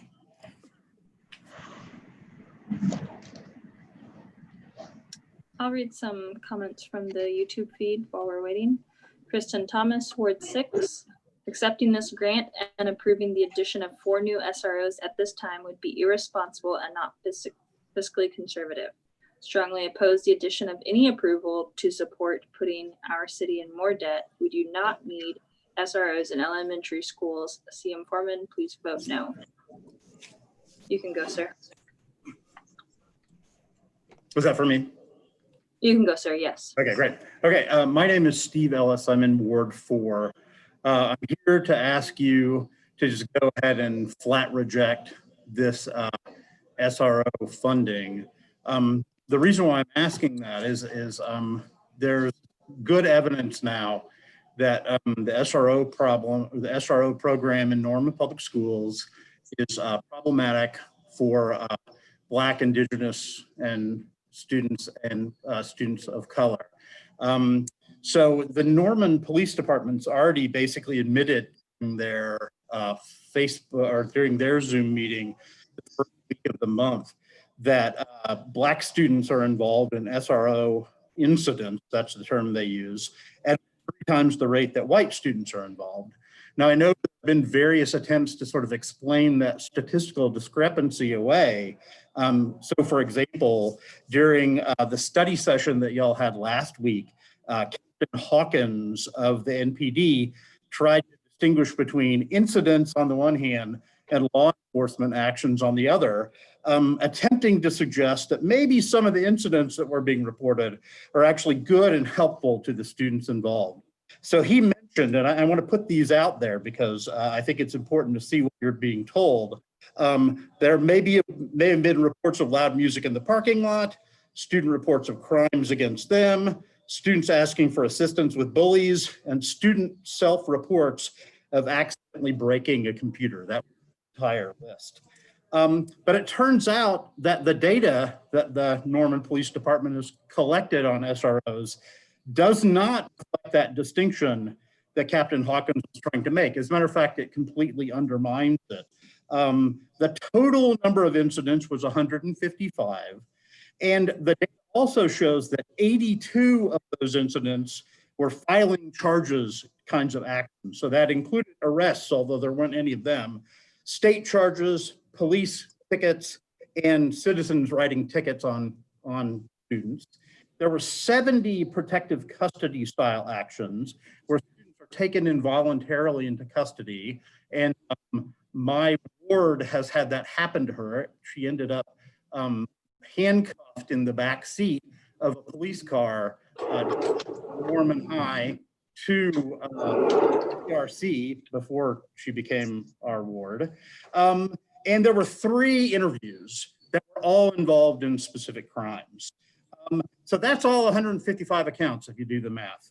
All 155 incidents There are no incidents in this data that are left over to be things like reports of loud music or requests for social help or reports of broken computers, unless those also happen to involve the filing of charges, et cetera. So every single one of these cases, probably, and at least 152 of the 155 incidents were law enforcement negative encounters with the police. They either involve someone being charged with a crime or they involve their voluntary detention. And again, that happens at 3 times the rate for Black students in Norman than for white students. So that clearly shows that there's a problem, and the attempts to sort of explain that away innocently aren't working. That's a reason why we need to really forego the SRO problem, but at least not add more. We don't need more of that in the system. No matter how much good SROs do, color pay the cost, and we don't need that. Thank you.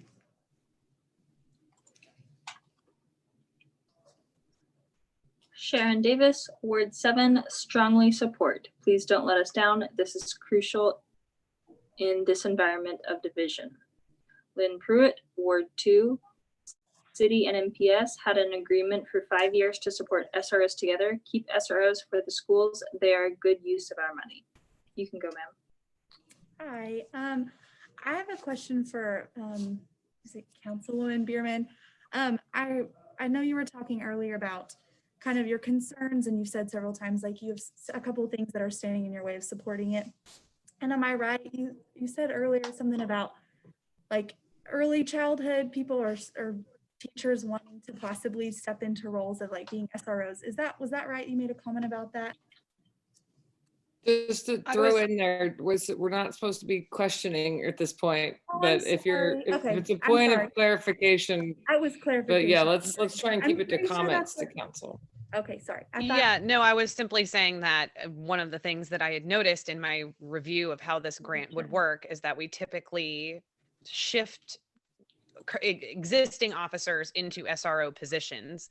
And I felt like that was missing out on possible opportunities for people who want to utilize the education they have, which might be better suited in a school resource officer role, from applying because they wouldn't get in right away. Thank you. Sorry, Mayor Clark, I didn't know. I just wanted to say I am a student at OU. As far as I know, and just on the case of, because I'm in the Janine Rainbolt College of Education, I know that's just one college, just for the case of maybe you having another reason to maybe back this grant. That's not I don't think anybody in the College of Education looks at an SRO position as something they want to take. I totally could see why maybe that would be something you'd think teachers would want to be teaching. That was just one comment. I just thought maybe since I'm a student and I am engaging with something, I would say. So, and also we talk a lot about we want students to have at a young age good interactions with police officers. And I know I couldn't hear everything about his comment earlier. He was maybe, from what I heard, it sounded like he was saying a lot of them are negative. But as far as the SRO positions and their disagreements across the board, as always, but I know from a lot of the classes I'm taking and a lot of the conversations we have, generally looking at SRO positions as a positive thing in elementary, because if you have good interactions with them in elementary, that'll typically move forward to middle and high. So definitely see why middle and high could have negative. And I know that's a lot of education talk, but since it is something they're going into schools, and I was here, so I just thought I'll make a comment. And I'm sorry, it's 11 p.m. and you're listening to me talk, but that's all I had to say. So thank you. Chris Spray, Ward 3, not fiscally responsible at this juncture to accept this grant.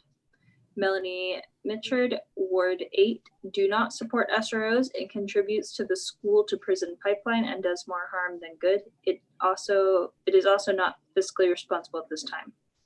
Caroline Webb, Ward 1, keep those super spreading violent law breaking thugs away from our children. Brandy Studley, Ward 1, we do not need more SROs. We can't afford it after the grant runs out. And the discussions that were had were not honest with the effects of Black students. You can go, sir. Oh, my name is Garrison Siglin. I live in Ward 2, 1440 Aladdin Street. I only have a few things to say. I really feel that y'all need to vote yes on the SRO program. Not so much because we need them just as much as it is. I think it's the first step in apologizing to these officers for the disrespectful cut in their funding. To all the people that are out there that are going around and smashing people's fences and letting their dogs out and messing with people's cars. I live at 1440 Aladdin Street. Come get you some. Have a nice day. Please put your last name. Is that close? That's GLA. That's a lot easier than I thought. Thank you. Jared Kuntz, Ward 4, 4 against cops in schools. This is not fiscally responsible. The drain on the general fund is already huge. Stella Ray, Ward 4, please vote yes for the additional officers. These officers do so much for these children. Alexandria Pinner, Ward 1, please do not expand the SRO program. It's a cost we can afford, and the data proves SROs put POC and disabled kids in danger at their place of learning. You can go ahead, sir. Go ahead.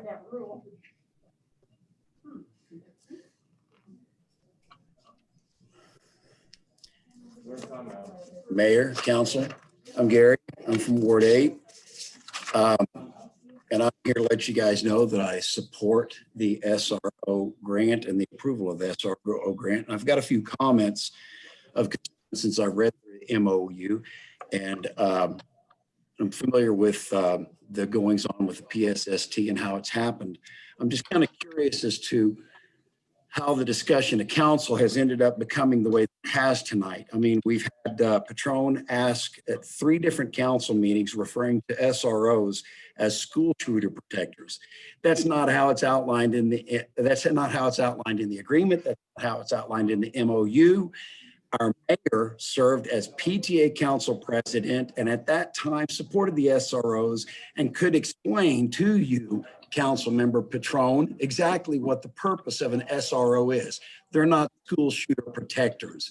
Let me make that clear, because you've made that comment 3 different times. I think that you're only doing that to pander to the miscreants who like to come in here for 11-hour meetings. That's not what they're for. Let's make that perfectly clear. You've brought it up 3 different times, okay? Now, she also alluded to middle schools. It's in the MOU, it's in the agreement. Have you read it? I wonder. I have, and many of the people that I know have. Are nowhere in there. It's talking about how we're distributing the SROs to the elementary schools. I ask that you please read the paperwork that you expect us to make a decision about through you guys, all right? Then she talked about a 5-year review.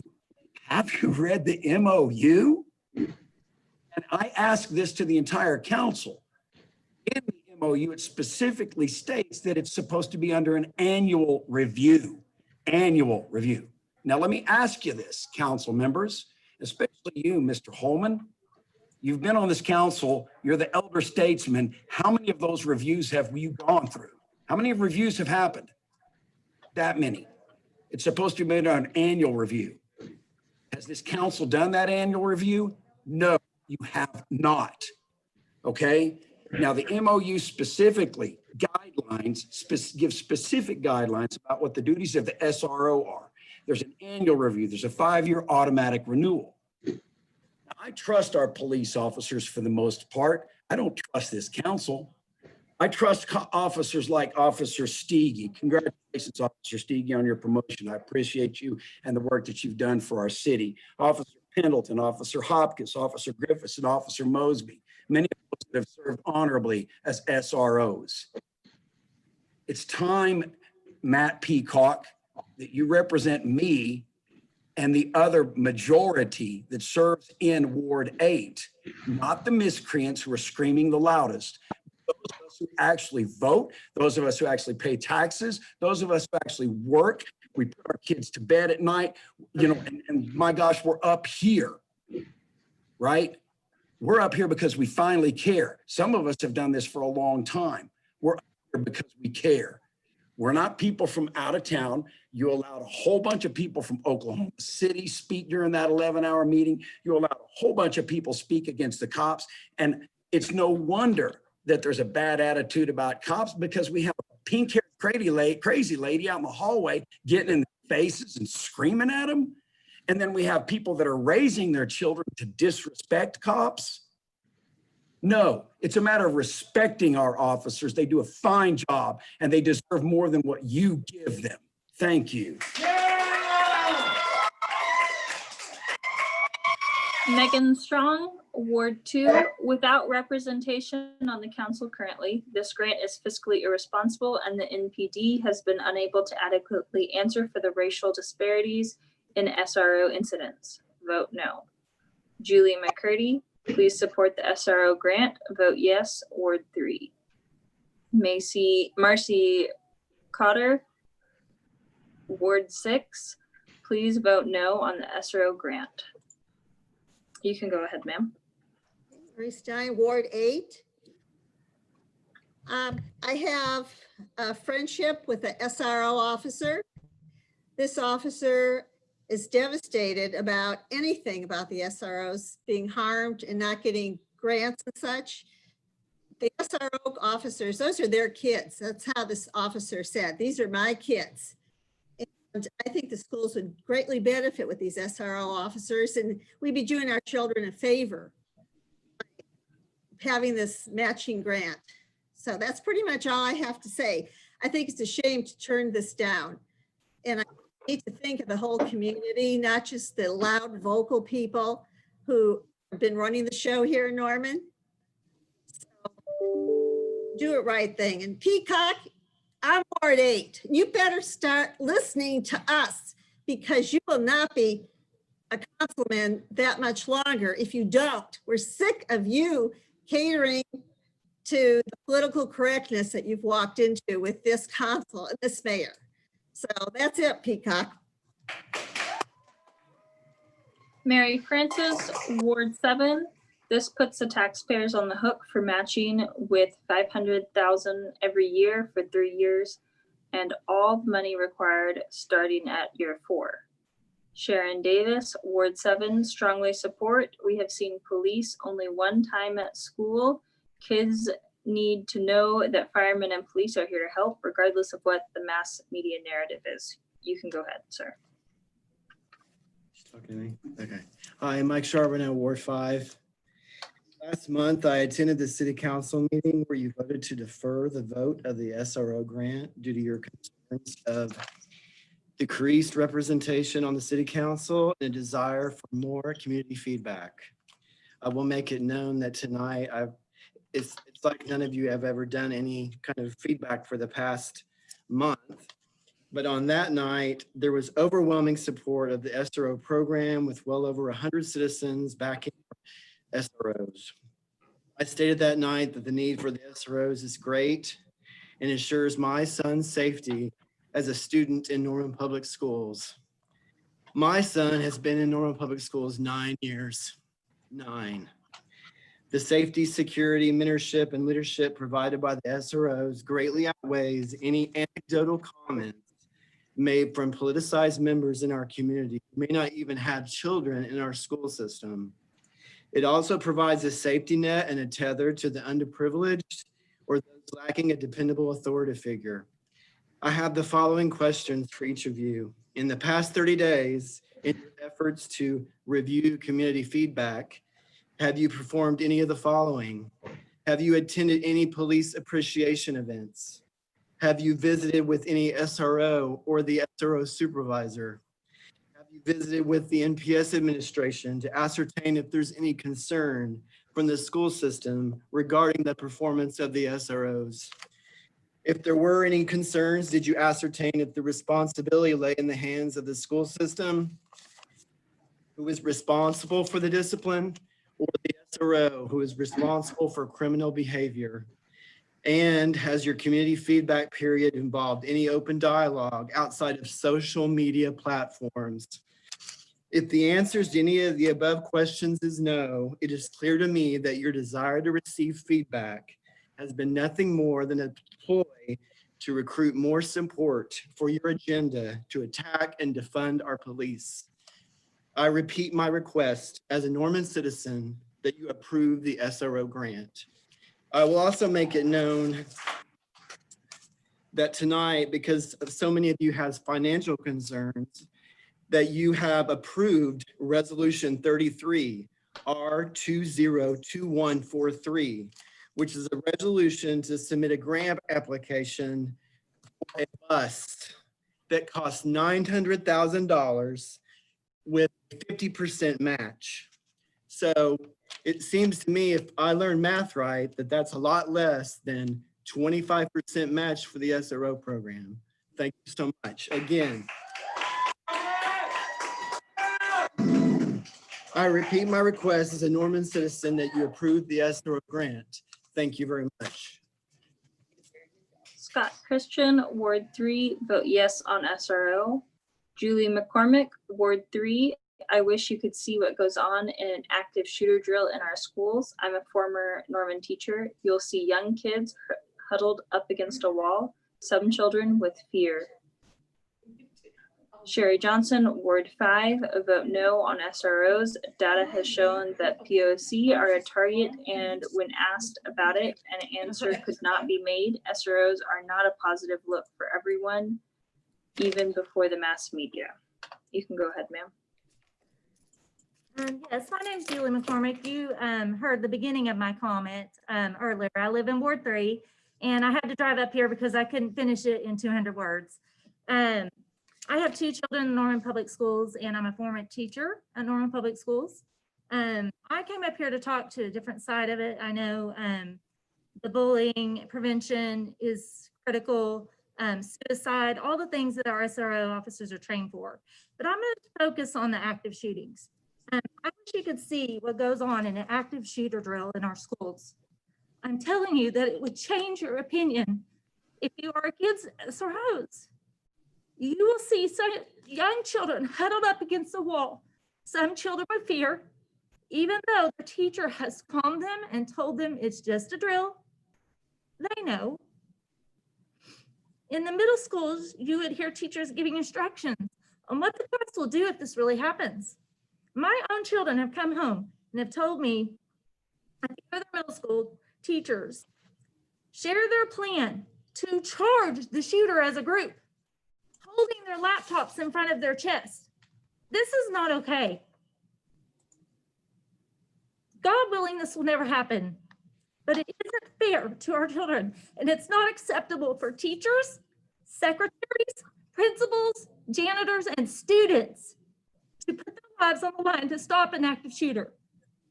Even having just one SRO offer at each school would give us all some peace of mind, especially knowing he or she is armed and knows how to handle the situation. Due to the special and detailed training he and she receives, our NPS kids and teachers deserve them. The SRO program already has received the grant.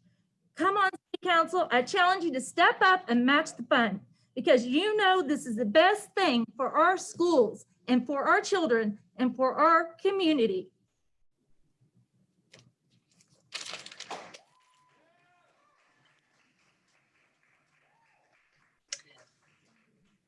Bethany Spyward, Ward 7, opposed. Lynn Pruitt, Ward 2, wants SROs for Monroe and Jackson, even though not represented formally. I ask other council members to vote for SRO funding, federal funding. She'll recognize you and just say your name. Okay. You can go ahead, sir.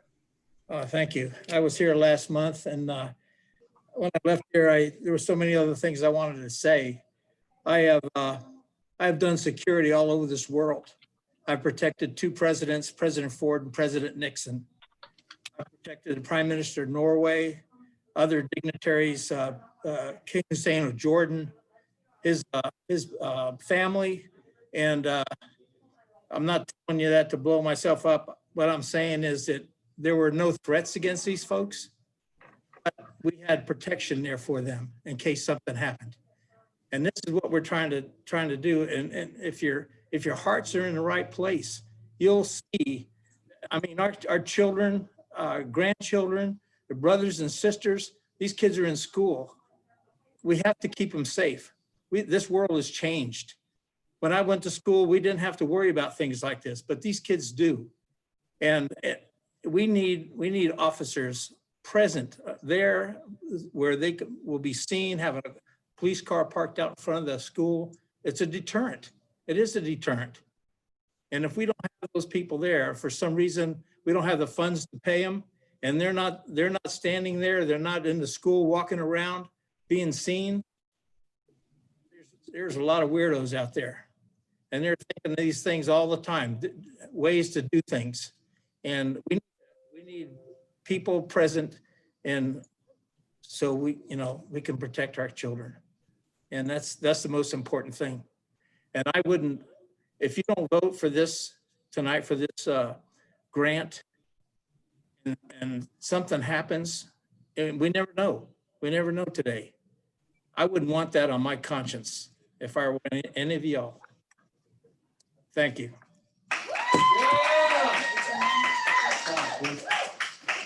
Jesse Jennings, Ward 1. SROs are a contentious issue today, just as they were when PSST2 barely passed.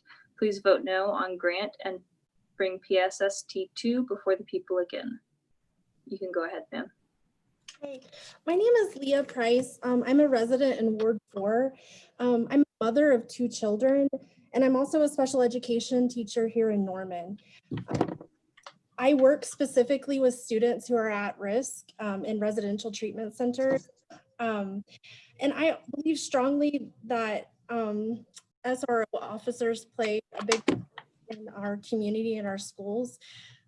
Personally can recall the officer that I have, his name was Henry at Longfellow Middle School, because I'm also a product of Norman Public Schools. I went to elementary, middle school, and high school here. And I see him now when I go to the courthouse, and to this day, I still say hi to him when I'm there, and I have a relationship with him. So from a personal note as well, from a student perspective, that was something positive that I had from a Norman experience. But just from a teacher perspective, I would really like for you guys to consider the fact that we are on the front lines and we're serving the students, and any resources that we can offer to help de-escalate situations, especially with students. And these officers are often specifically trained to work with these children, and I feel like that they do an excellent job. So thank you for your time.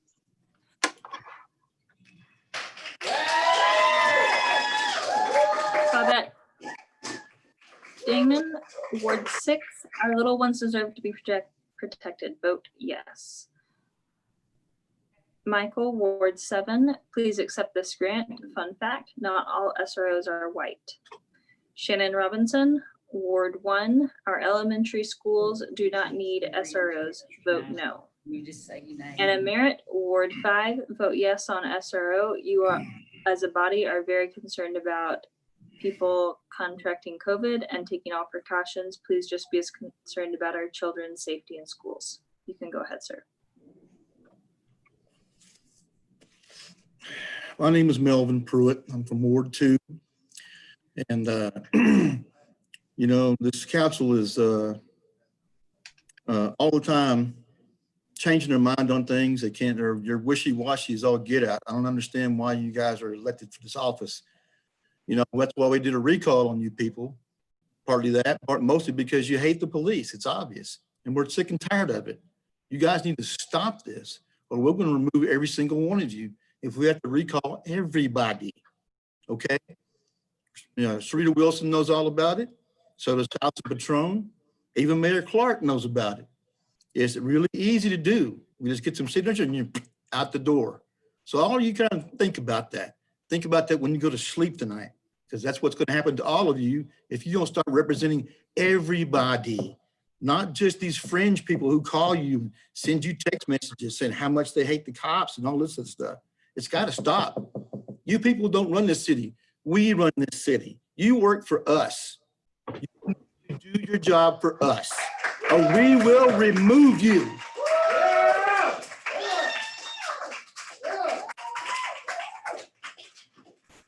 Robert Campbell, Ward 6. Please seek matching fund grants to replace existing SRO programs 1-to-1. I do not support the current proposal at this time. Mike Moses, Ward 8. Kudos to Councilmember Patron for her suggestion of accepting the grant and letting voters decide on funding. Michael, Ward 7, please accept this grant. Shannon Robinson, Ward 1, sorry, I already read that one. Adrian Johnson, Ward 2, how do people that aren't negatively impacted speak to the ones that are?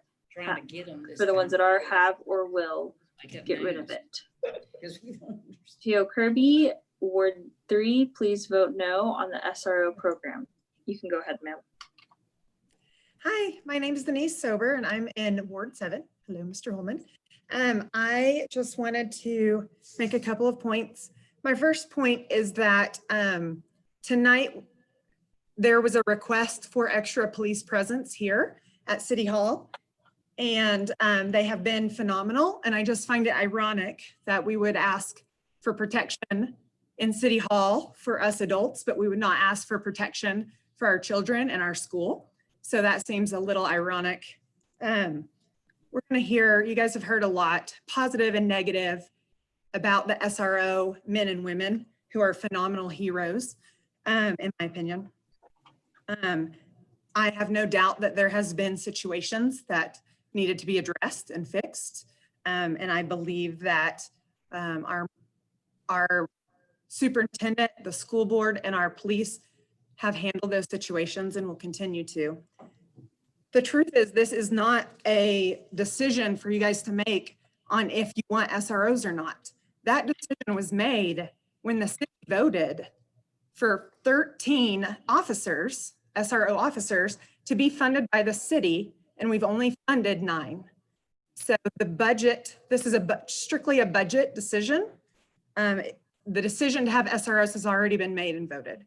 I understand there's a lot of issues with the budget and how to address the funds. Year 1, which is what we're looking at right now, we need $127,978.66 to match.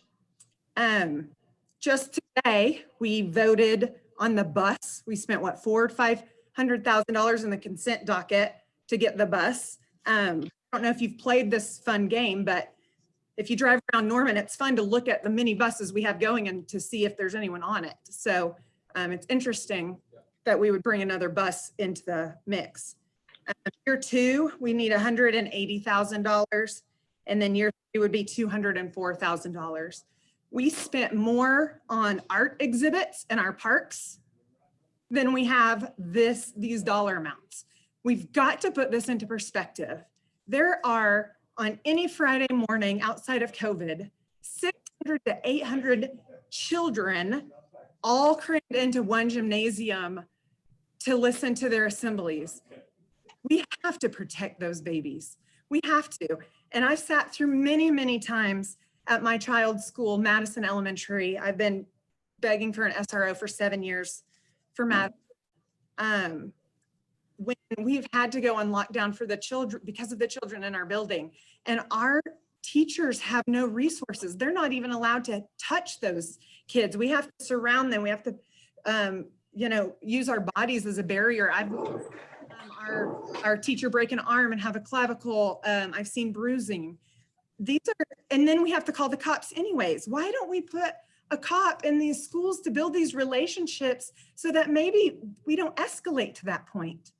We've got to be ahead of this. And if we want the world to change and we want to come back to unity when we're not all against each other, we've got to build relationships now, and that can start in our elementary schools.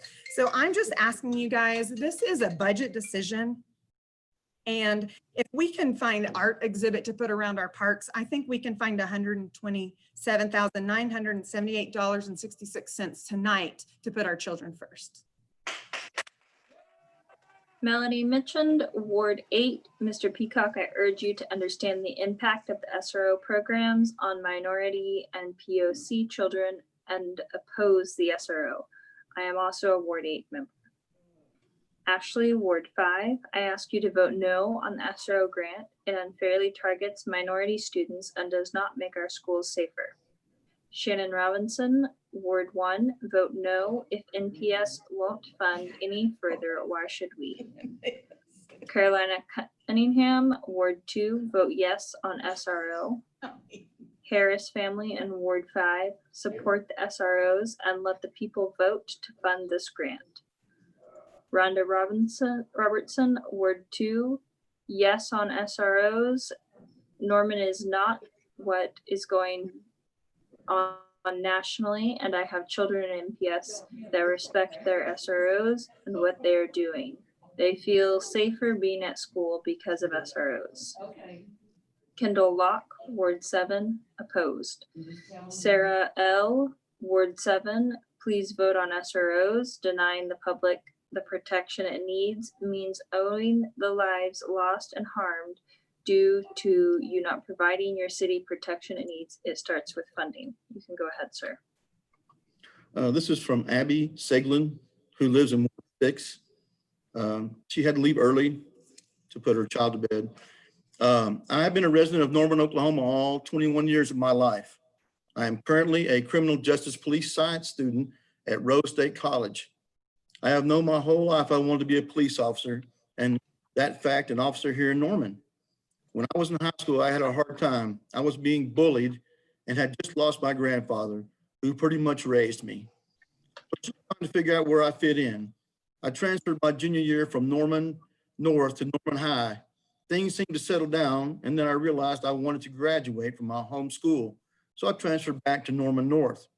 There I met two of the most incredible student resource officers, Officer Casey and Officer Mosley, both who put in 10 times the amount of effort to care for the students than most of the teachers did. I am never one to call people names or to be hateful about their choices, but I will say it will be the biggest mistake of the century to do away with the Student Resource Officer program in Norman Public Schools. I do know there are bad officers in this world, but as a city council, I can't quite understand your hatred for all officers. I have mad respect for you all doing this job, but I have mad anger for the way you are all conducting meetings, cutting police budgets from not their general fund, but from benefits and salaries of officers that would come in a blink of an eye to protect you if you were ever to need it. Thank you. Micah Livingston, Ward 2. I'm upset because Formby never put me in handcuffs at Alcott. April Willage, Ward 2. I support the SRO program, but do not support this grant without a vote of the people. It's financially irresponsible at this time. Derek Caldwell, Ward 2. Child safety and positive police mentorship is not worth the political game people are trying to play. Support the SRO program and approve the grant. Michael Livingston, Ward 4. It's not an active shooter coming after children because of my art installation. Amanda Franklin, Ward 4. Vote no on the SRO grant. MPD cannot explain racial disparities and misled citizens when questioning during a public panel. I've seen no concrete evidence SROs enhance student safety. That's all the public comment I have at this time. I do have a couple of emails, and then that will conclude our public comment on this item. This is from Jenna Bryan. I am contacting you to ask you to vote no on the grants regarding the SRO program. While I believe that we need to invest more in our schools, I do not believe that adding more police is the way to do it. I know that the city of Norman will be matching those funds, and do not think this is a good use of Norman funds. I would like to see Norman have a larger conversation about our schools that expands beyond police so that we can address some of the real issues our schools are facing, especially during a pandemic. We should be putting our money toward hiring more teachers, getting schools the proper equipment, and finding creative solutions to the problems our schools are facing in order to help them provide education to every student, regardless of income or disability. One example of programming I would like to see implemented in our schools is NILD, an organization committed to working with students experiencing learning disabilities and having trouble in the classroom. The program would give these students one-on-one educational practices that will permanently help them navigate learning and behavioral issues that make it difficult to function in a classroom setting. Having trained professionals in teaching as well as counseling is the best way to help students manage difficulties they experience at school, especially those having trouble fitting in or following the rules. Just because school doesn't come naturally to every student doesn't mean they don't want to learn, and it certainly doesn't mean they should be criminalized. Let's push education to the forefront of the conversation so we can find ways to invest in teachers and students rather than police and prisoners. The next one is from Hannah Pinner Smith. Please vote no tonight. SRO programs do not keep kids safe. Rather, they endanger children of color and disabled children. They enforce the school to prison pipeline. This trend does not find an exception in Norman, where there are countless reports of racial profiling and targeted harassment. Increasing police presence will do nothing but exacerbate this key issue. Additionally, the city will be on the hook for a portion of the salary of these officers during the grant period. After the grant has ended, the city will be responsible for paying the SRO's salaries in full. This means the size and likelihood of public safety sales tax shortfalls will increase going forward. The public safety sales tax is already a failed tax, having to be regularly supplemented by the general fund. Finally, the public has not been invited to discuss this item. In a nearly 11-hour council meeting, many Norman citizens testified to their negative experiences with SROs and asked they be removed entirely. To ignore the perspective of mostly Black, Indigenous, and other people of color is criminal. In summary, this is a harmful, racist, destructive program. We do not have the money to responsibly fund it, and even if we did, it would be a slap in the face to Norman's BIPOC community, not to let their voice be heard. Voting no is a vote to protect our kids and protect the general fund. I think this is the last one from Marguerite Larson. I am opposed to this grant altogether. In the last meeting, it was stated that if any of the funds are drawn on, we are responsible for the entire amount of the grant.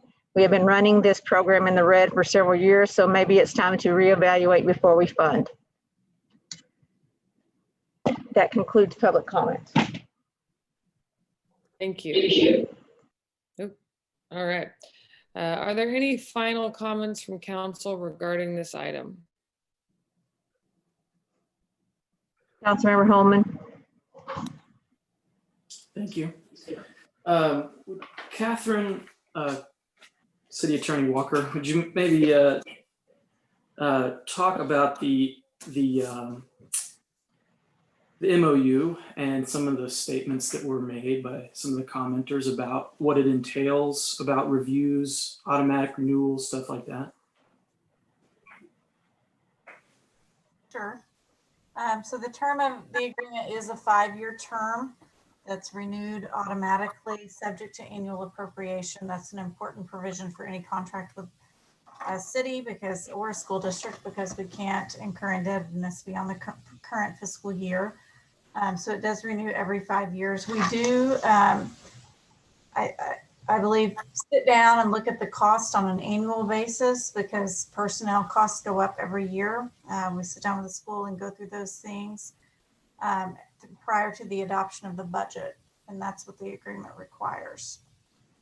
I think that happens at the staff level. It's not been happening at the council level because it's a 5-year contract. It's just, I think, more at the staff level, trying to determine if there are any adjustments based on rising costs. So city staff and MPS staff have been meeting annually and reviewing this. That's my understanding. Okay, just want to make that clear. Maybe the council does need to be directly involved in it from now on, I suppose. If that is a criticism, I would say it's maybe a valid one, that if it's just administratively, but we're the ones having to make the votes on the budget, then maybe we do need to be involved in that annual discussion with the school board or whoever it is at MPS and city staff. So just wanted to clarify that. Thank you, Catherine. And the SRO program has existed for, I think this is the 4th school year that it would have existed. So we're still kind of within the time frame in which before it would be reviewed, the 5-year period. Comments about transit, public transit. So most people that don't need it often don't think it's important. But if you're one person that needs it, it can be the most important thing in your life if it's the only way you can get to work or get to school. And a year ago in November, Norman voters, and I understand a lot of people haven't been voting a lot and haven't been paying attention to votes that have been taking place in recent history. But last November, voters went to the polls and over 70% voted for a sales tax dedicated to public transit. So that new bus paid for out of a dedicated sales tax that is not in the negative like PSST is. So I keep hearing folks bring up budget and numbers and math. Well, you need to talk about all the math. And you need to understand where funding comes from before making comments publicly that can be refuted like I'm doing right now. So again, public transit has a dedicated sales tax that is not in the negative like Norman Forward and PSST are. That is where the bus funding comes from. Voters have voted for it. Public art is another thing that voters have voted for. And it gets installed in front of these projects because what voters voted for in Norman Forward was that 1% of every project budget must go to public art. So when a project gets built, it is required that 1% of the money spent on that project has to go to some sort of public art piece. That was a part of Norman Forward that was put in by former Councilmember Kyle Allison and was widely supported, again, by over 70% of people at the ballot in 2015.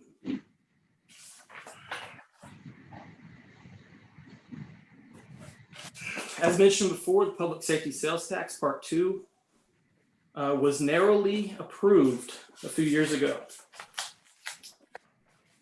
Over 7,000 votes were cast and it passed by 139 votes.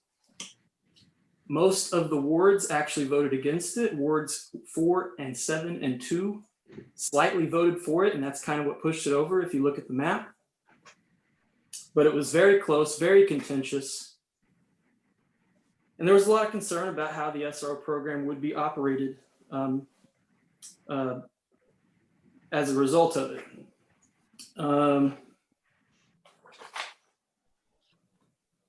The biggest hurdle for me here is not whether the SRO officers themselves are good people or whether students like them.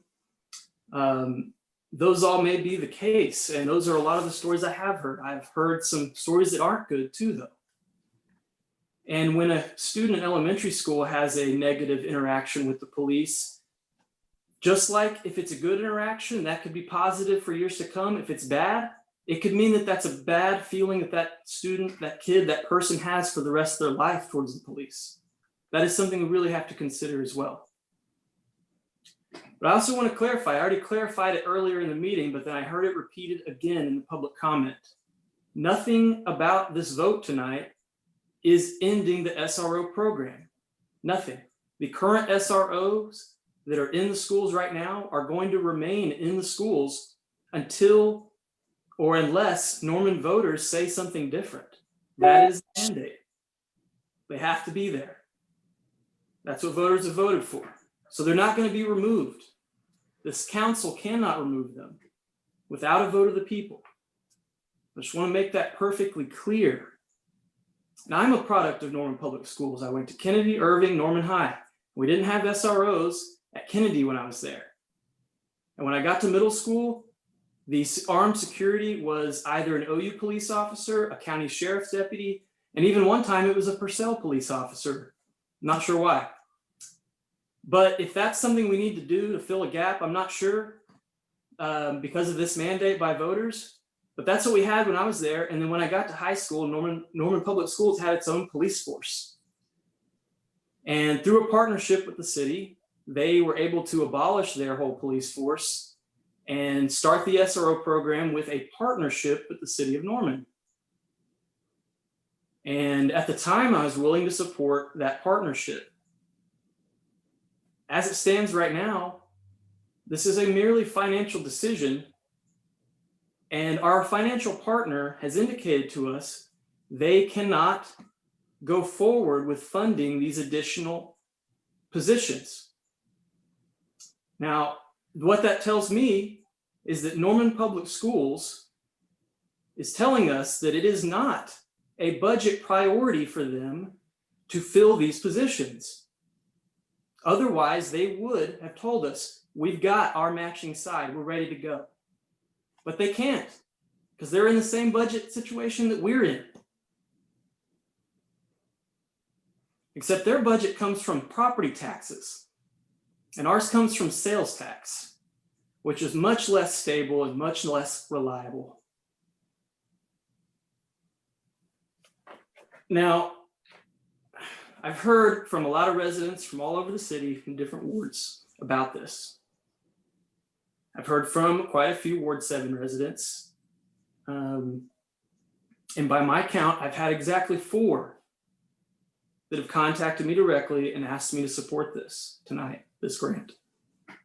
The vast majority of Ward 7 residents that have contacted me directly have asked me not to vote for this grant and have asked me or have expressed real concern about the future of the public safety sales tax and its ability to support these things going forward. I do not know how I feel about expanding the public safety sales tax, increasing the sales tax rate in Norman from its already 8.75% right now. If that is something voters are interested in, then I think voters should have a say. And if that's what they want, then that's what they'll vote for. But that's kind of where I stand on this is I don't think the city should be the sole entity responsible for this. If it is a citywide, if it's a community-wide high priority, then other people need to step up. Other entities need to step up. And it shouldn't be entirely on the city of Norman to provide security to the public school system that is independently funded and independently governed. So that is my position on this tonight. That's what it's all about. So I appreciate you all coming. I appreciate everybody watching at home, everybody that went to City Hall, expressed your opinion to us. I do listen to every single person's opinions and I do read all the emails. And so I've listened, and based on the feedback I've received and based on the information I have from staff, I cannot support this request tonight. Thank you.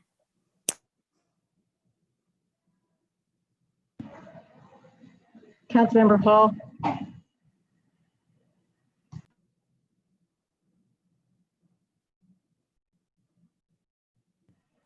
You're muted, Councilmember Hall. I know how to do this by now. For me, this is a financial decision that we are making tonight, and I don't really have that much more to add to what Councilmember Holman just said. I definitely support taking this back to the vote of the people and getting this PSST fund right side up.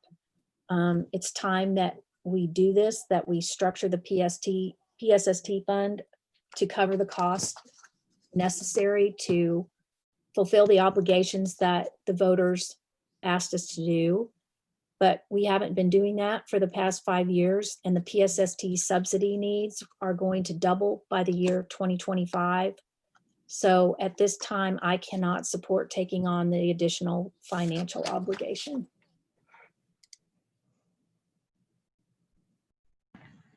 Councilmember Bierman. Well, I have to say, I am very glad that Brenda called on Councilmember Hall after Councilmember Holman, because I did not want to follow that either. So I'm glad that it was Lee and not me. For all the reasons that were just stated far more eloquently than I could at this point, I will also not be supporting the grant tonight, but I would like to ask City Attorney Walker a question related to Allison's proposal, because in the event that this grant does pass, I want to be sure that I can make a motion that reflects her desire to put language in there that we do not spend money or put money in until we have a public vote on this. But this does not look like typically the items that I am used to amending. So I wanted to ask you exactly how that would work. Well, I think it would be just on recommendation number 2, you would approve the appropriations contingent on the successful election. I think the real issue there is going to be if we hire on these officers before you all call the election, we have to appropriate money to pay for them. And that was, that's part of my substantive worry with accepting this grant without having a firmer sense of what the timeline is. I did not think that that would play into making any changes that better reflected Allison's proposal. So now I don't know where that leaves us. Are you indicating that making such an amendment would not be helpful or useful or valid, because in the event that we do want to move forward, we would have to appropriate money. I think it's a question of the hiring process and how long that takes before you actually need money to begin paying officers, because once they start the academy, they're employees and they're getting paid. And so that's really the question. I mean, maybe it's making it contingent on a successful election or subsequent discussion by council, something like that. It's just hard to, without knowing when you're going to call the election, it's hard to know how to word that so that we're protecting that option. Your Honor, I would let you know that if that is council's direction, staff understands clearly, and we will move accordingly to make sure we comply with the will of the council. So that'll be a burden from staff's perspective to address. We recognize that council approves appropriations, and we would not bring you an appropriation where direction is clear that those 4 positions would not be funded without voter approval. Okay, that satisfies it for me. I see that Councilmember Foreman has her hand up, and then Councilmember Patron, if you want to weigh in on that or move us in a given direction on it, that gives you an opportunity. Councilmember Foreman. I was just going to resound my earlier sentiments in that this is purely just a financial decision. I know there's a lot of concern about that. And my concern with approving this grant is not having the funding to back it. And if we could put this to a vote and approve the grant, I'm happy with approving it tonight, but I have to have some guarantee that we're going to be able to kind of back fund this with a vote of the people before we draw that. So whatever we need to do to kind of get that working, I'm more than happy to comply with. Councilmember Patron. Okay, so Catherine, couldn't we just strike the last clause and actually just put budget appropriations from the special election for PSST which fully funds PSST2? So here's the thing, is that regardless of good intentions, I mean, we know that there are certain contingent or certain other people besides who's on this meeting who might want to sue us and say, you voted based on the language of what's right there. And what this says is that it's going to come out of the general fund and it's going to come out of the special grant fund. And there's no money in either of those to carry this on for this several years over and over again. So either we strike that last part altogether, or we make abundantly clear, which would be my preference, that it's coming out of PSST. And we can say, and budget appropriations from the special election, from the upcoming special election,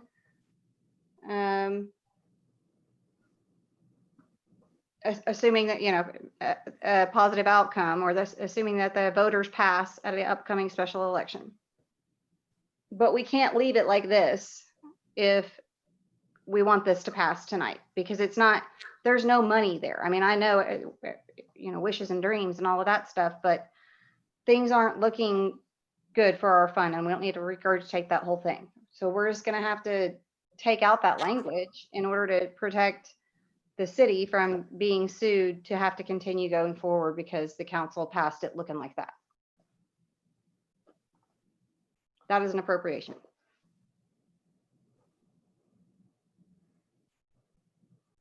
So I guess I make a motion. Catherine, you're muted, and what she's talking about removing is the title of the item, not the grant itself. The wording in the title of the item. Yeah, not the grant itself. Oh, you're reading from the title, not the action needed. Yes.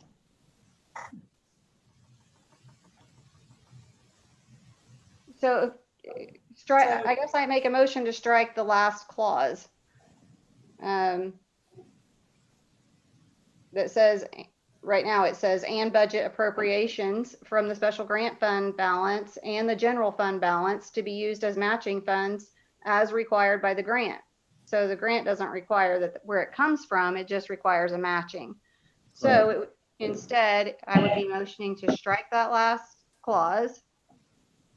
And instead, I guess it would read,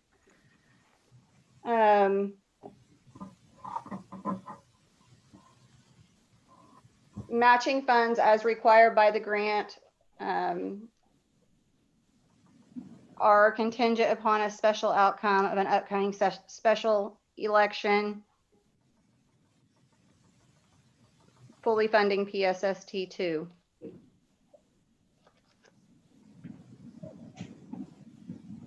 Anthony, does that get you what you need on the finance side? No, ma'am, I don't believe so. I don't believe that you can appropriate funds that don't reasonably exist in the current fiscal year. And I don't believe that you can hire these additional officers without appropriating funds. The reason that the special grant fund and the general fund were quoted was that there are adequate fund balances in those funds. There is not adequate fund balances in the public safety sales tax fund. Then I guess we're stuck. What about, we'll Back accept to the the grant question. contingent. What about accept the grant contingent upon a successful vote of the PSST? That's what I was saying. But not saying how it's funded, just saying we won't even accept it or utilize the funds. Yeah, I think you could probably do the latter. You Yep, couldn't utilize the funds. Can't appropriate the funds. We can accept the grant, but we don't spend them. That's what we need It's to a say. timing issue, really, of when we need the money to be able to hire the officers. I mean, it is a quite extensive background and hiring process that they go through that takes about 6 months. Well, Your Honor, what that would do on our side, so we have a little bit of flexibility in terms of the actual start date of the academy. Two, what we have the opportunity, if we have multiple applicants, the goal in any recruitment is to recruit and actually have an applicant pool larger than the number of bodies you intend to hire. In this particular instance, the academy was scheduled to fill existing vacancies. That would just mean we've got a delta in the number of people we would actually offer employment to before the academy begins. And we don't have to make that decision until just before April when the academy begins. We can take people through the background contingent upon the out. And if the funds are there, they're in the academy to become our employees. If the funds are not there, we simply invite 4 fewer to be our employees. Yeah, so in which case, then you can use Bria's, Mayor Clark's language, because you're not using void appropriation. They haven't been hired.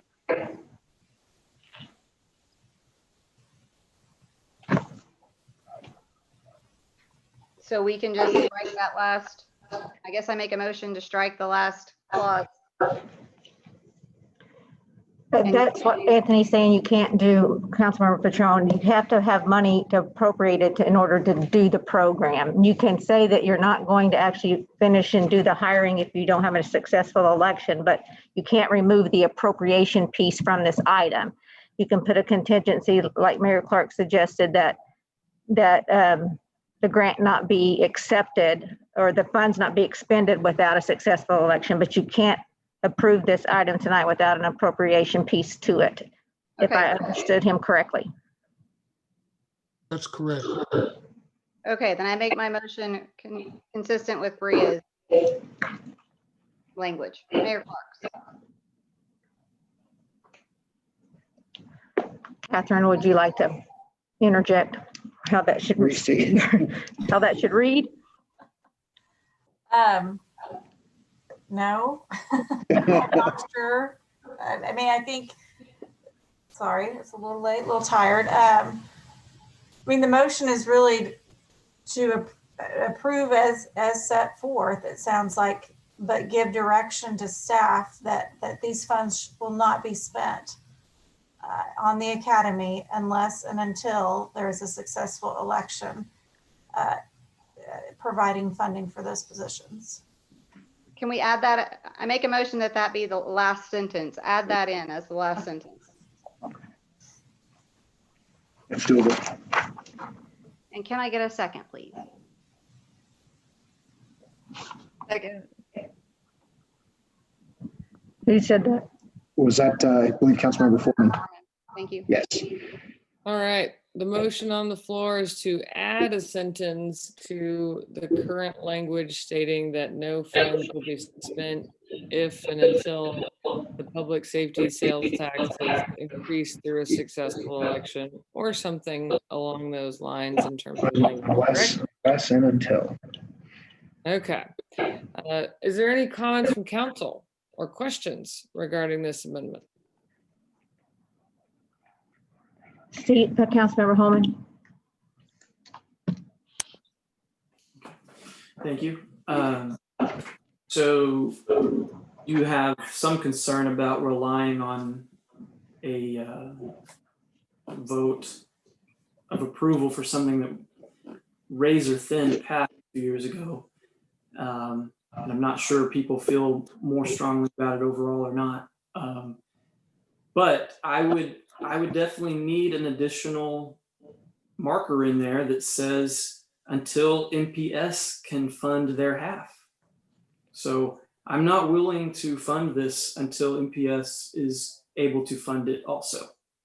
And so if they can't, and they're not willing to prioritize it, then I'm not going to support tying the city to these further positions, especially when there are 6 other PSST positions the city is going to have to fund at some point still that were mentioned, the dispatch and the mechanics for emergency vehicles. These aren't just mechanics working on any kind of vehicle. These are mechanics that work on the fire trucks and police cars. And the police cars break down a lot.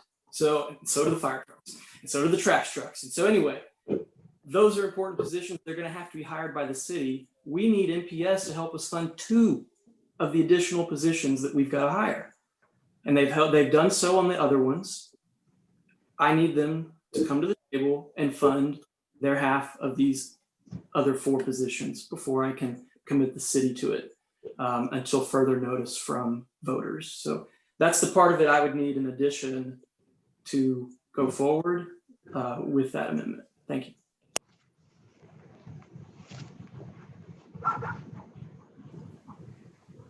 See no further comments, Mayor. We have a motion on the floor. Your motion on the floor from Councilmember Petrone is to add the stipulation that funds will not be spent unless and until there's a successful election of the PSST. And I'm willing to accept a friendly amendment if you'd like to put that caveat in there as well. If you want it spelled out in there, Councilmember Holman. I'll second that again. So the motion's been amended? Yes. Okay, well, there's really no such thing as a friendly amendment, but so you're saying you want the motion now to read funds will not be spent unless and until there's a successful election of the PSST and Norman Public Schools can pay their half? Is that what you're saying? That's what I would prefer. Again, I see no indication from MPS that they're going to do that, but that is something I would request as a requirement. Thank you.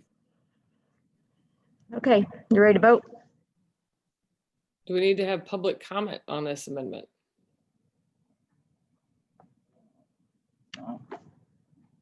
You certainly can. Is there anyone left to give public comment? there, just waiting for the vote. No. No, we're still on the thorough. Is there any public comment on the amendment? For those of you standing in the lobby?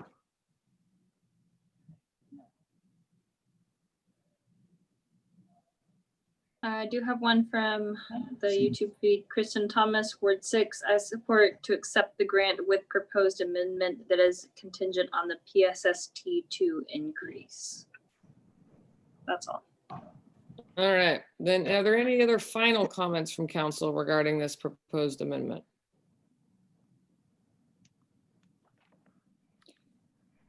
Seeing none. Councilmember Behrman has her hand raised. Quickly, this, I think that this can actually bring me on board with supporting this grant for the time being with these stipulations. I do have some very significant concerns about the timeline. And as Councilmember Hall pointed out, I'm also very not optimistic about a successful vote on this. I think that voters have been very clear, but I think this is an acceptable compromise. I'm not perfectly happy, but I don't think there are a lot of people who are going to be perfectly happy with my votes tonight anyway. So I like this amendment. I think it's got some good detail in it. So I'm happy to support it. I'm not seeing any other comments, Mayor. All right, Madam Clerk, will you please call the roll?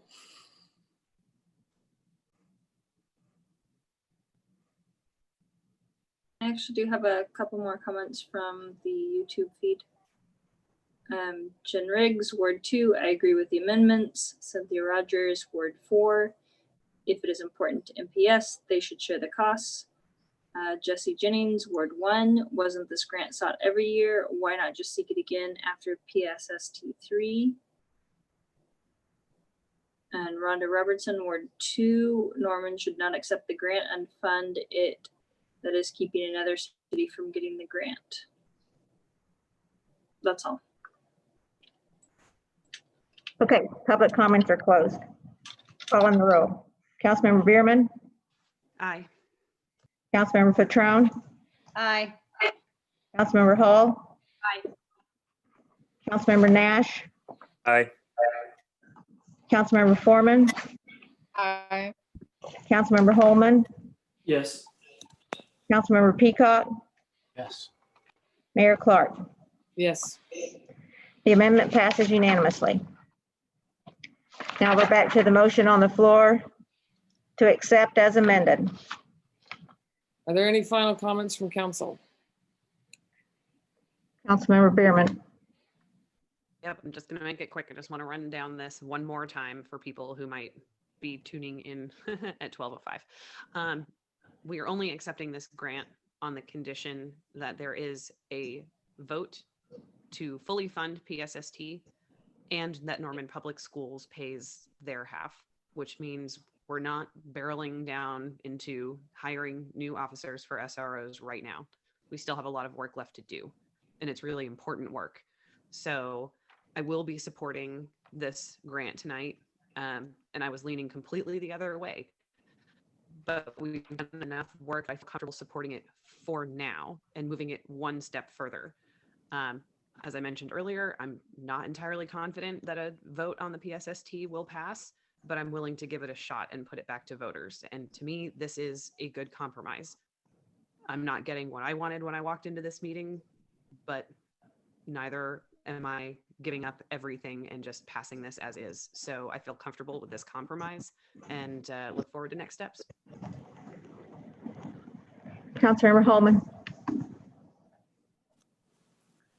I would just echo that same sentiment as Councilmember Bierman. I definitely felt pretty strongly about not accepting this based on the factors that we had going into the meeting. I do have a lot of concerns about this going forward based on the feedback that we've been given. But I do think that this is an issue I think voters are going to need to decide about funding priorities. If they want to increase the funding rate for PSST to get these other things done, to get these positions hired, to get Fire Station 5 built, all that stuff, then I'm okay with letting voters decide. As like I said, the SRO program is going to continue to exist unless and otherwise voters say differently. And even a vote that we're talking about in PSST would only be to expand or fulfill those additional officers. It wouldn't be to repeal the SRO program, I don't think. So, but that is something Norman residents are going to have to think about if that's what they would like to do. Process will have to be undertaken to repeal it or increase funding to complete it, whichever way it goes. I think we're going to need voters to weigh in, given the current circumstances.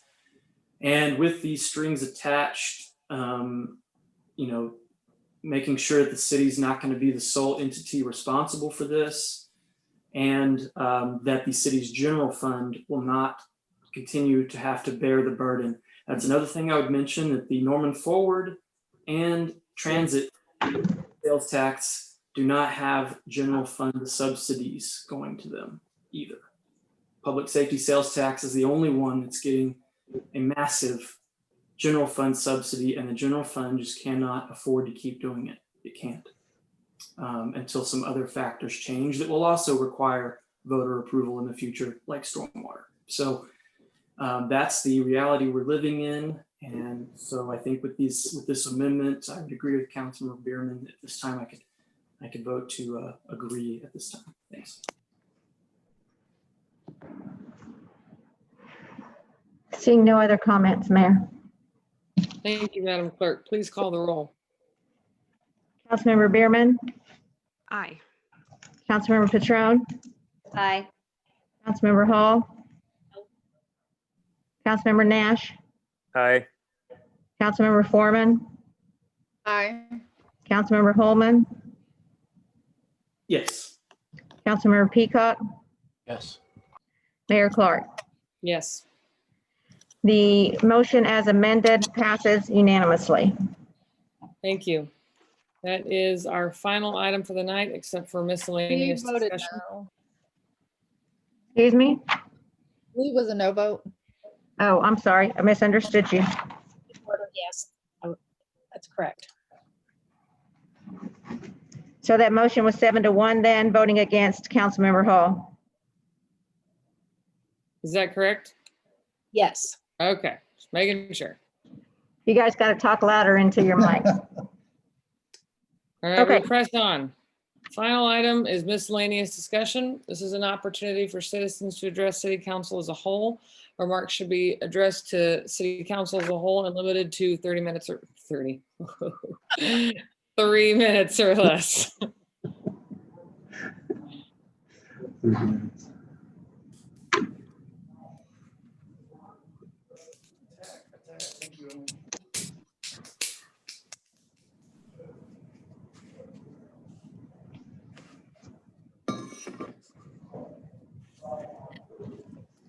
Mark Campbell, Ward 6.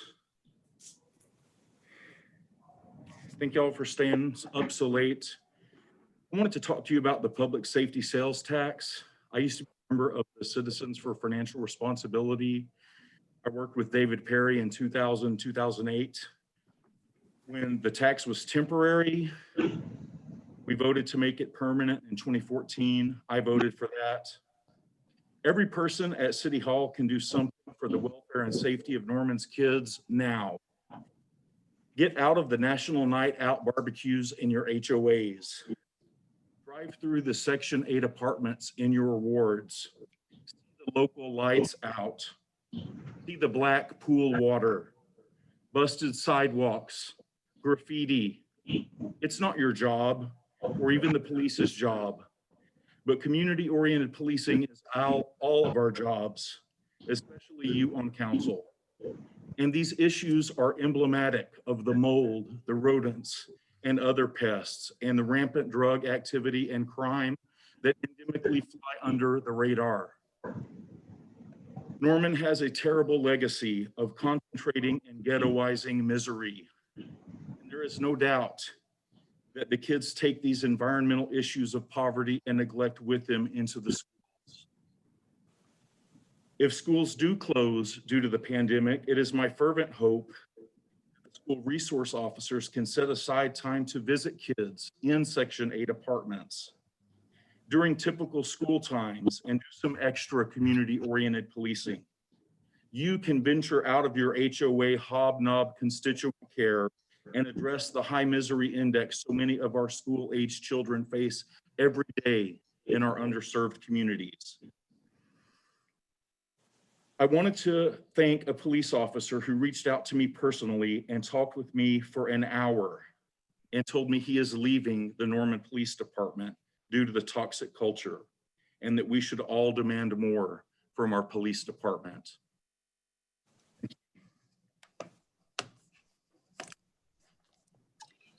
Lynn Pruitt, Ward 2, thank you for tonight's vote. I am understanding the financial issue much better also.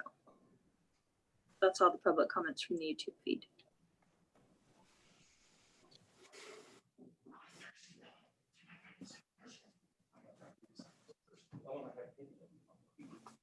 Is someone coming? There are none via email. No, there are no other public comments. All right, well, let's do council comments. I'm gonna turn it over to Ward 8, Councilor Peacock. Of course, I get to go first this time. I was gonna let you guys get out of it easy and just say I'll save mine for next time. So, you know what? No, I will take this chance. I just want to reiterate to everyone out there that we're up here trying to do the best we can with literally an impossible hand. So just, you know, extend some grace to your neighbors. You know, I feel like we're all better than this, so let's just do better. Thank you, Councilmember. Now we will turn to Councilmember Holman. I just want to thank everybody that is watching at home, watching in person, and staff and all my colleagues up here for your work and dedication to this community. As Councilmember Peacock said, it's an impossible hand we've been dealt to deal with right now. Cities all across the country, elected leaders everywhere are struggling to deal with a lot of different major issues all at once. And so I just appreciate all of you for being here. I hope, based on our earlier item, I hope that we can do some work on our appointment process. I agree with Councilmember Bierman and others about we need to have a solid set in stone process that's identified that committees can follow. And I've been through, I think, 6 appointments, and the first 2 involve a name being drawn out of a hat because the council could not agree on a nominee. And so I've seen this not work out very well multiple times in different ways. And the end result has always been the best thing anyway, is the voters deciding in the end who they want. But that is one point I wanted to make, is I think the process was flawed, and I apologize for my part in putting forward a process that resulted in what we had to deal with tonight. So I think we can all do better, and I think we will. So anyway, I look forward to continuing these conversations and the work ahead. Thanks. Good night. Thank you, Councilmember. And now we will turn it over to Councilmember Foreman. I'll just kind of resound what Council Members Peacock and Holman just said about the whole process and how people sort of treated each other.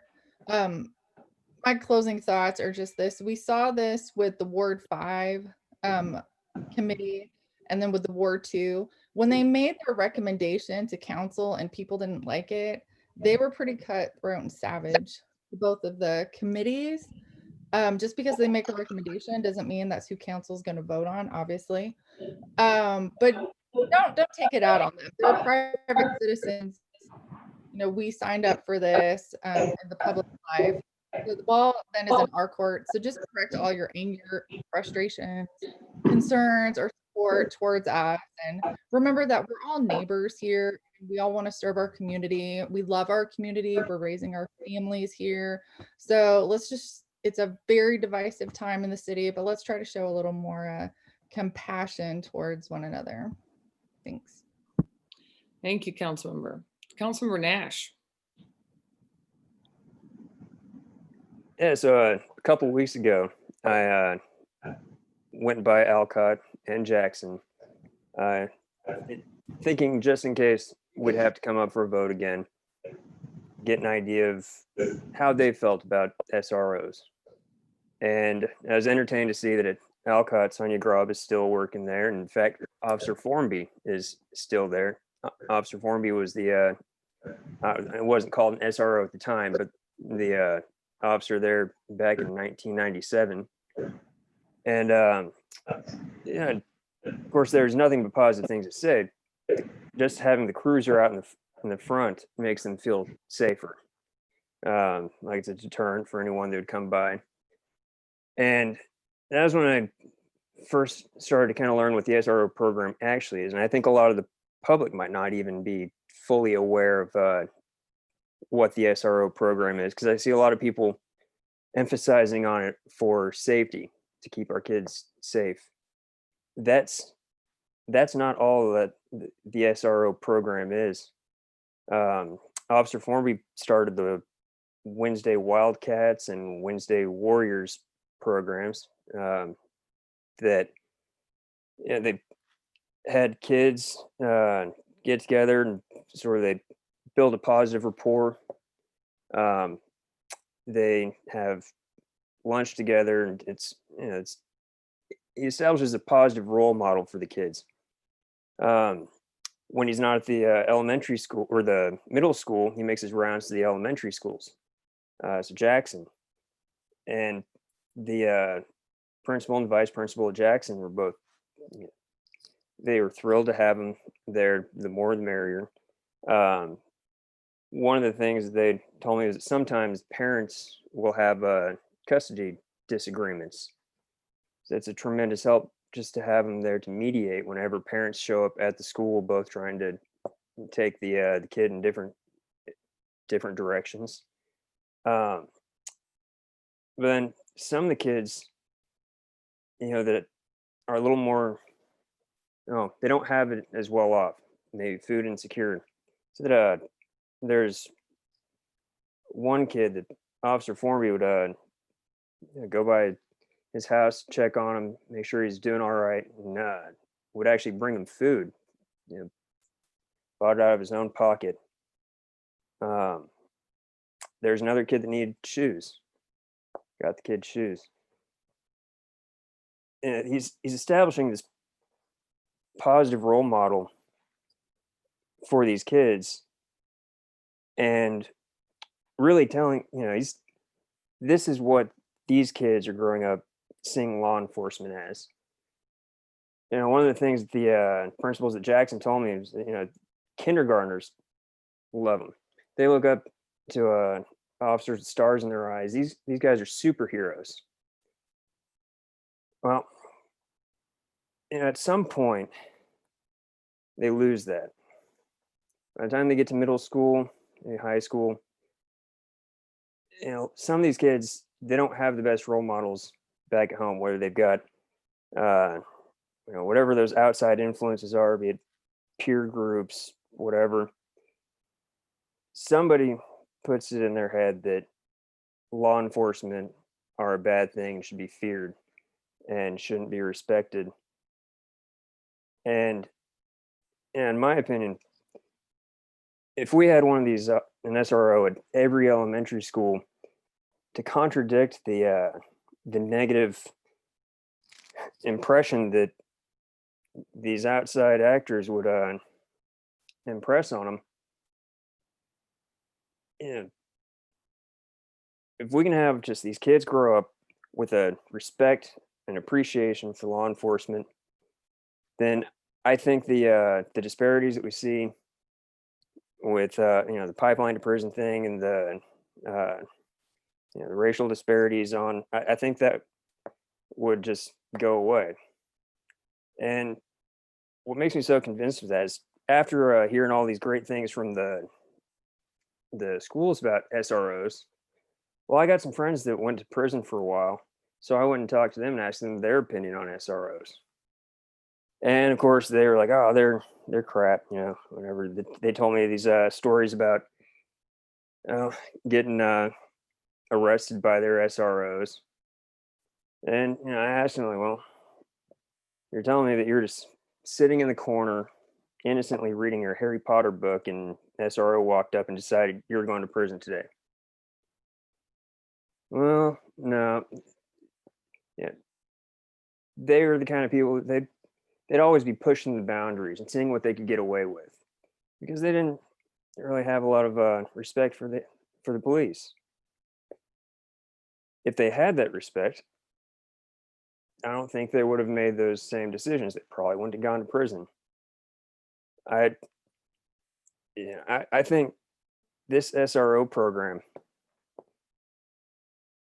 I think this is one of the most important programs that we can put together as for a community.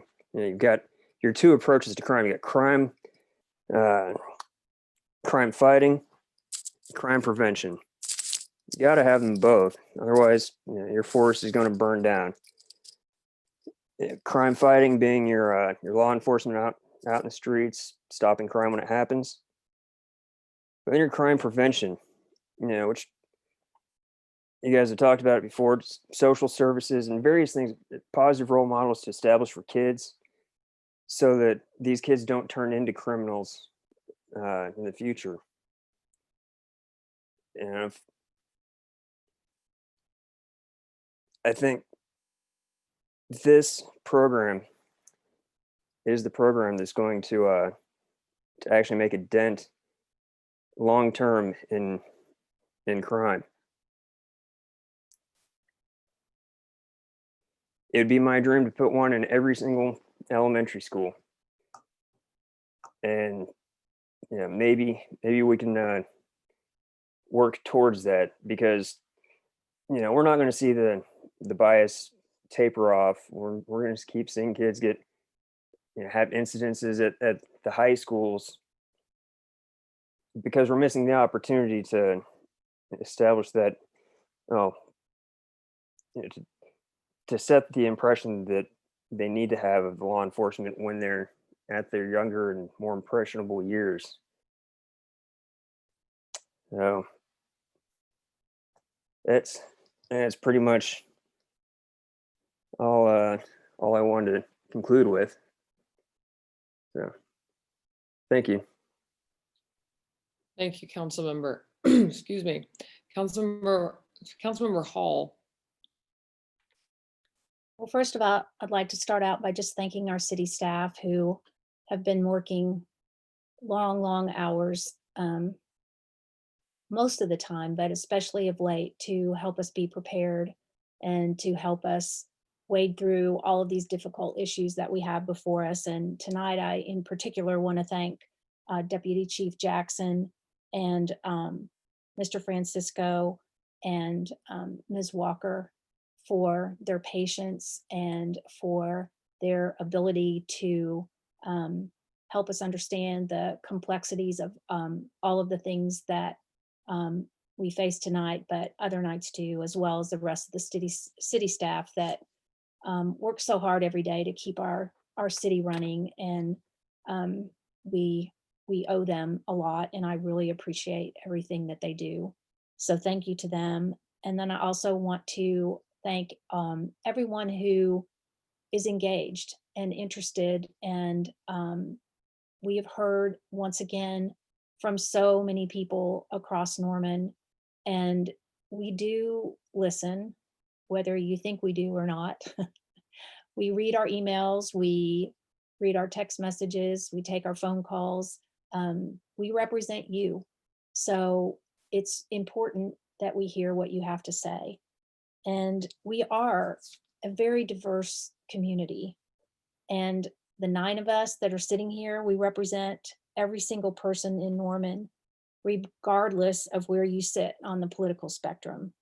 So we can disagree, and we can have polar opposite ways to approach a problem and solve a problem.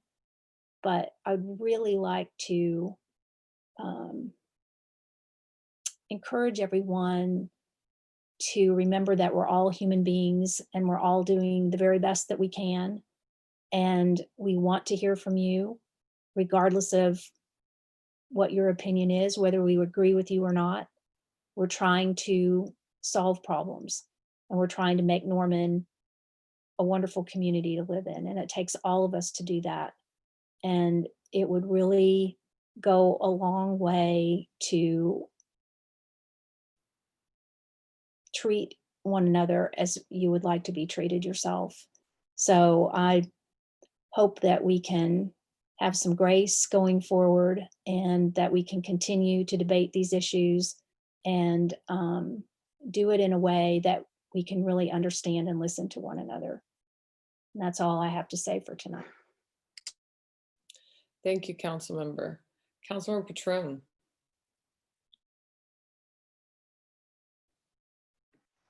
So Councilmember Hall's voice is always just comforting to me, and I don't know, I appreciate the things that she has to say.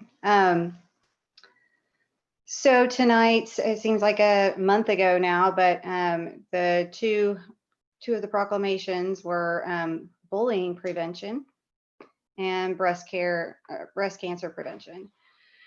Bullying Prevention Month. It's just interesting to have so many. Sometimes I think council members, I can only speak for myself, but in this time of COVID, you feel like a punching bag of sorts, which at the same time, you kind of get used to it, I guess. And it's better that we get the proverbial punches thrown at us than them actually taking place in the town square. But we aren't superhuman either. So it does, after a while, wear on you to get screamed at, called a coward, and gun violence, threatened with gun violence. But at the same time, I have to believe that the stress level is just really high right now. And so my hope is that everybody listens to what Councilmember Hall has to say, again, myself included, and just extend that grace, because we all need it.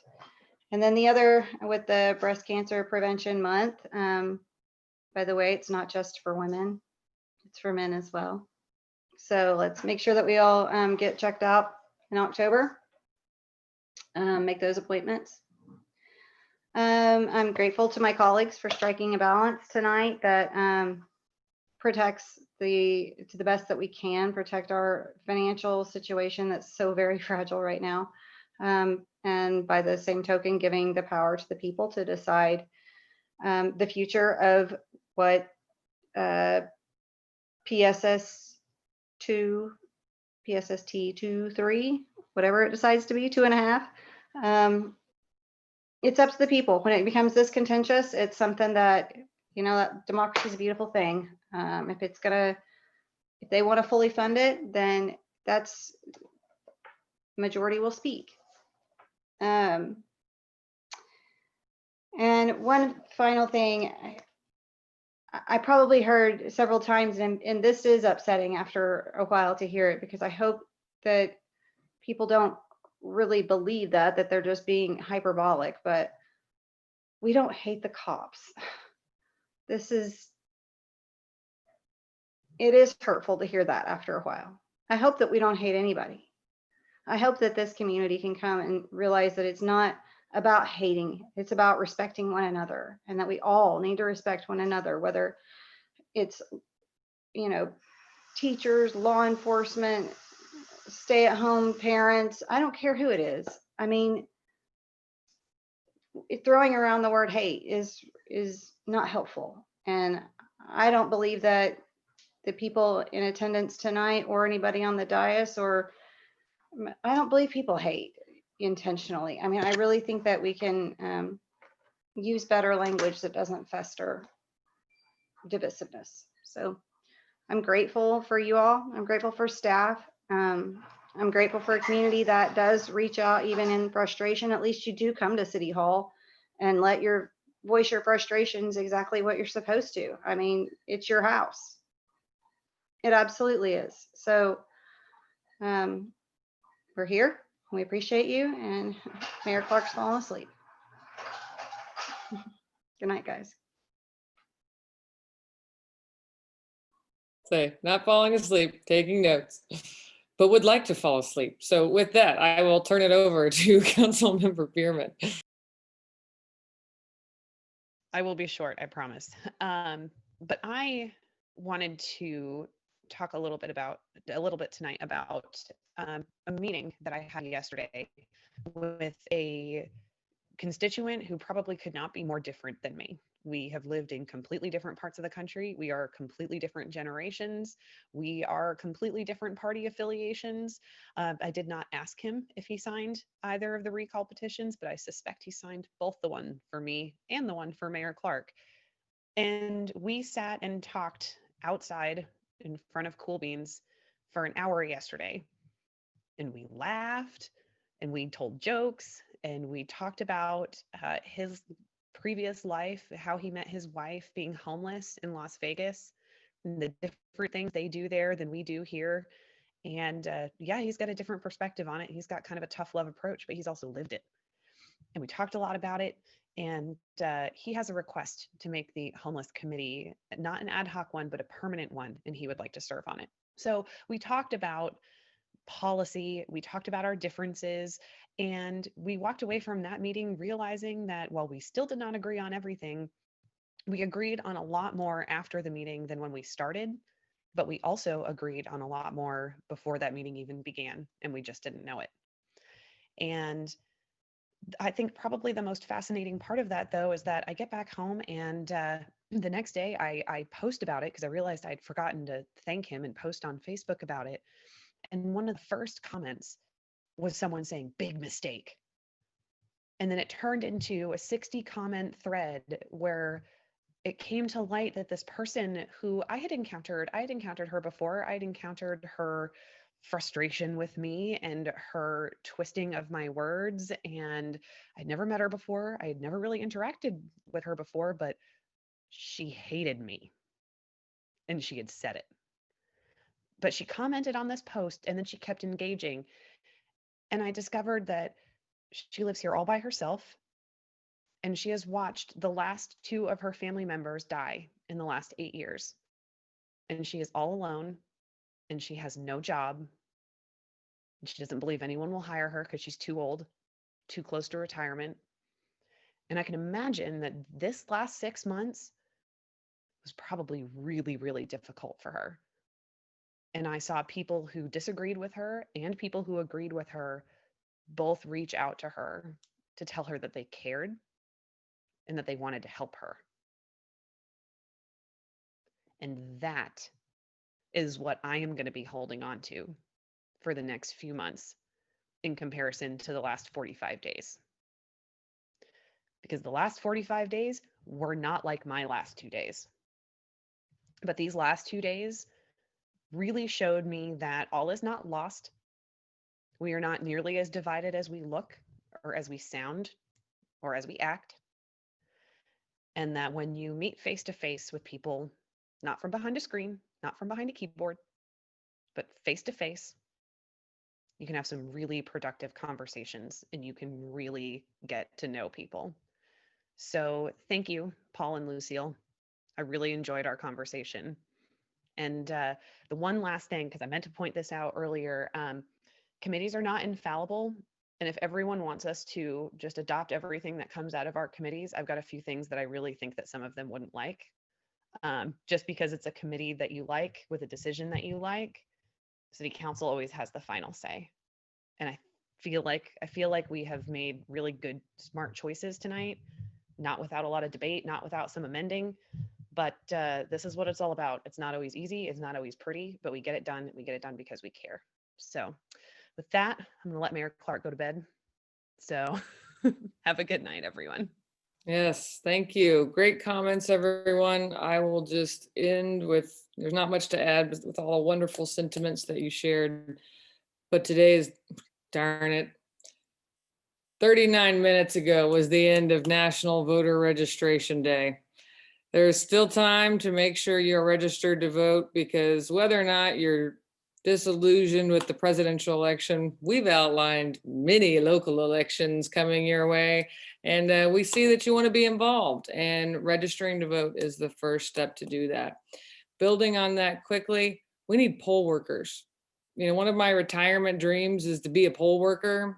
Well, that's a very, can be a dangerous job right now for people in certain age groups and with certain pre-existing conditions who generously give of their time regularly. And given the special situation that we find ourselves in 2020, if you are able, take a day off.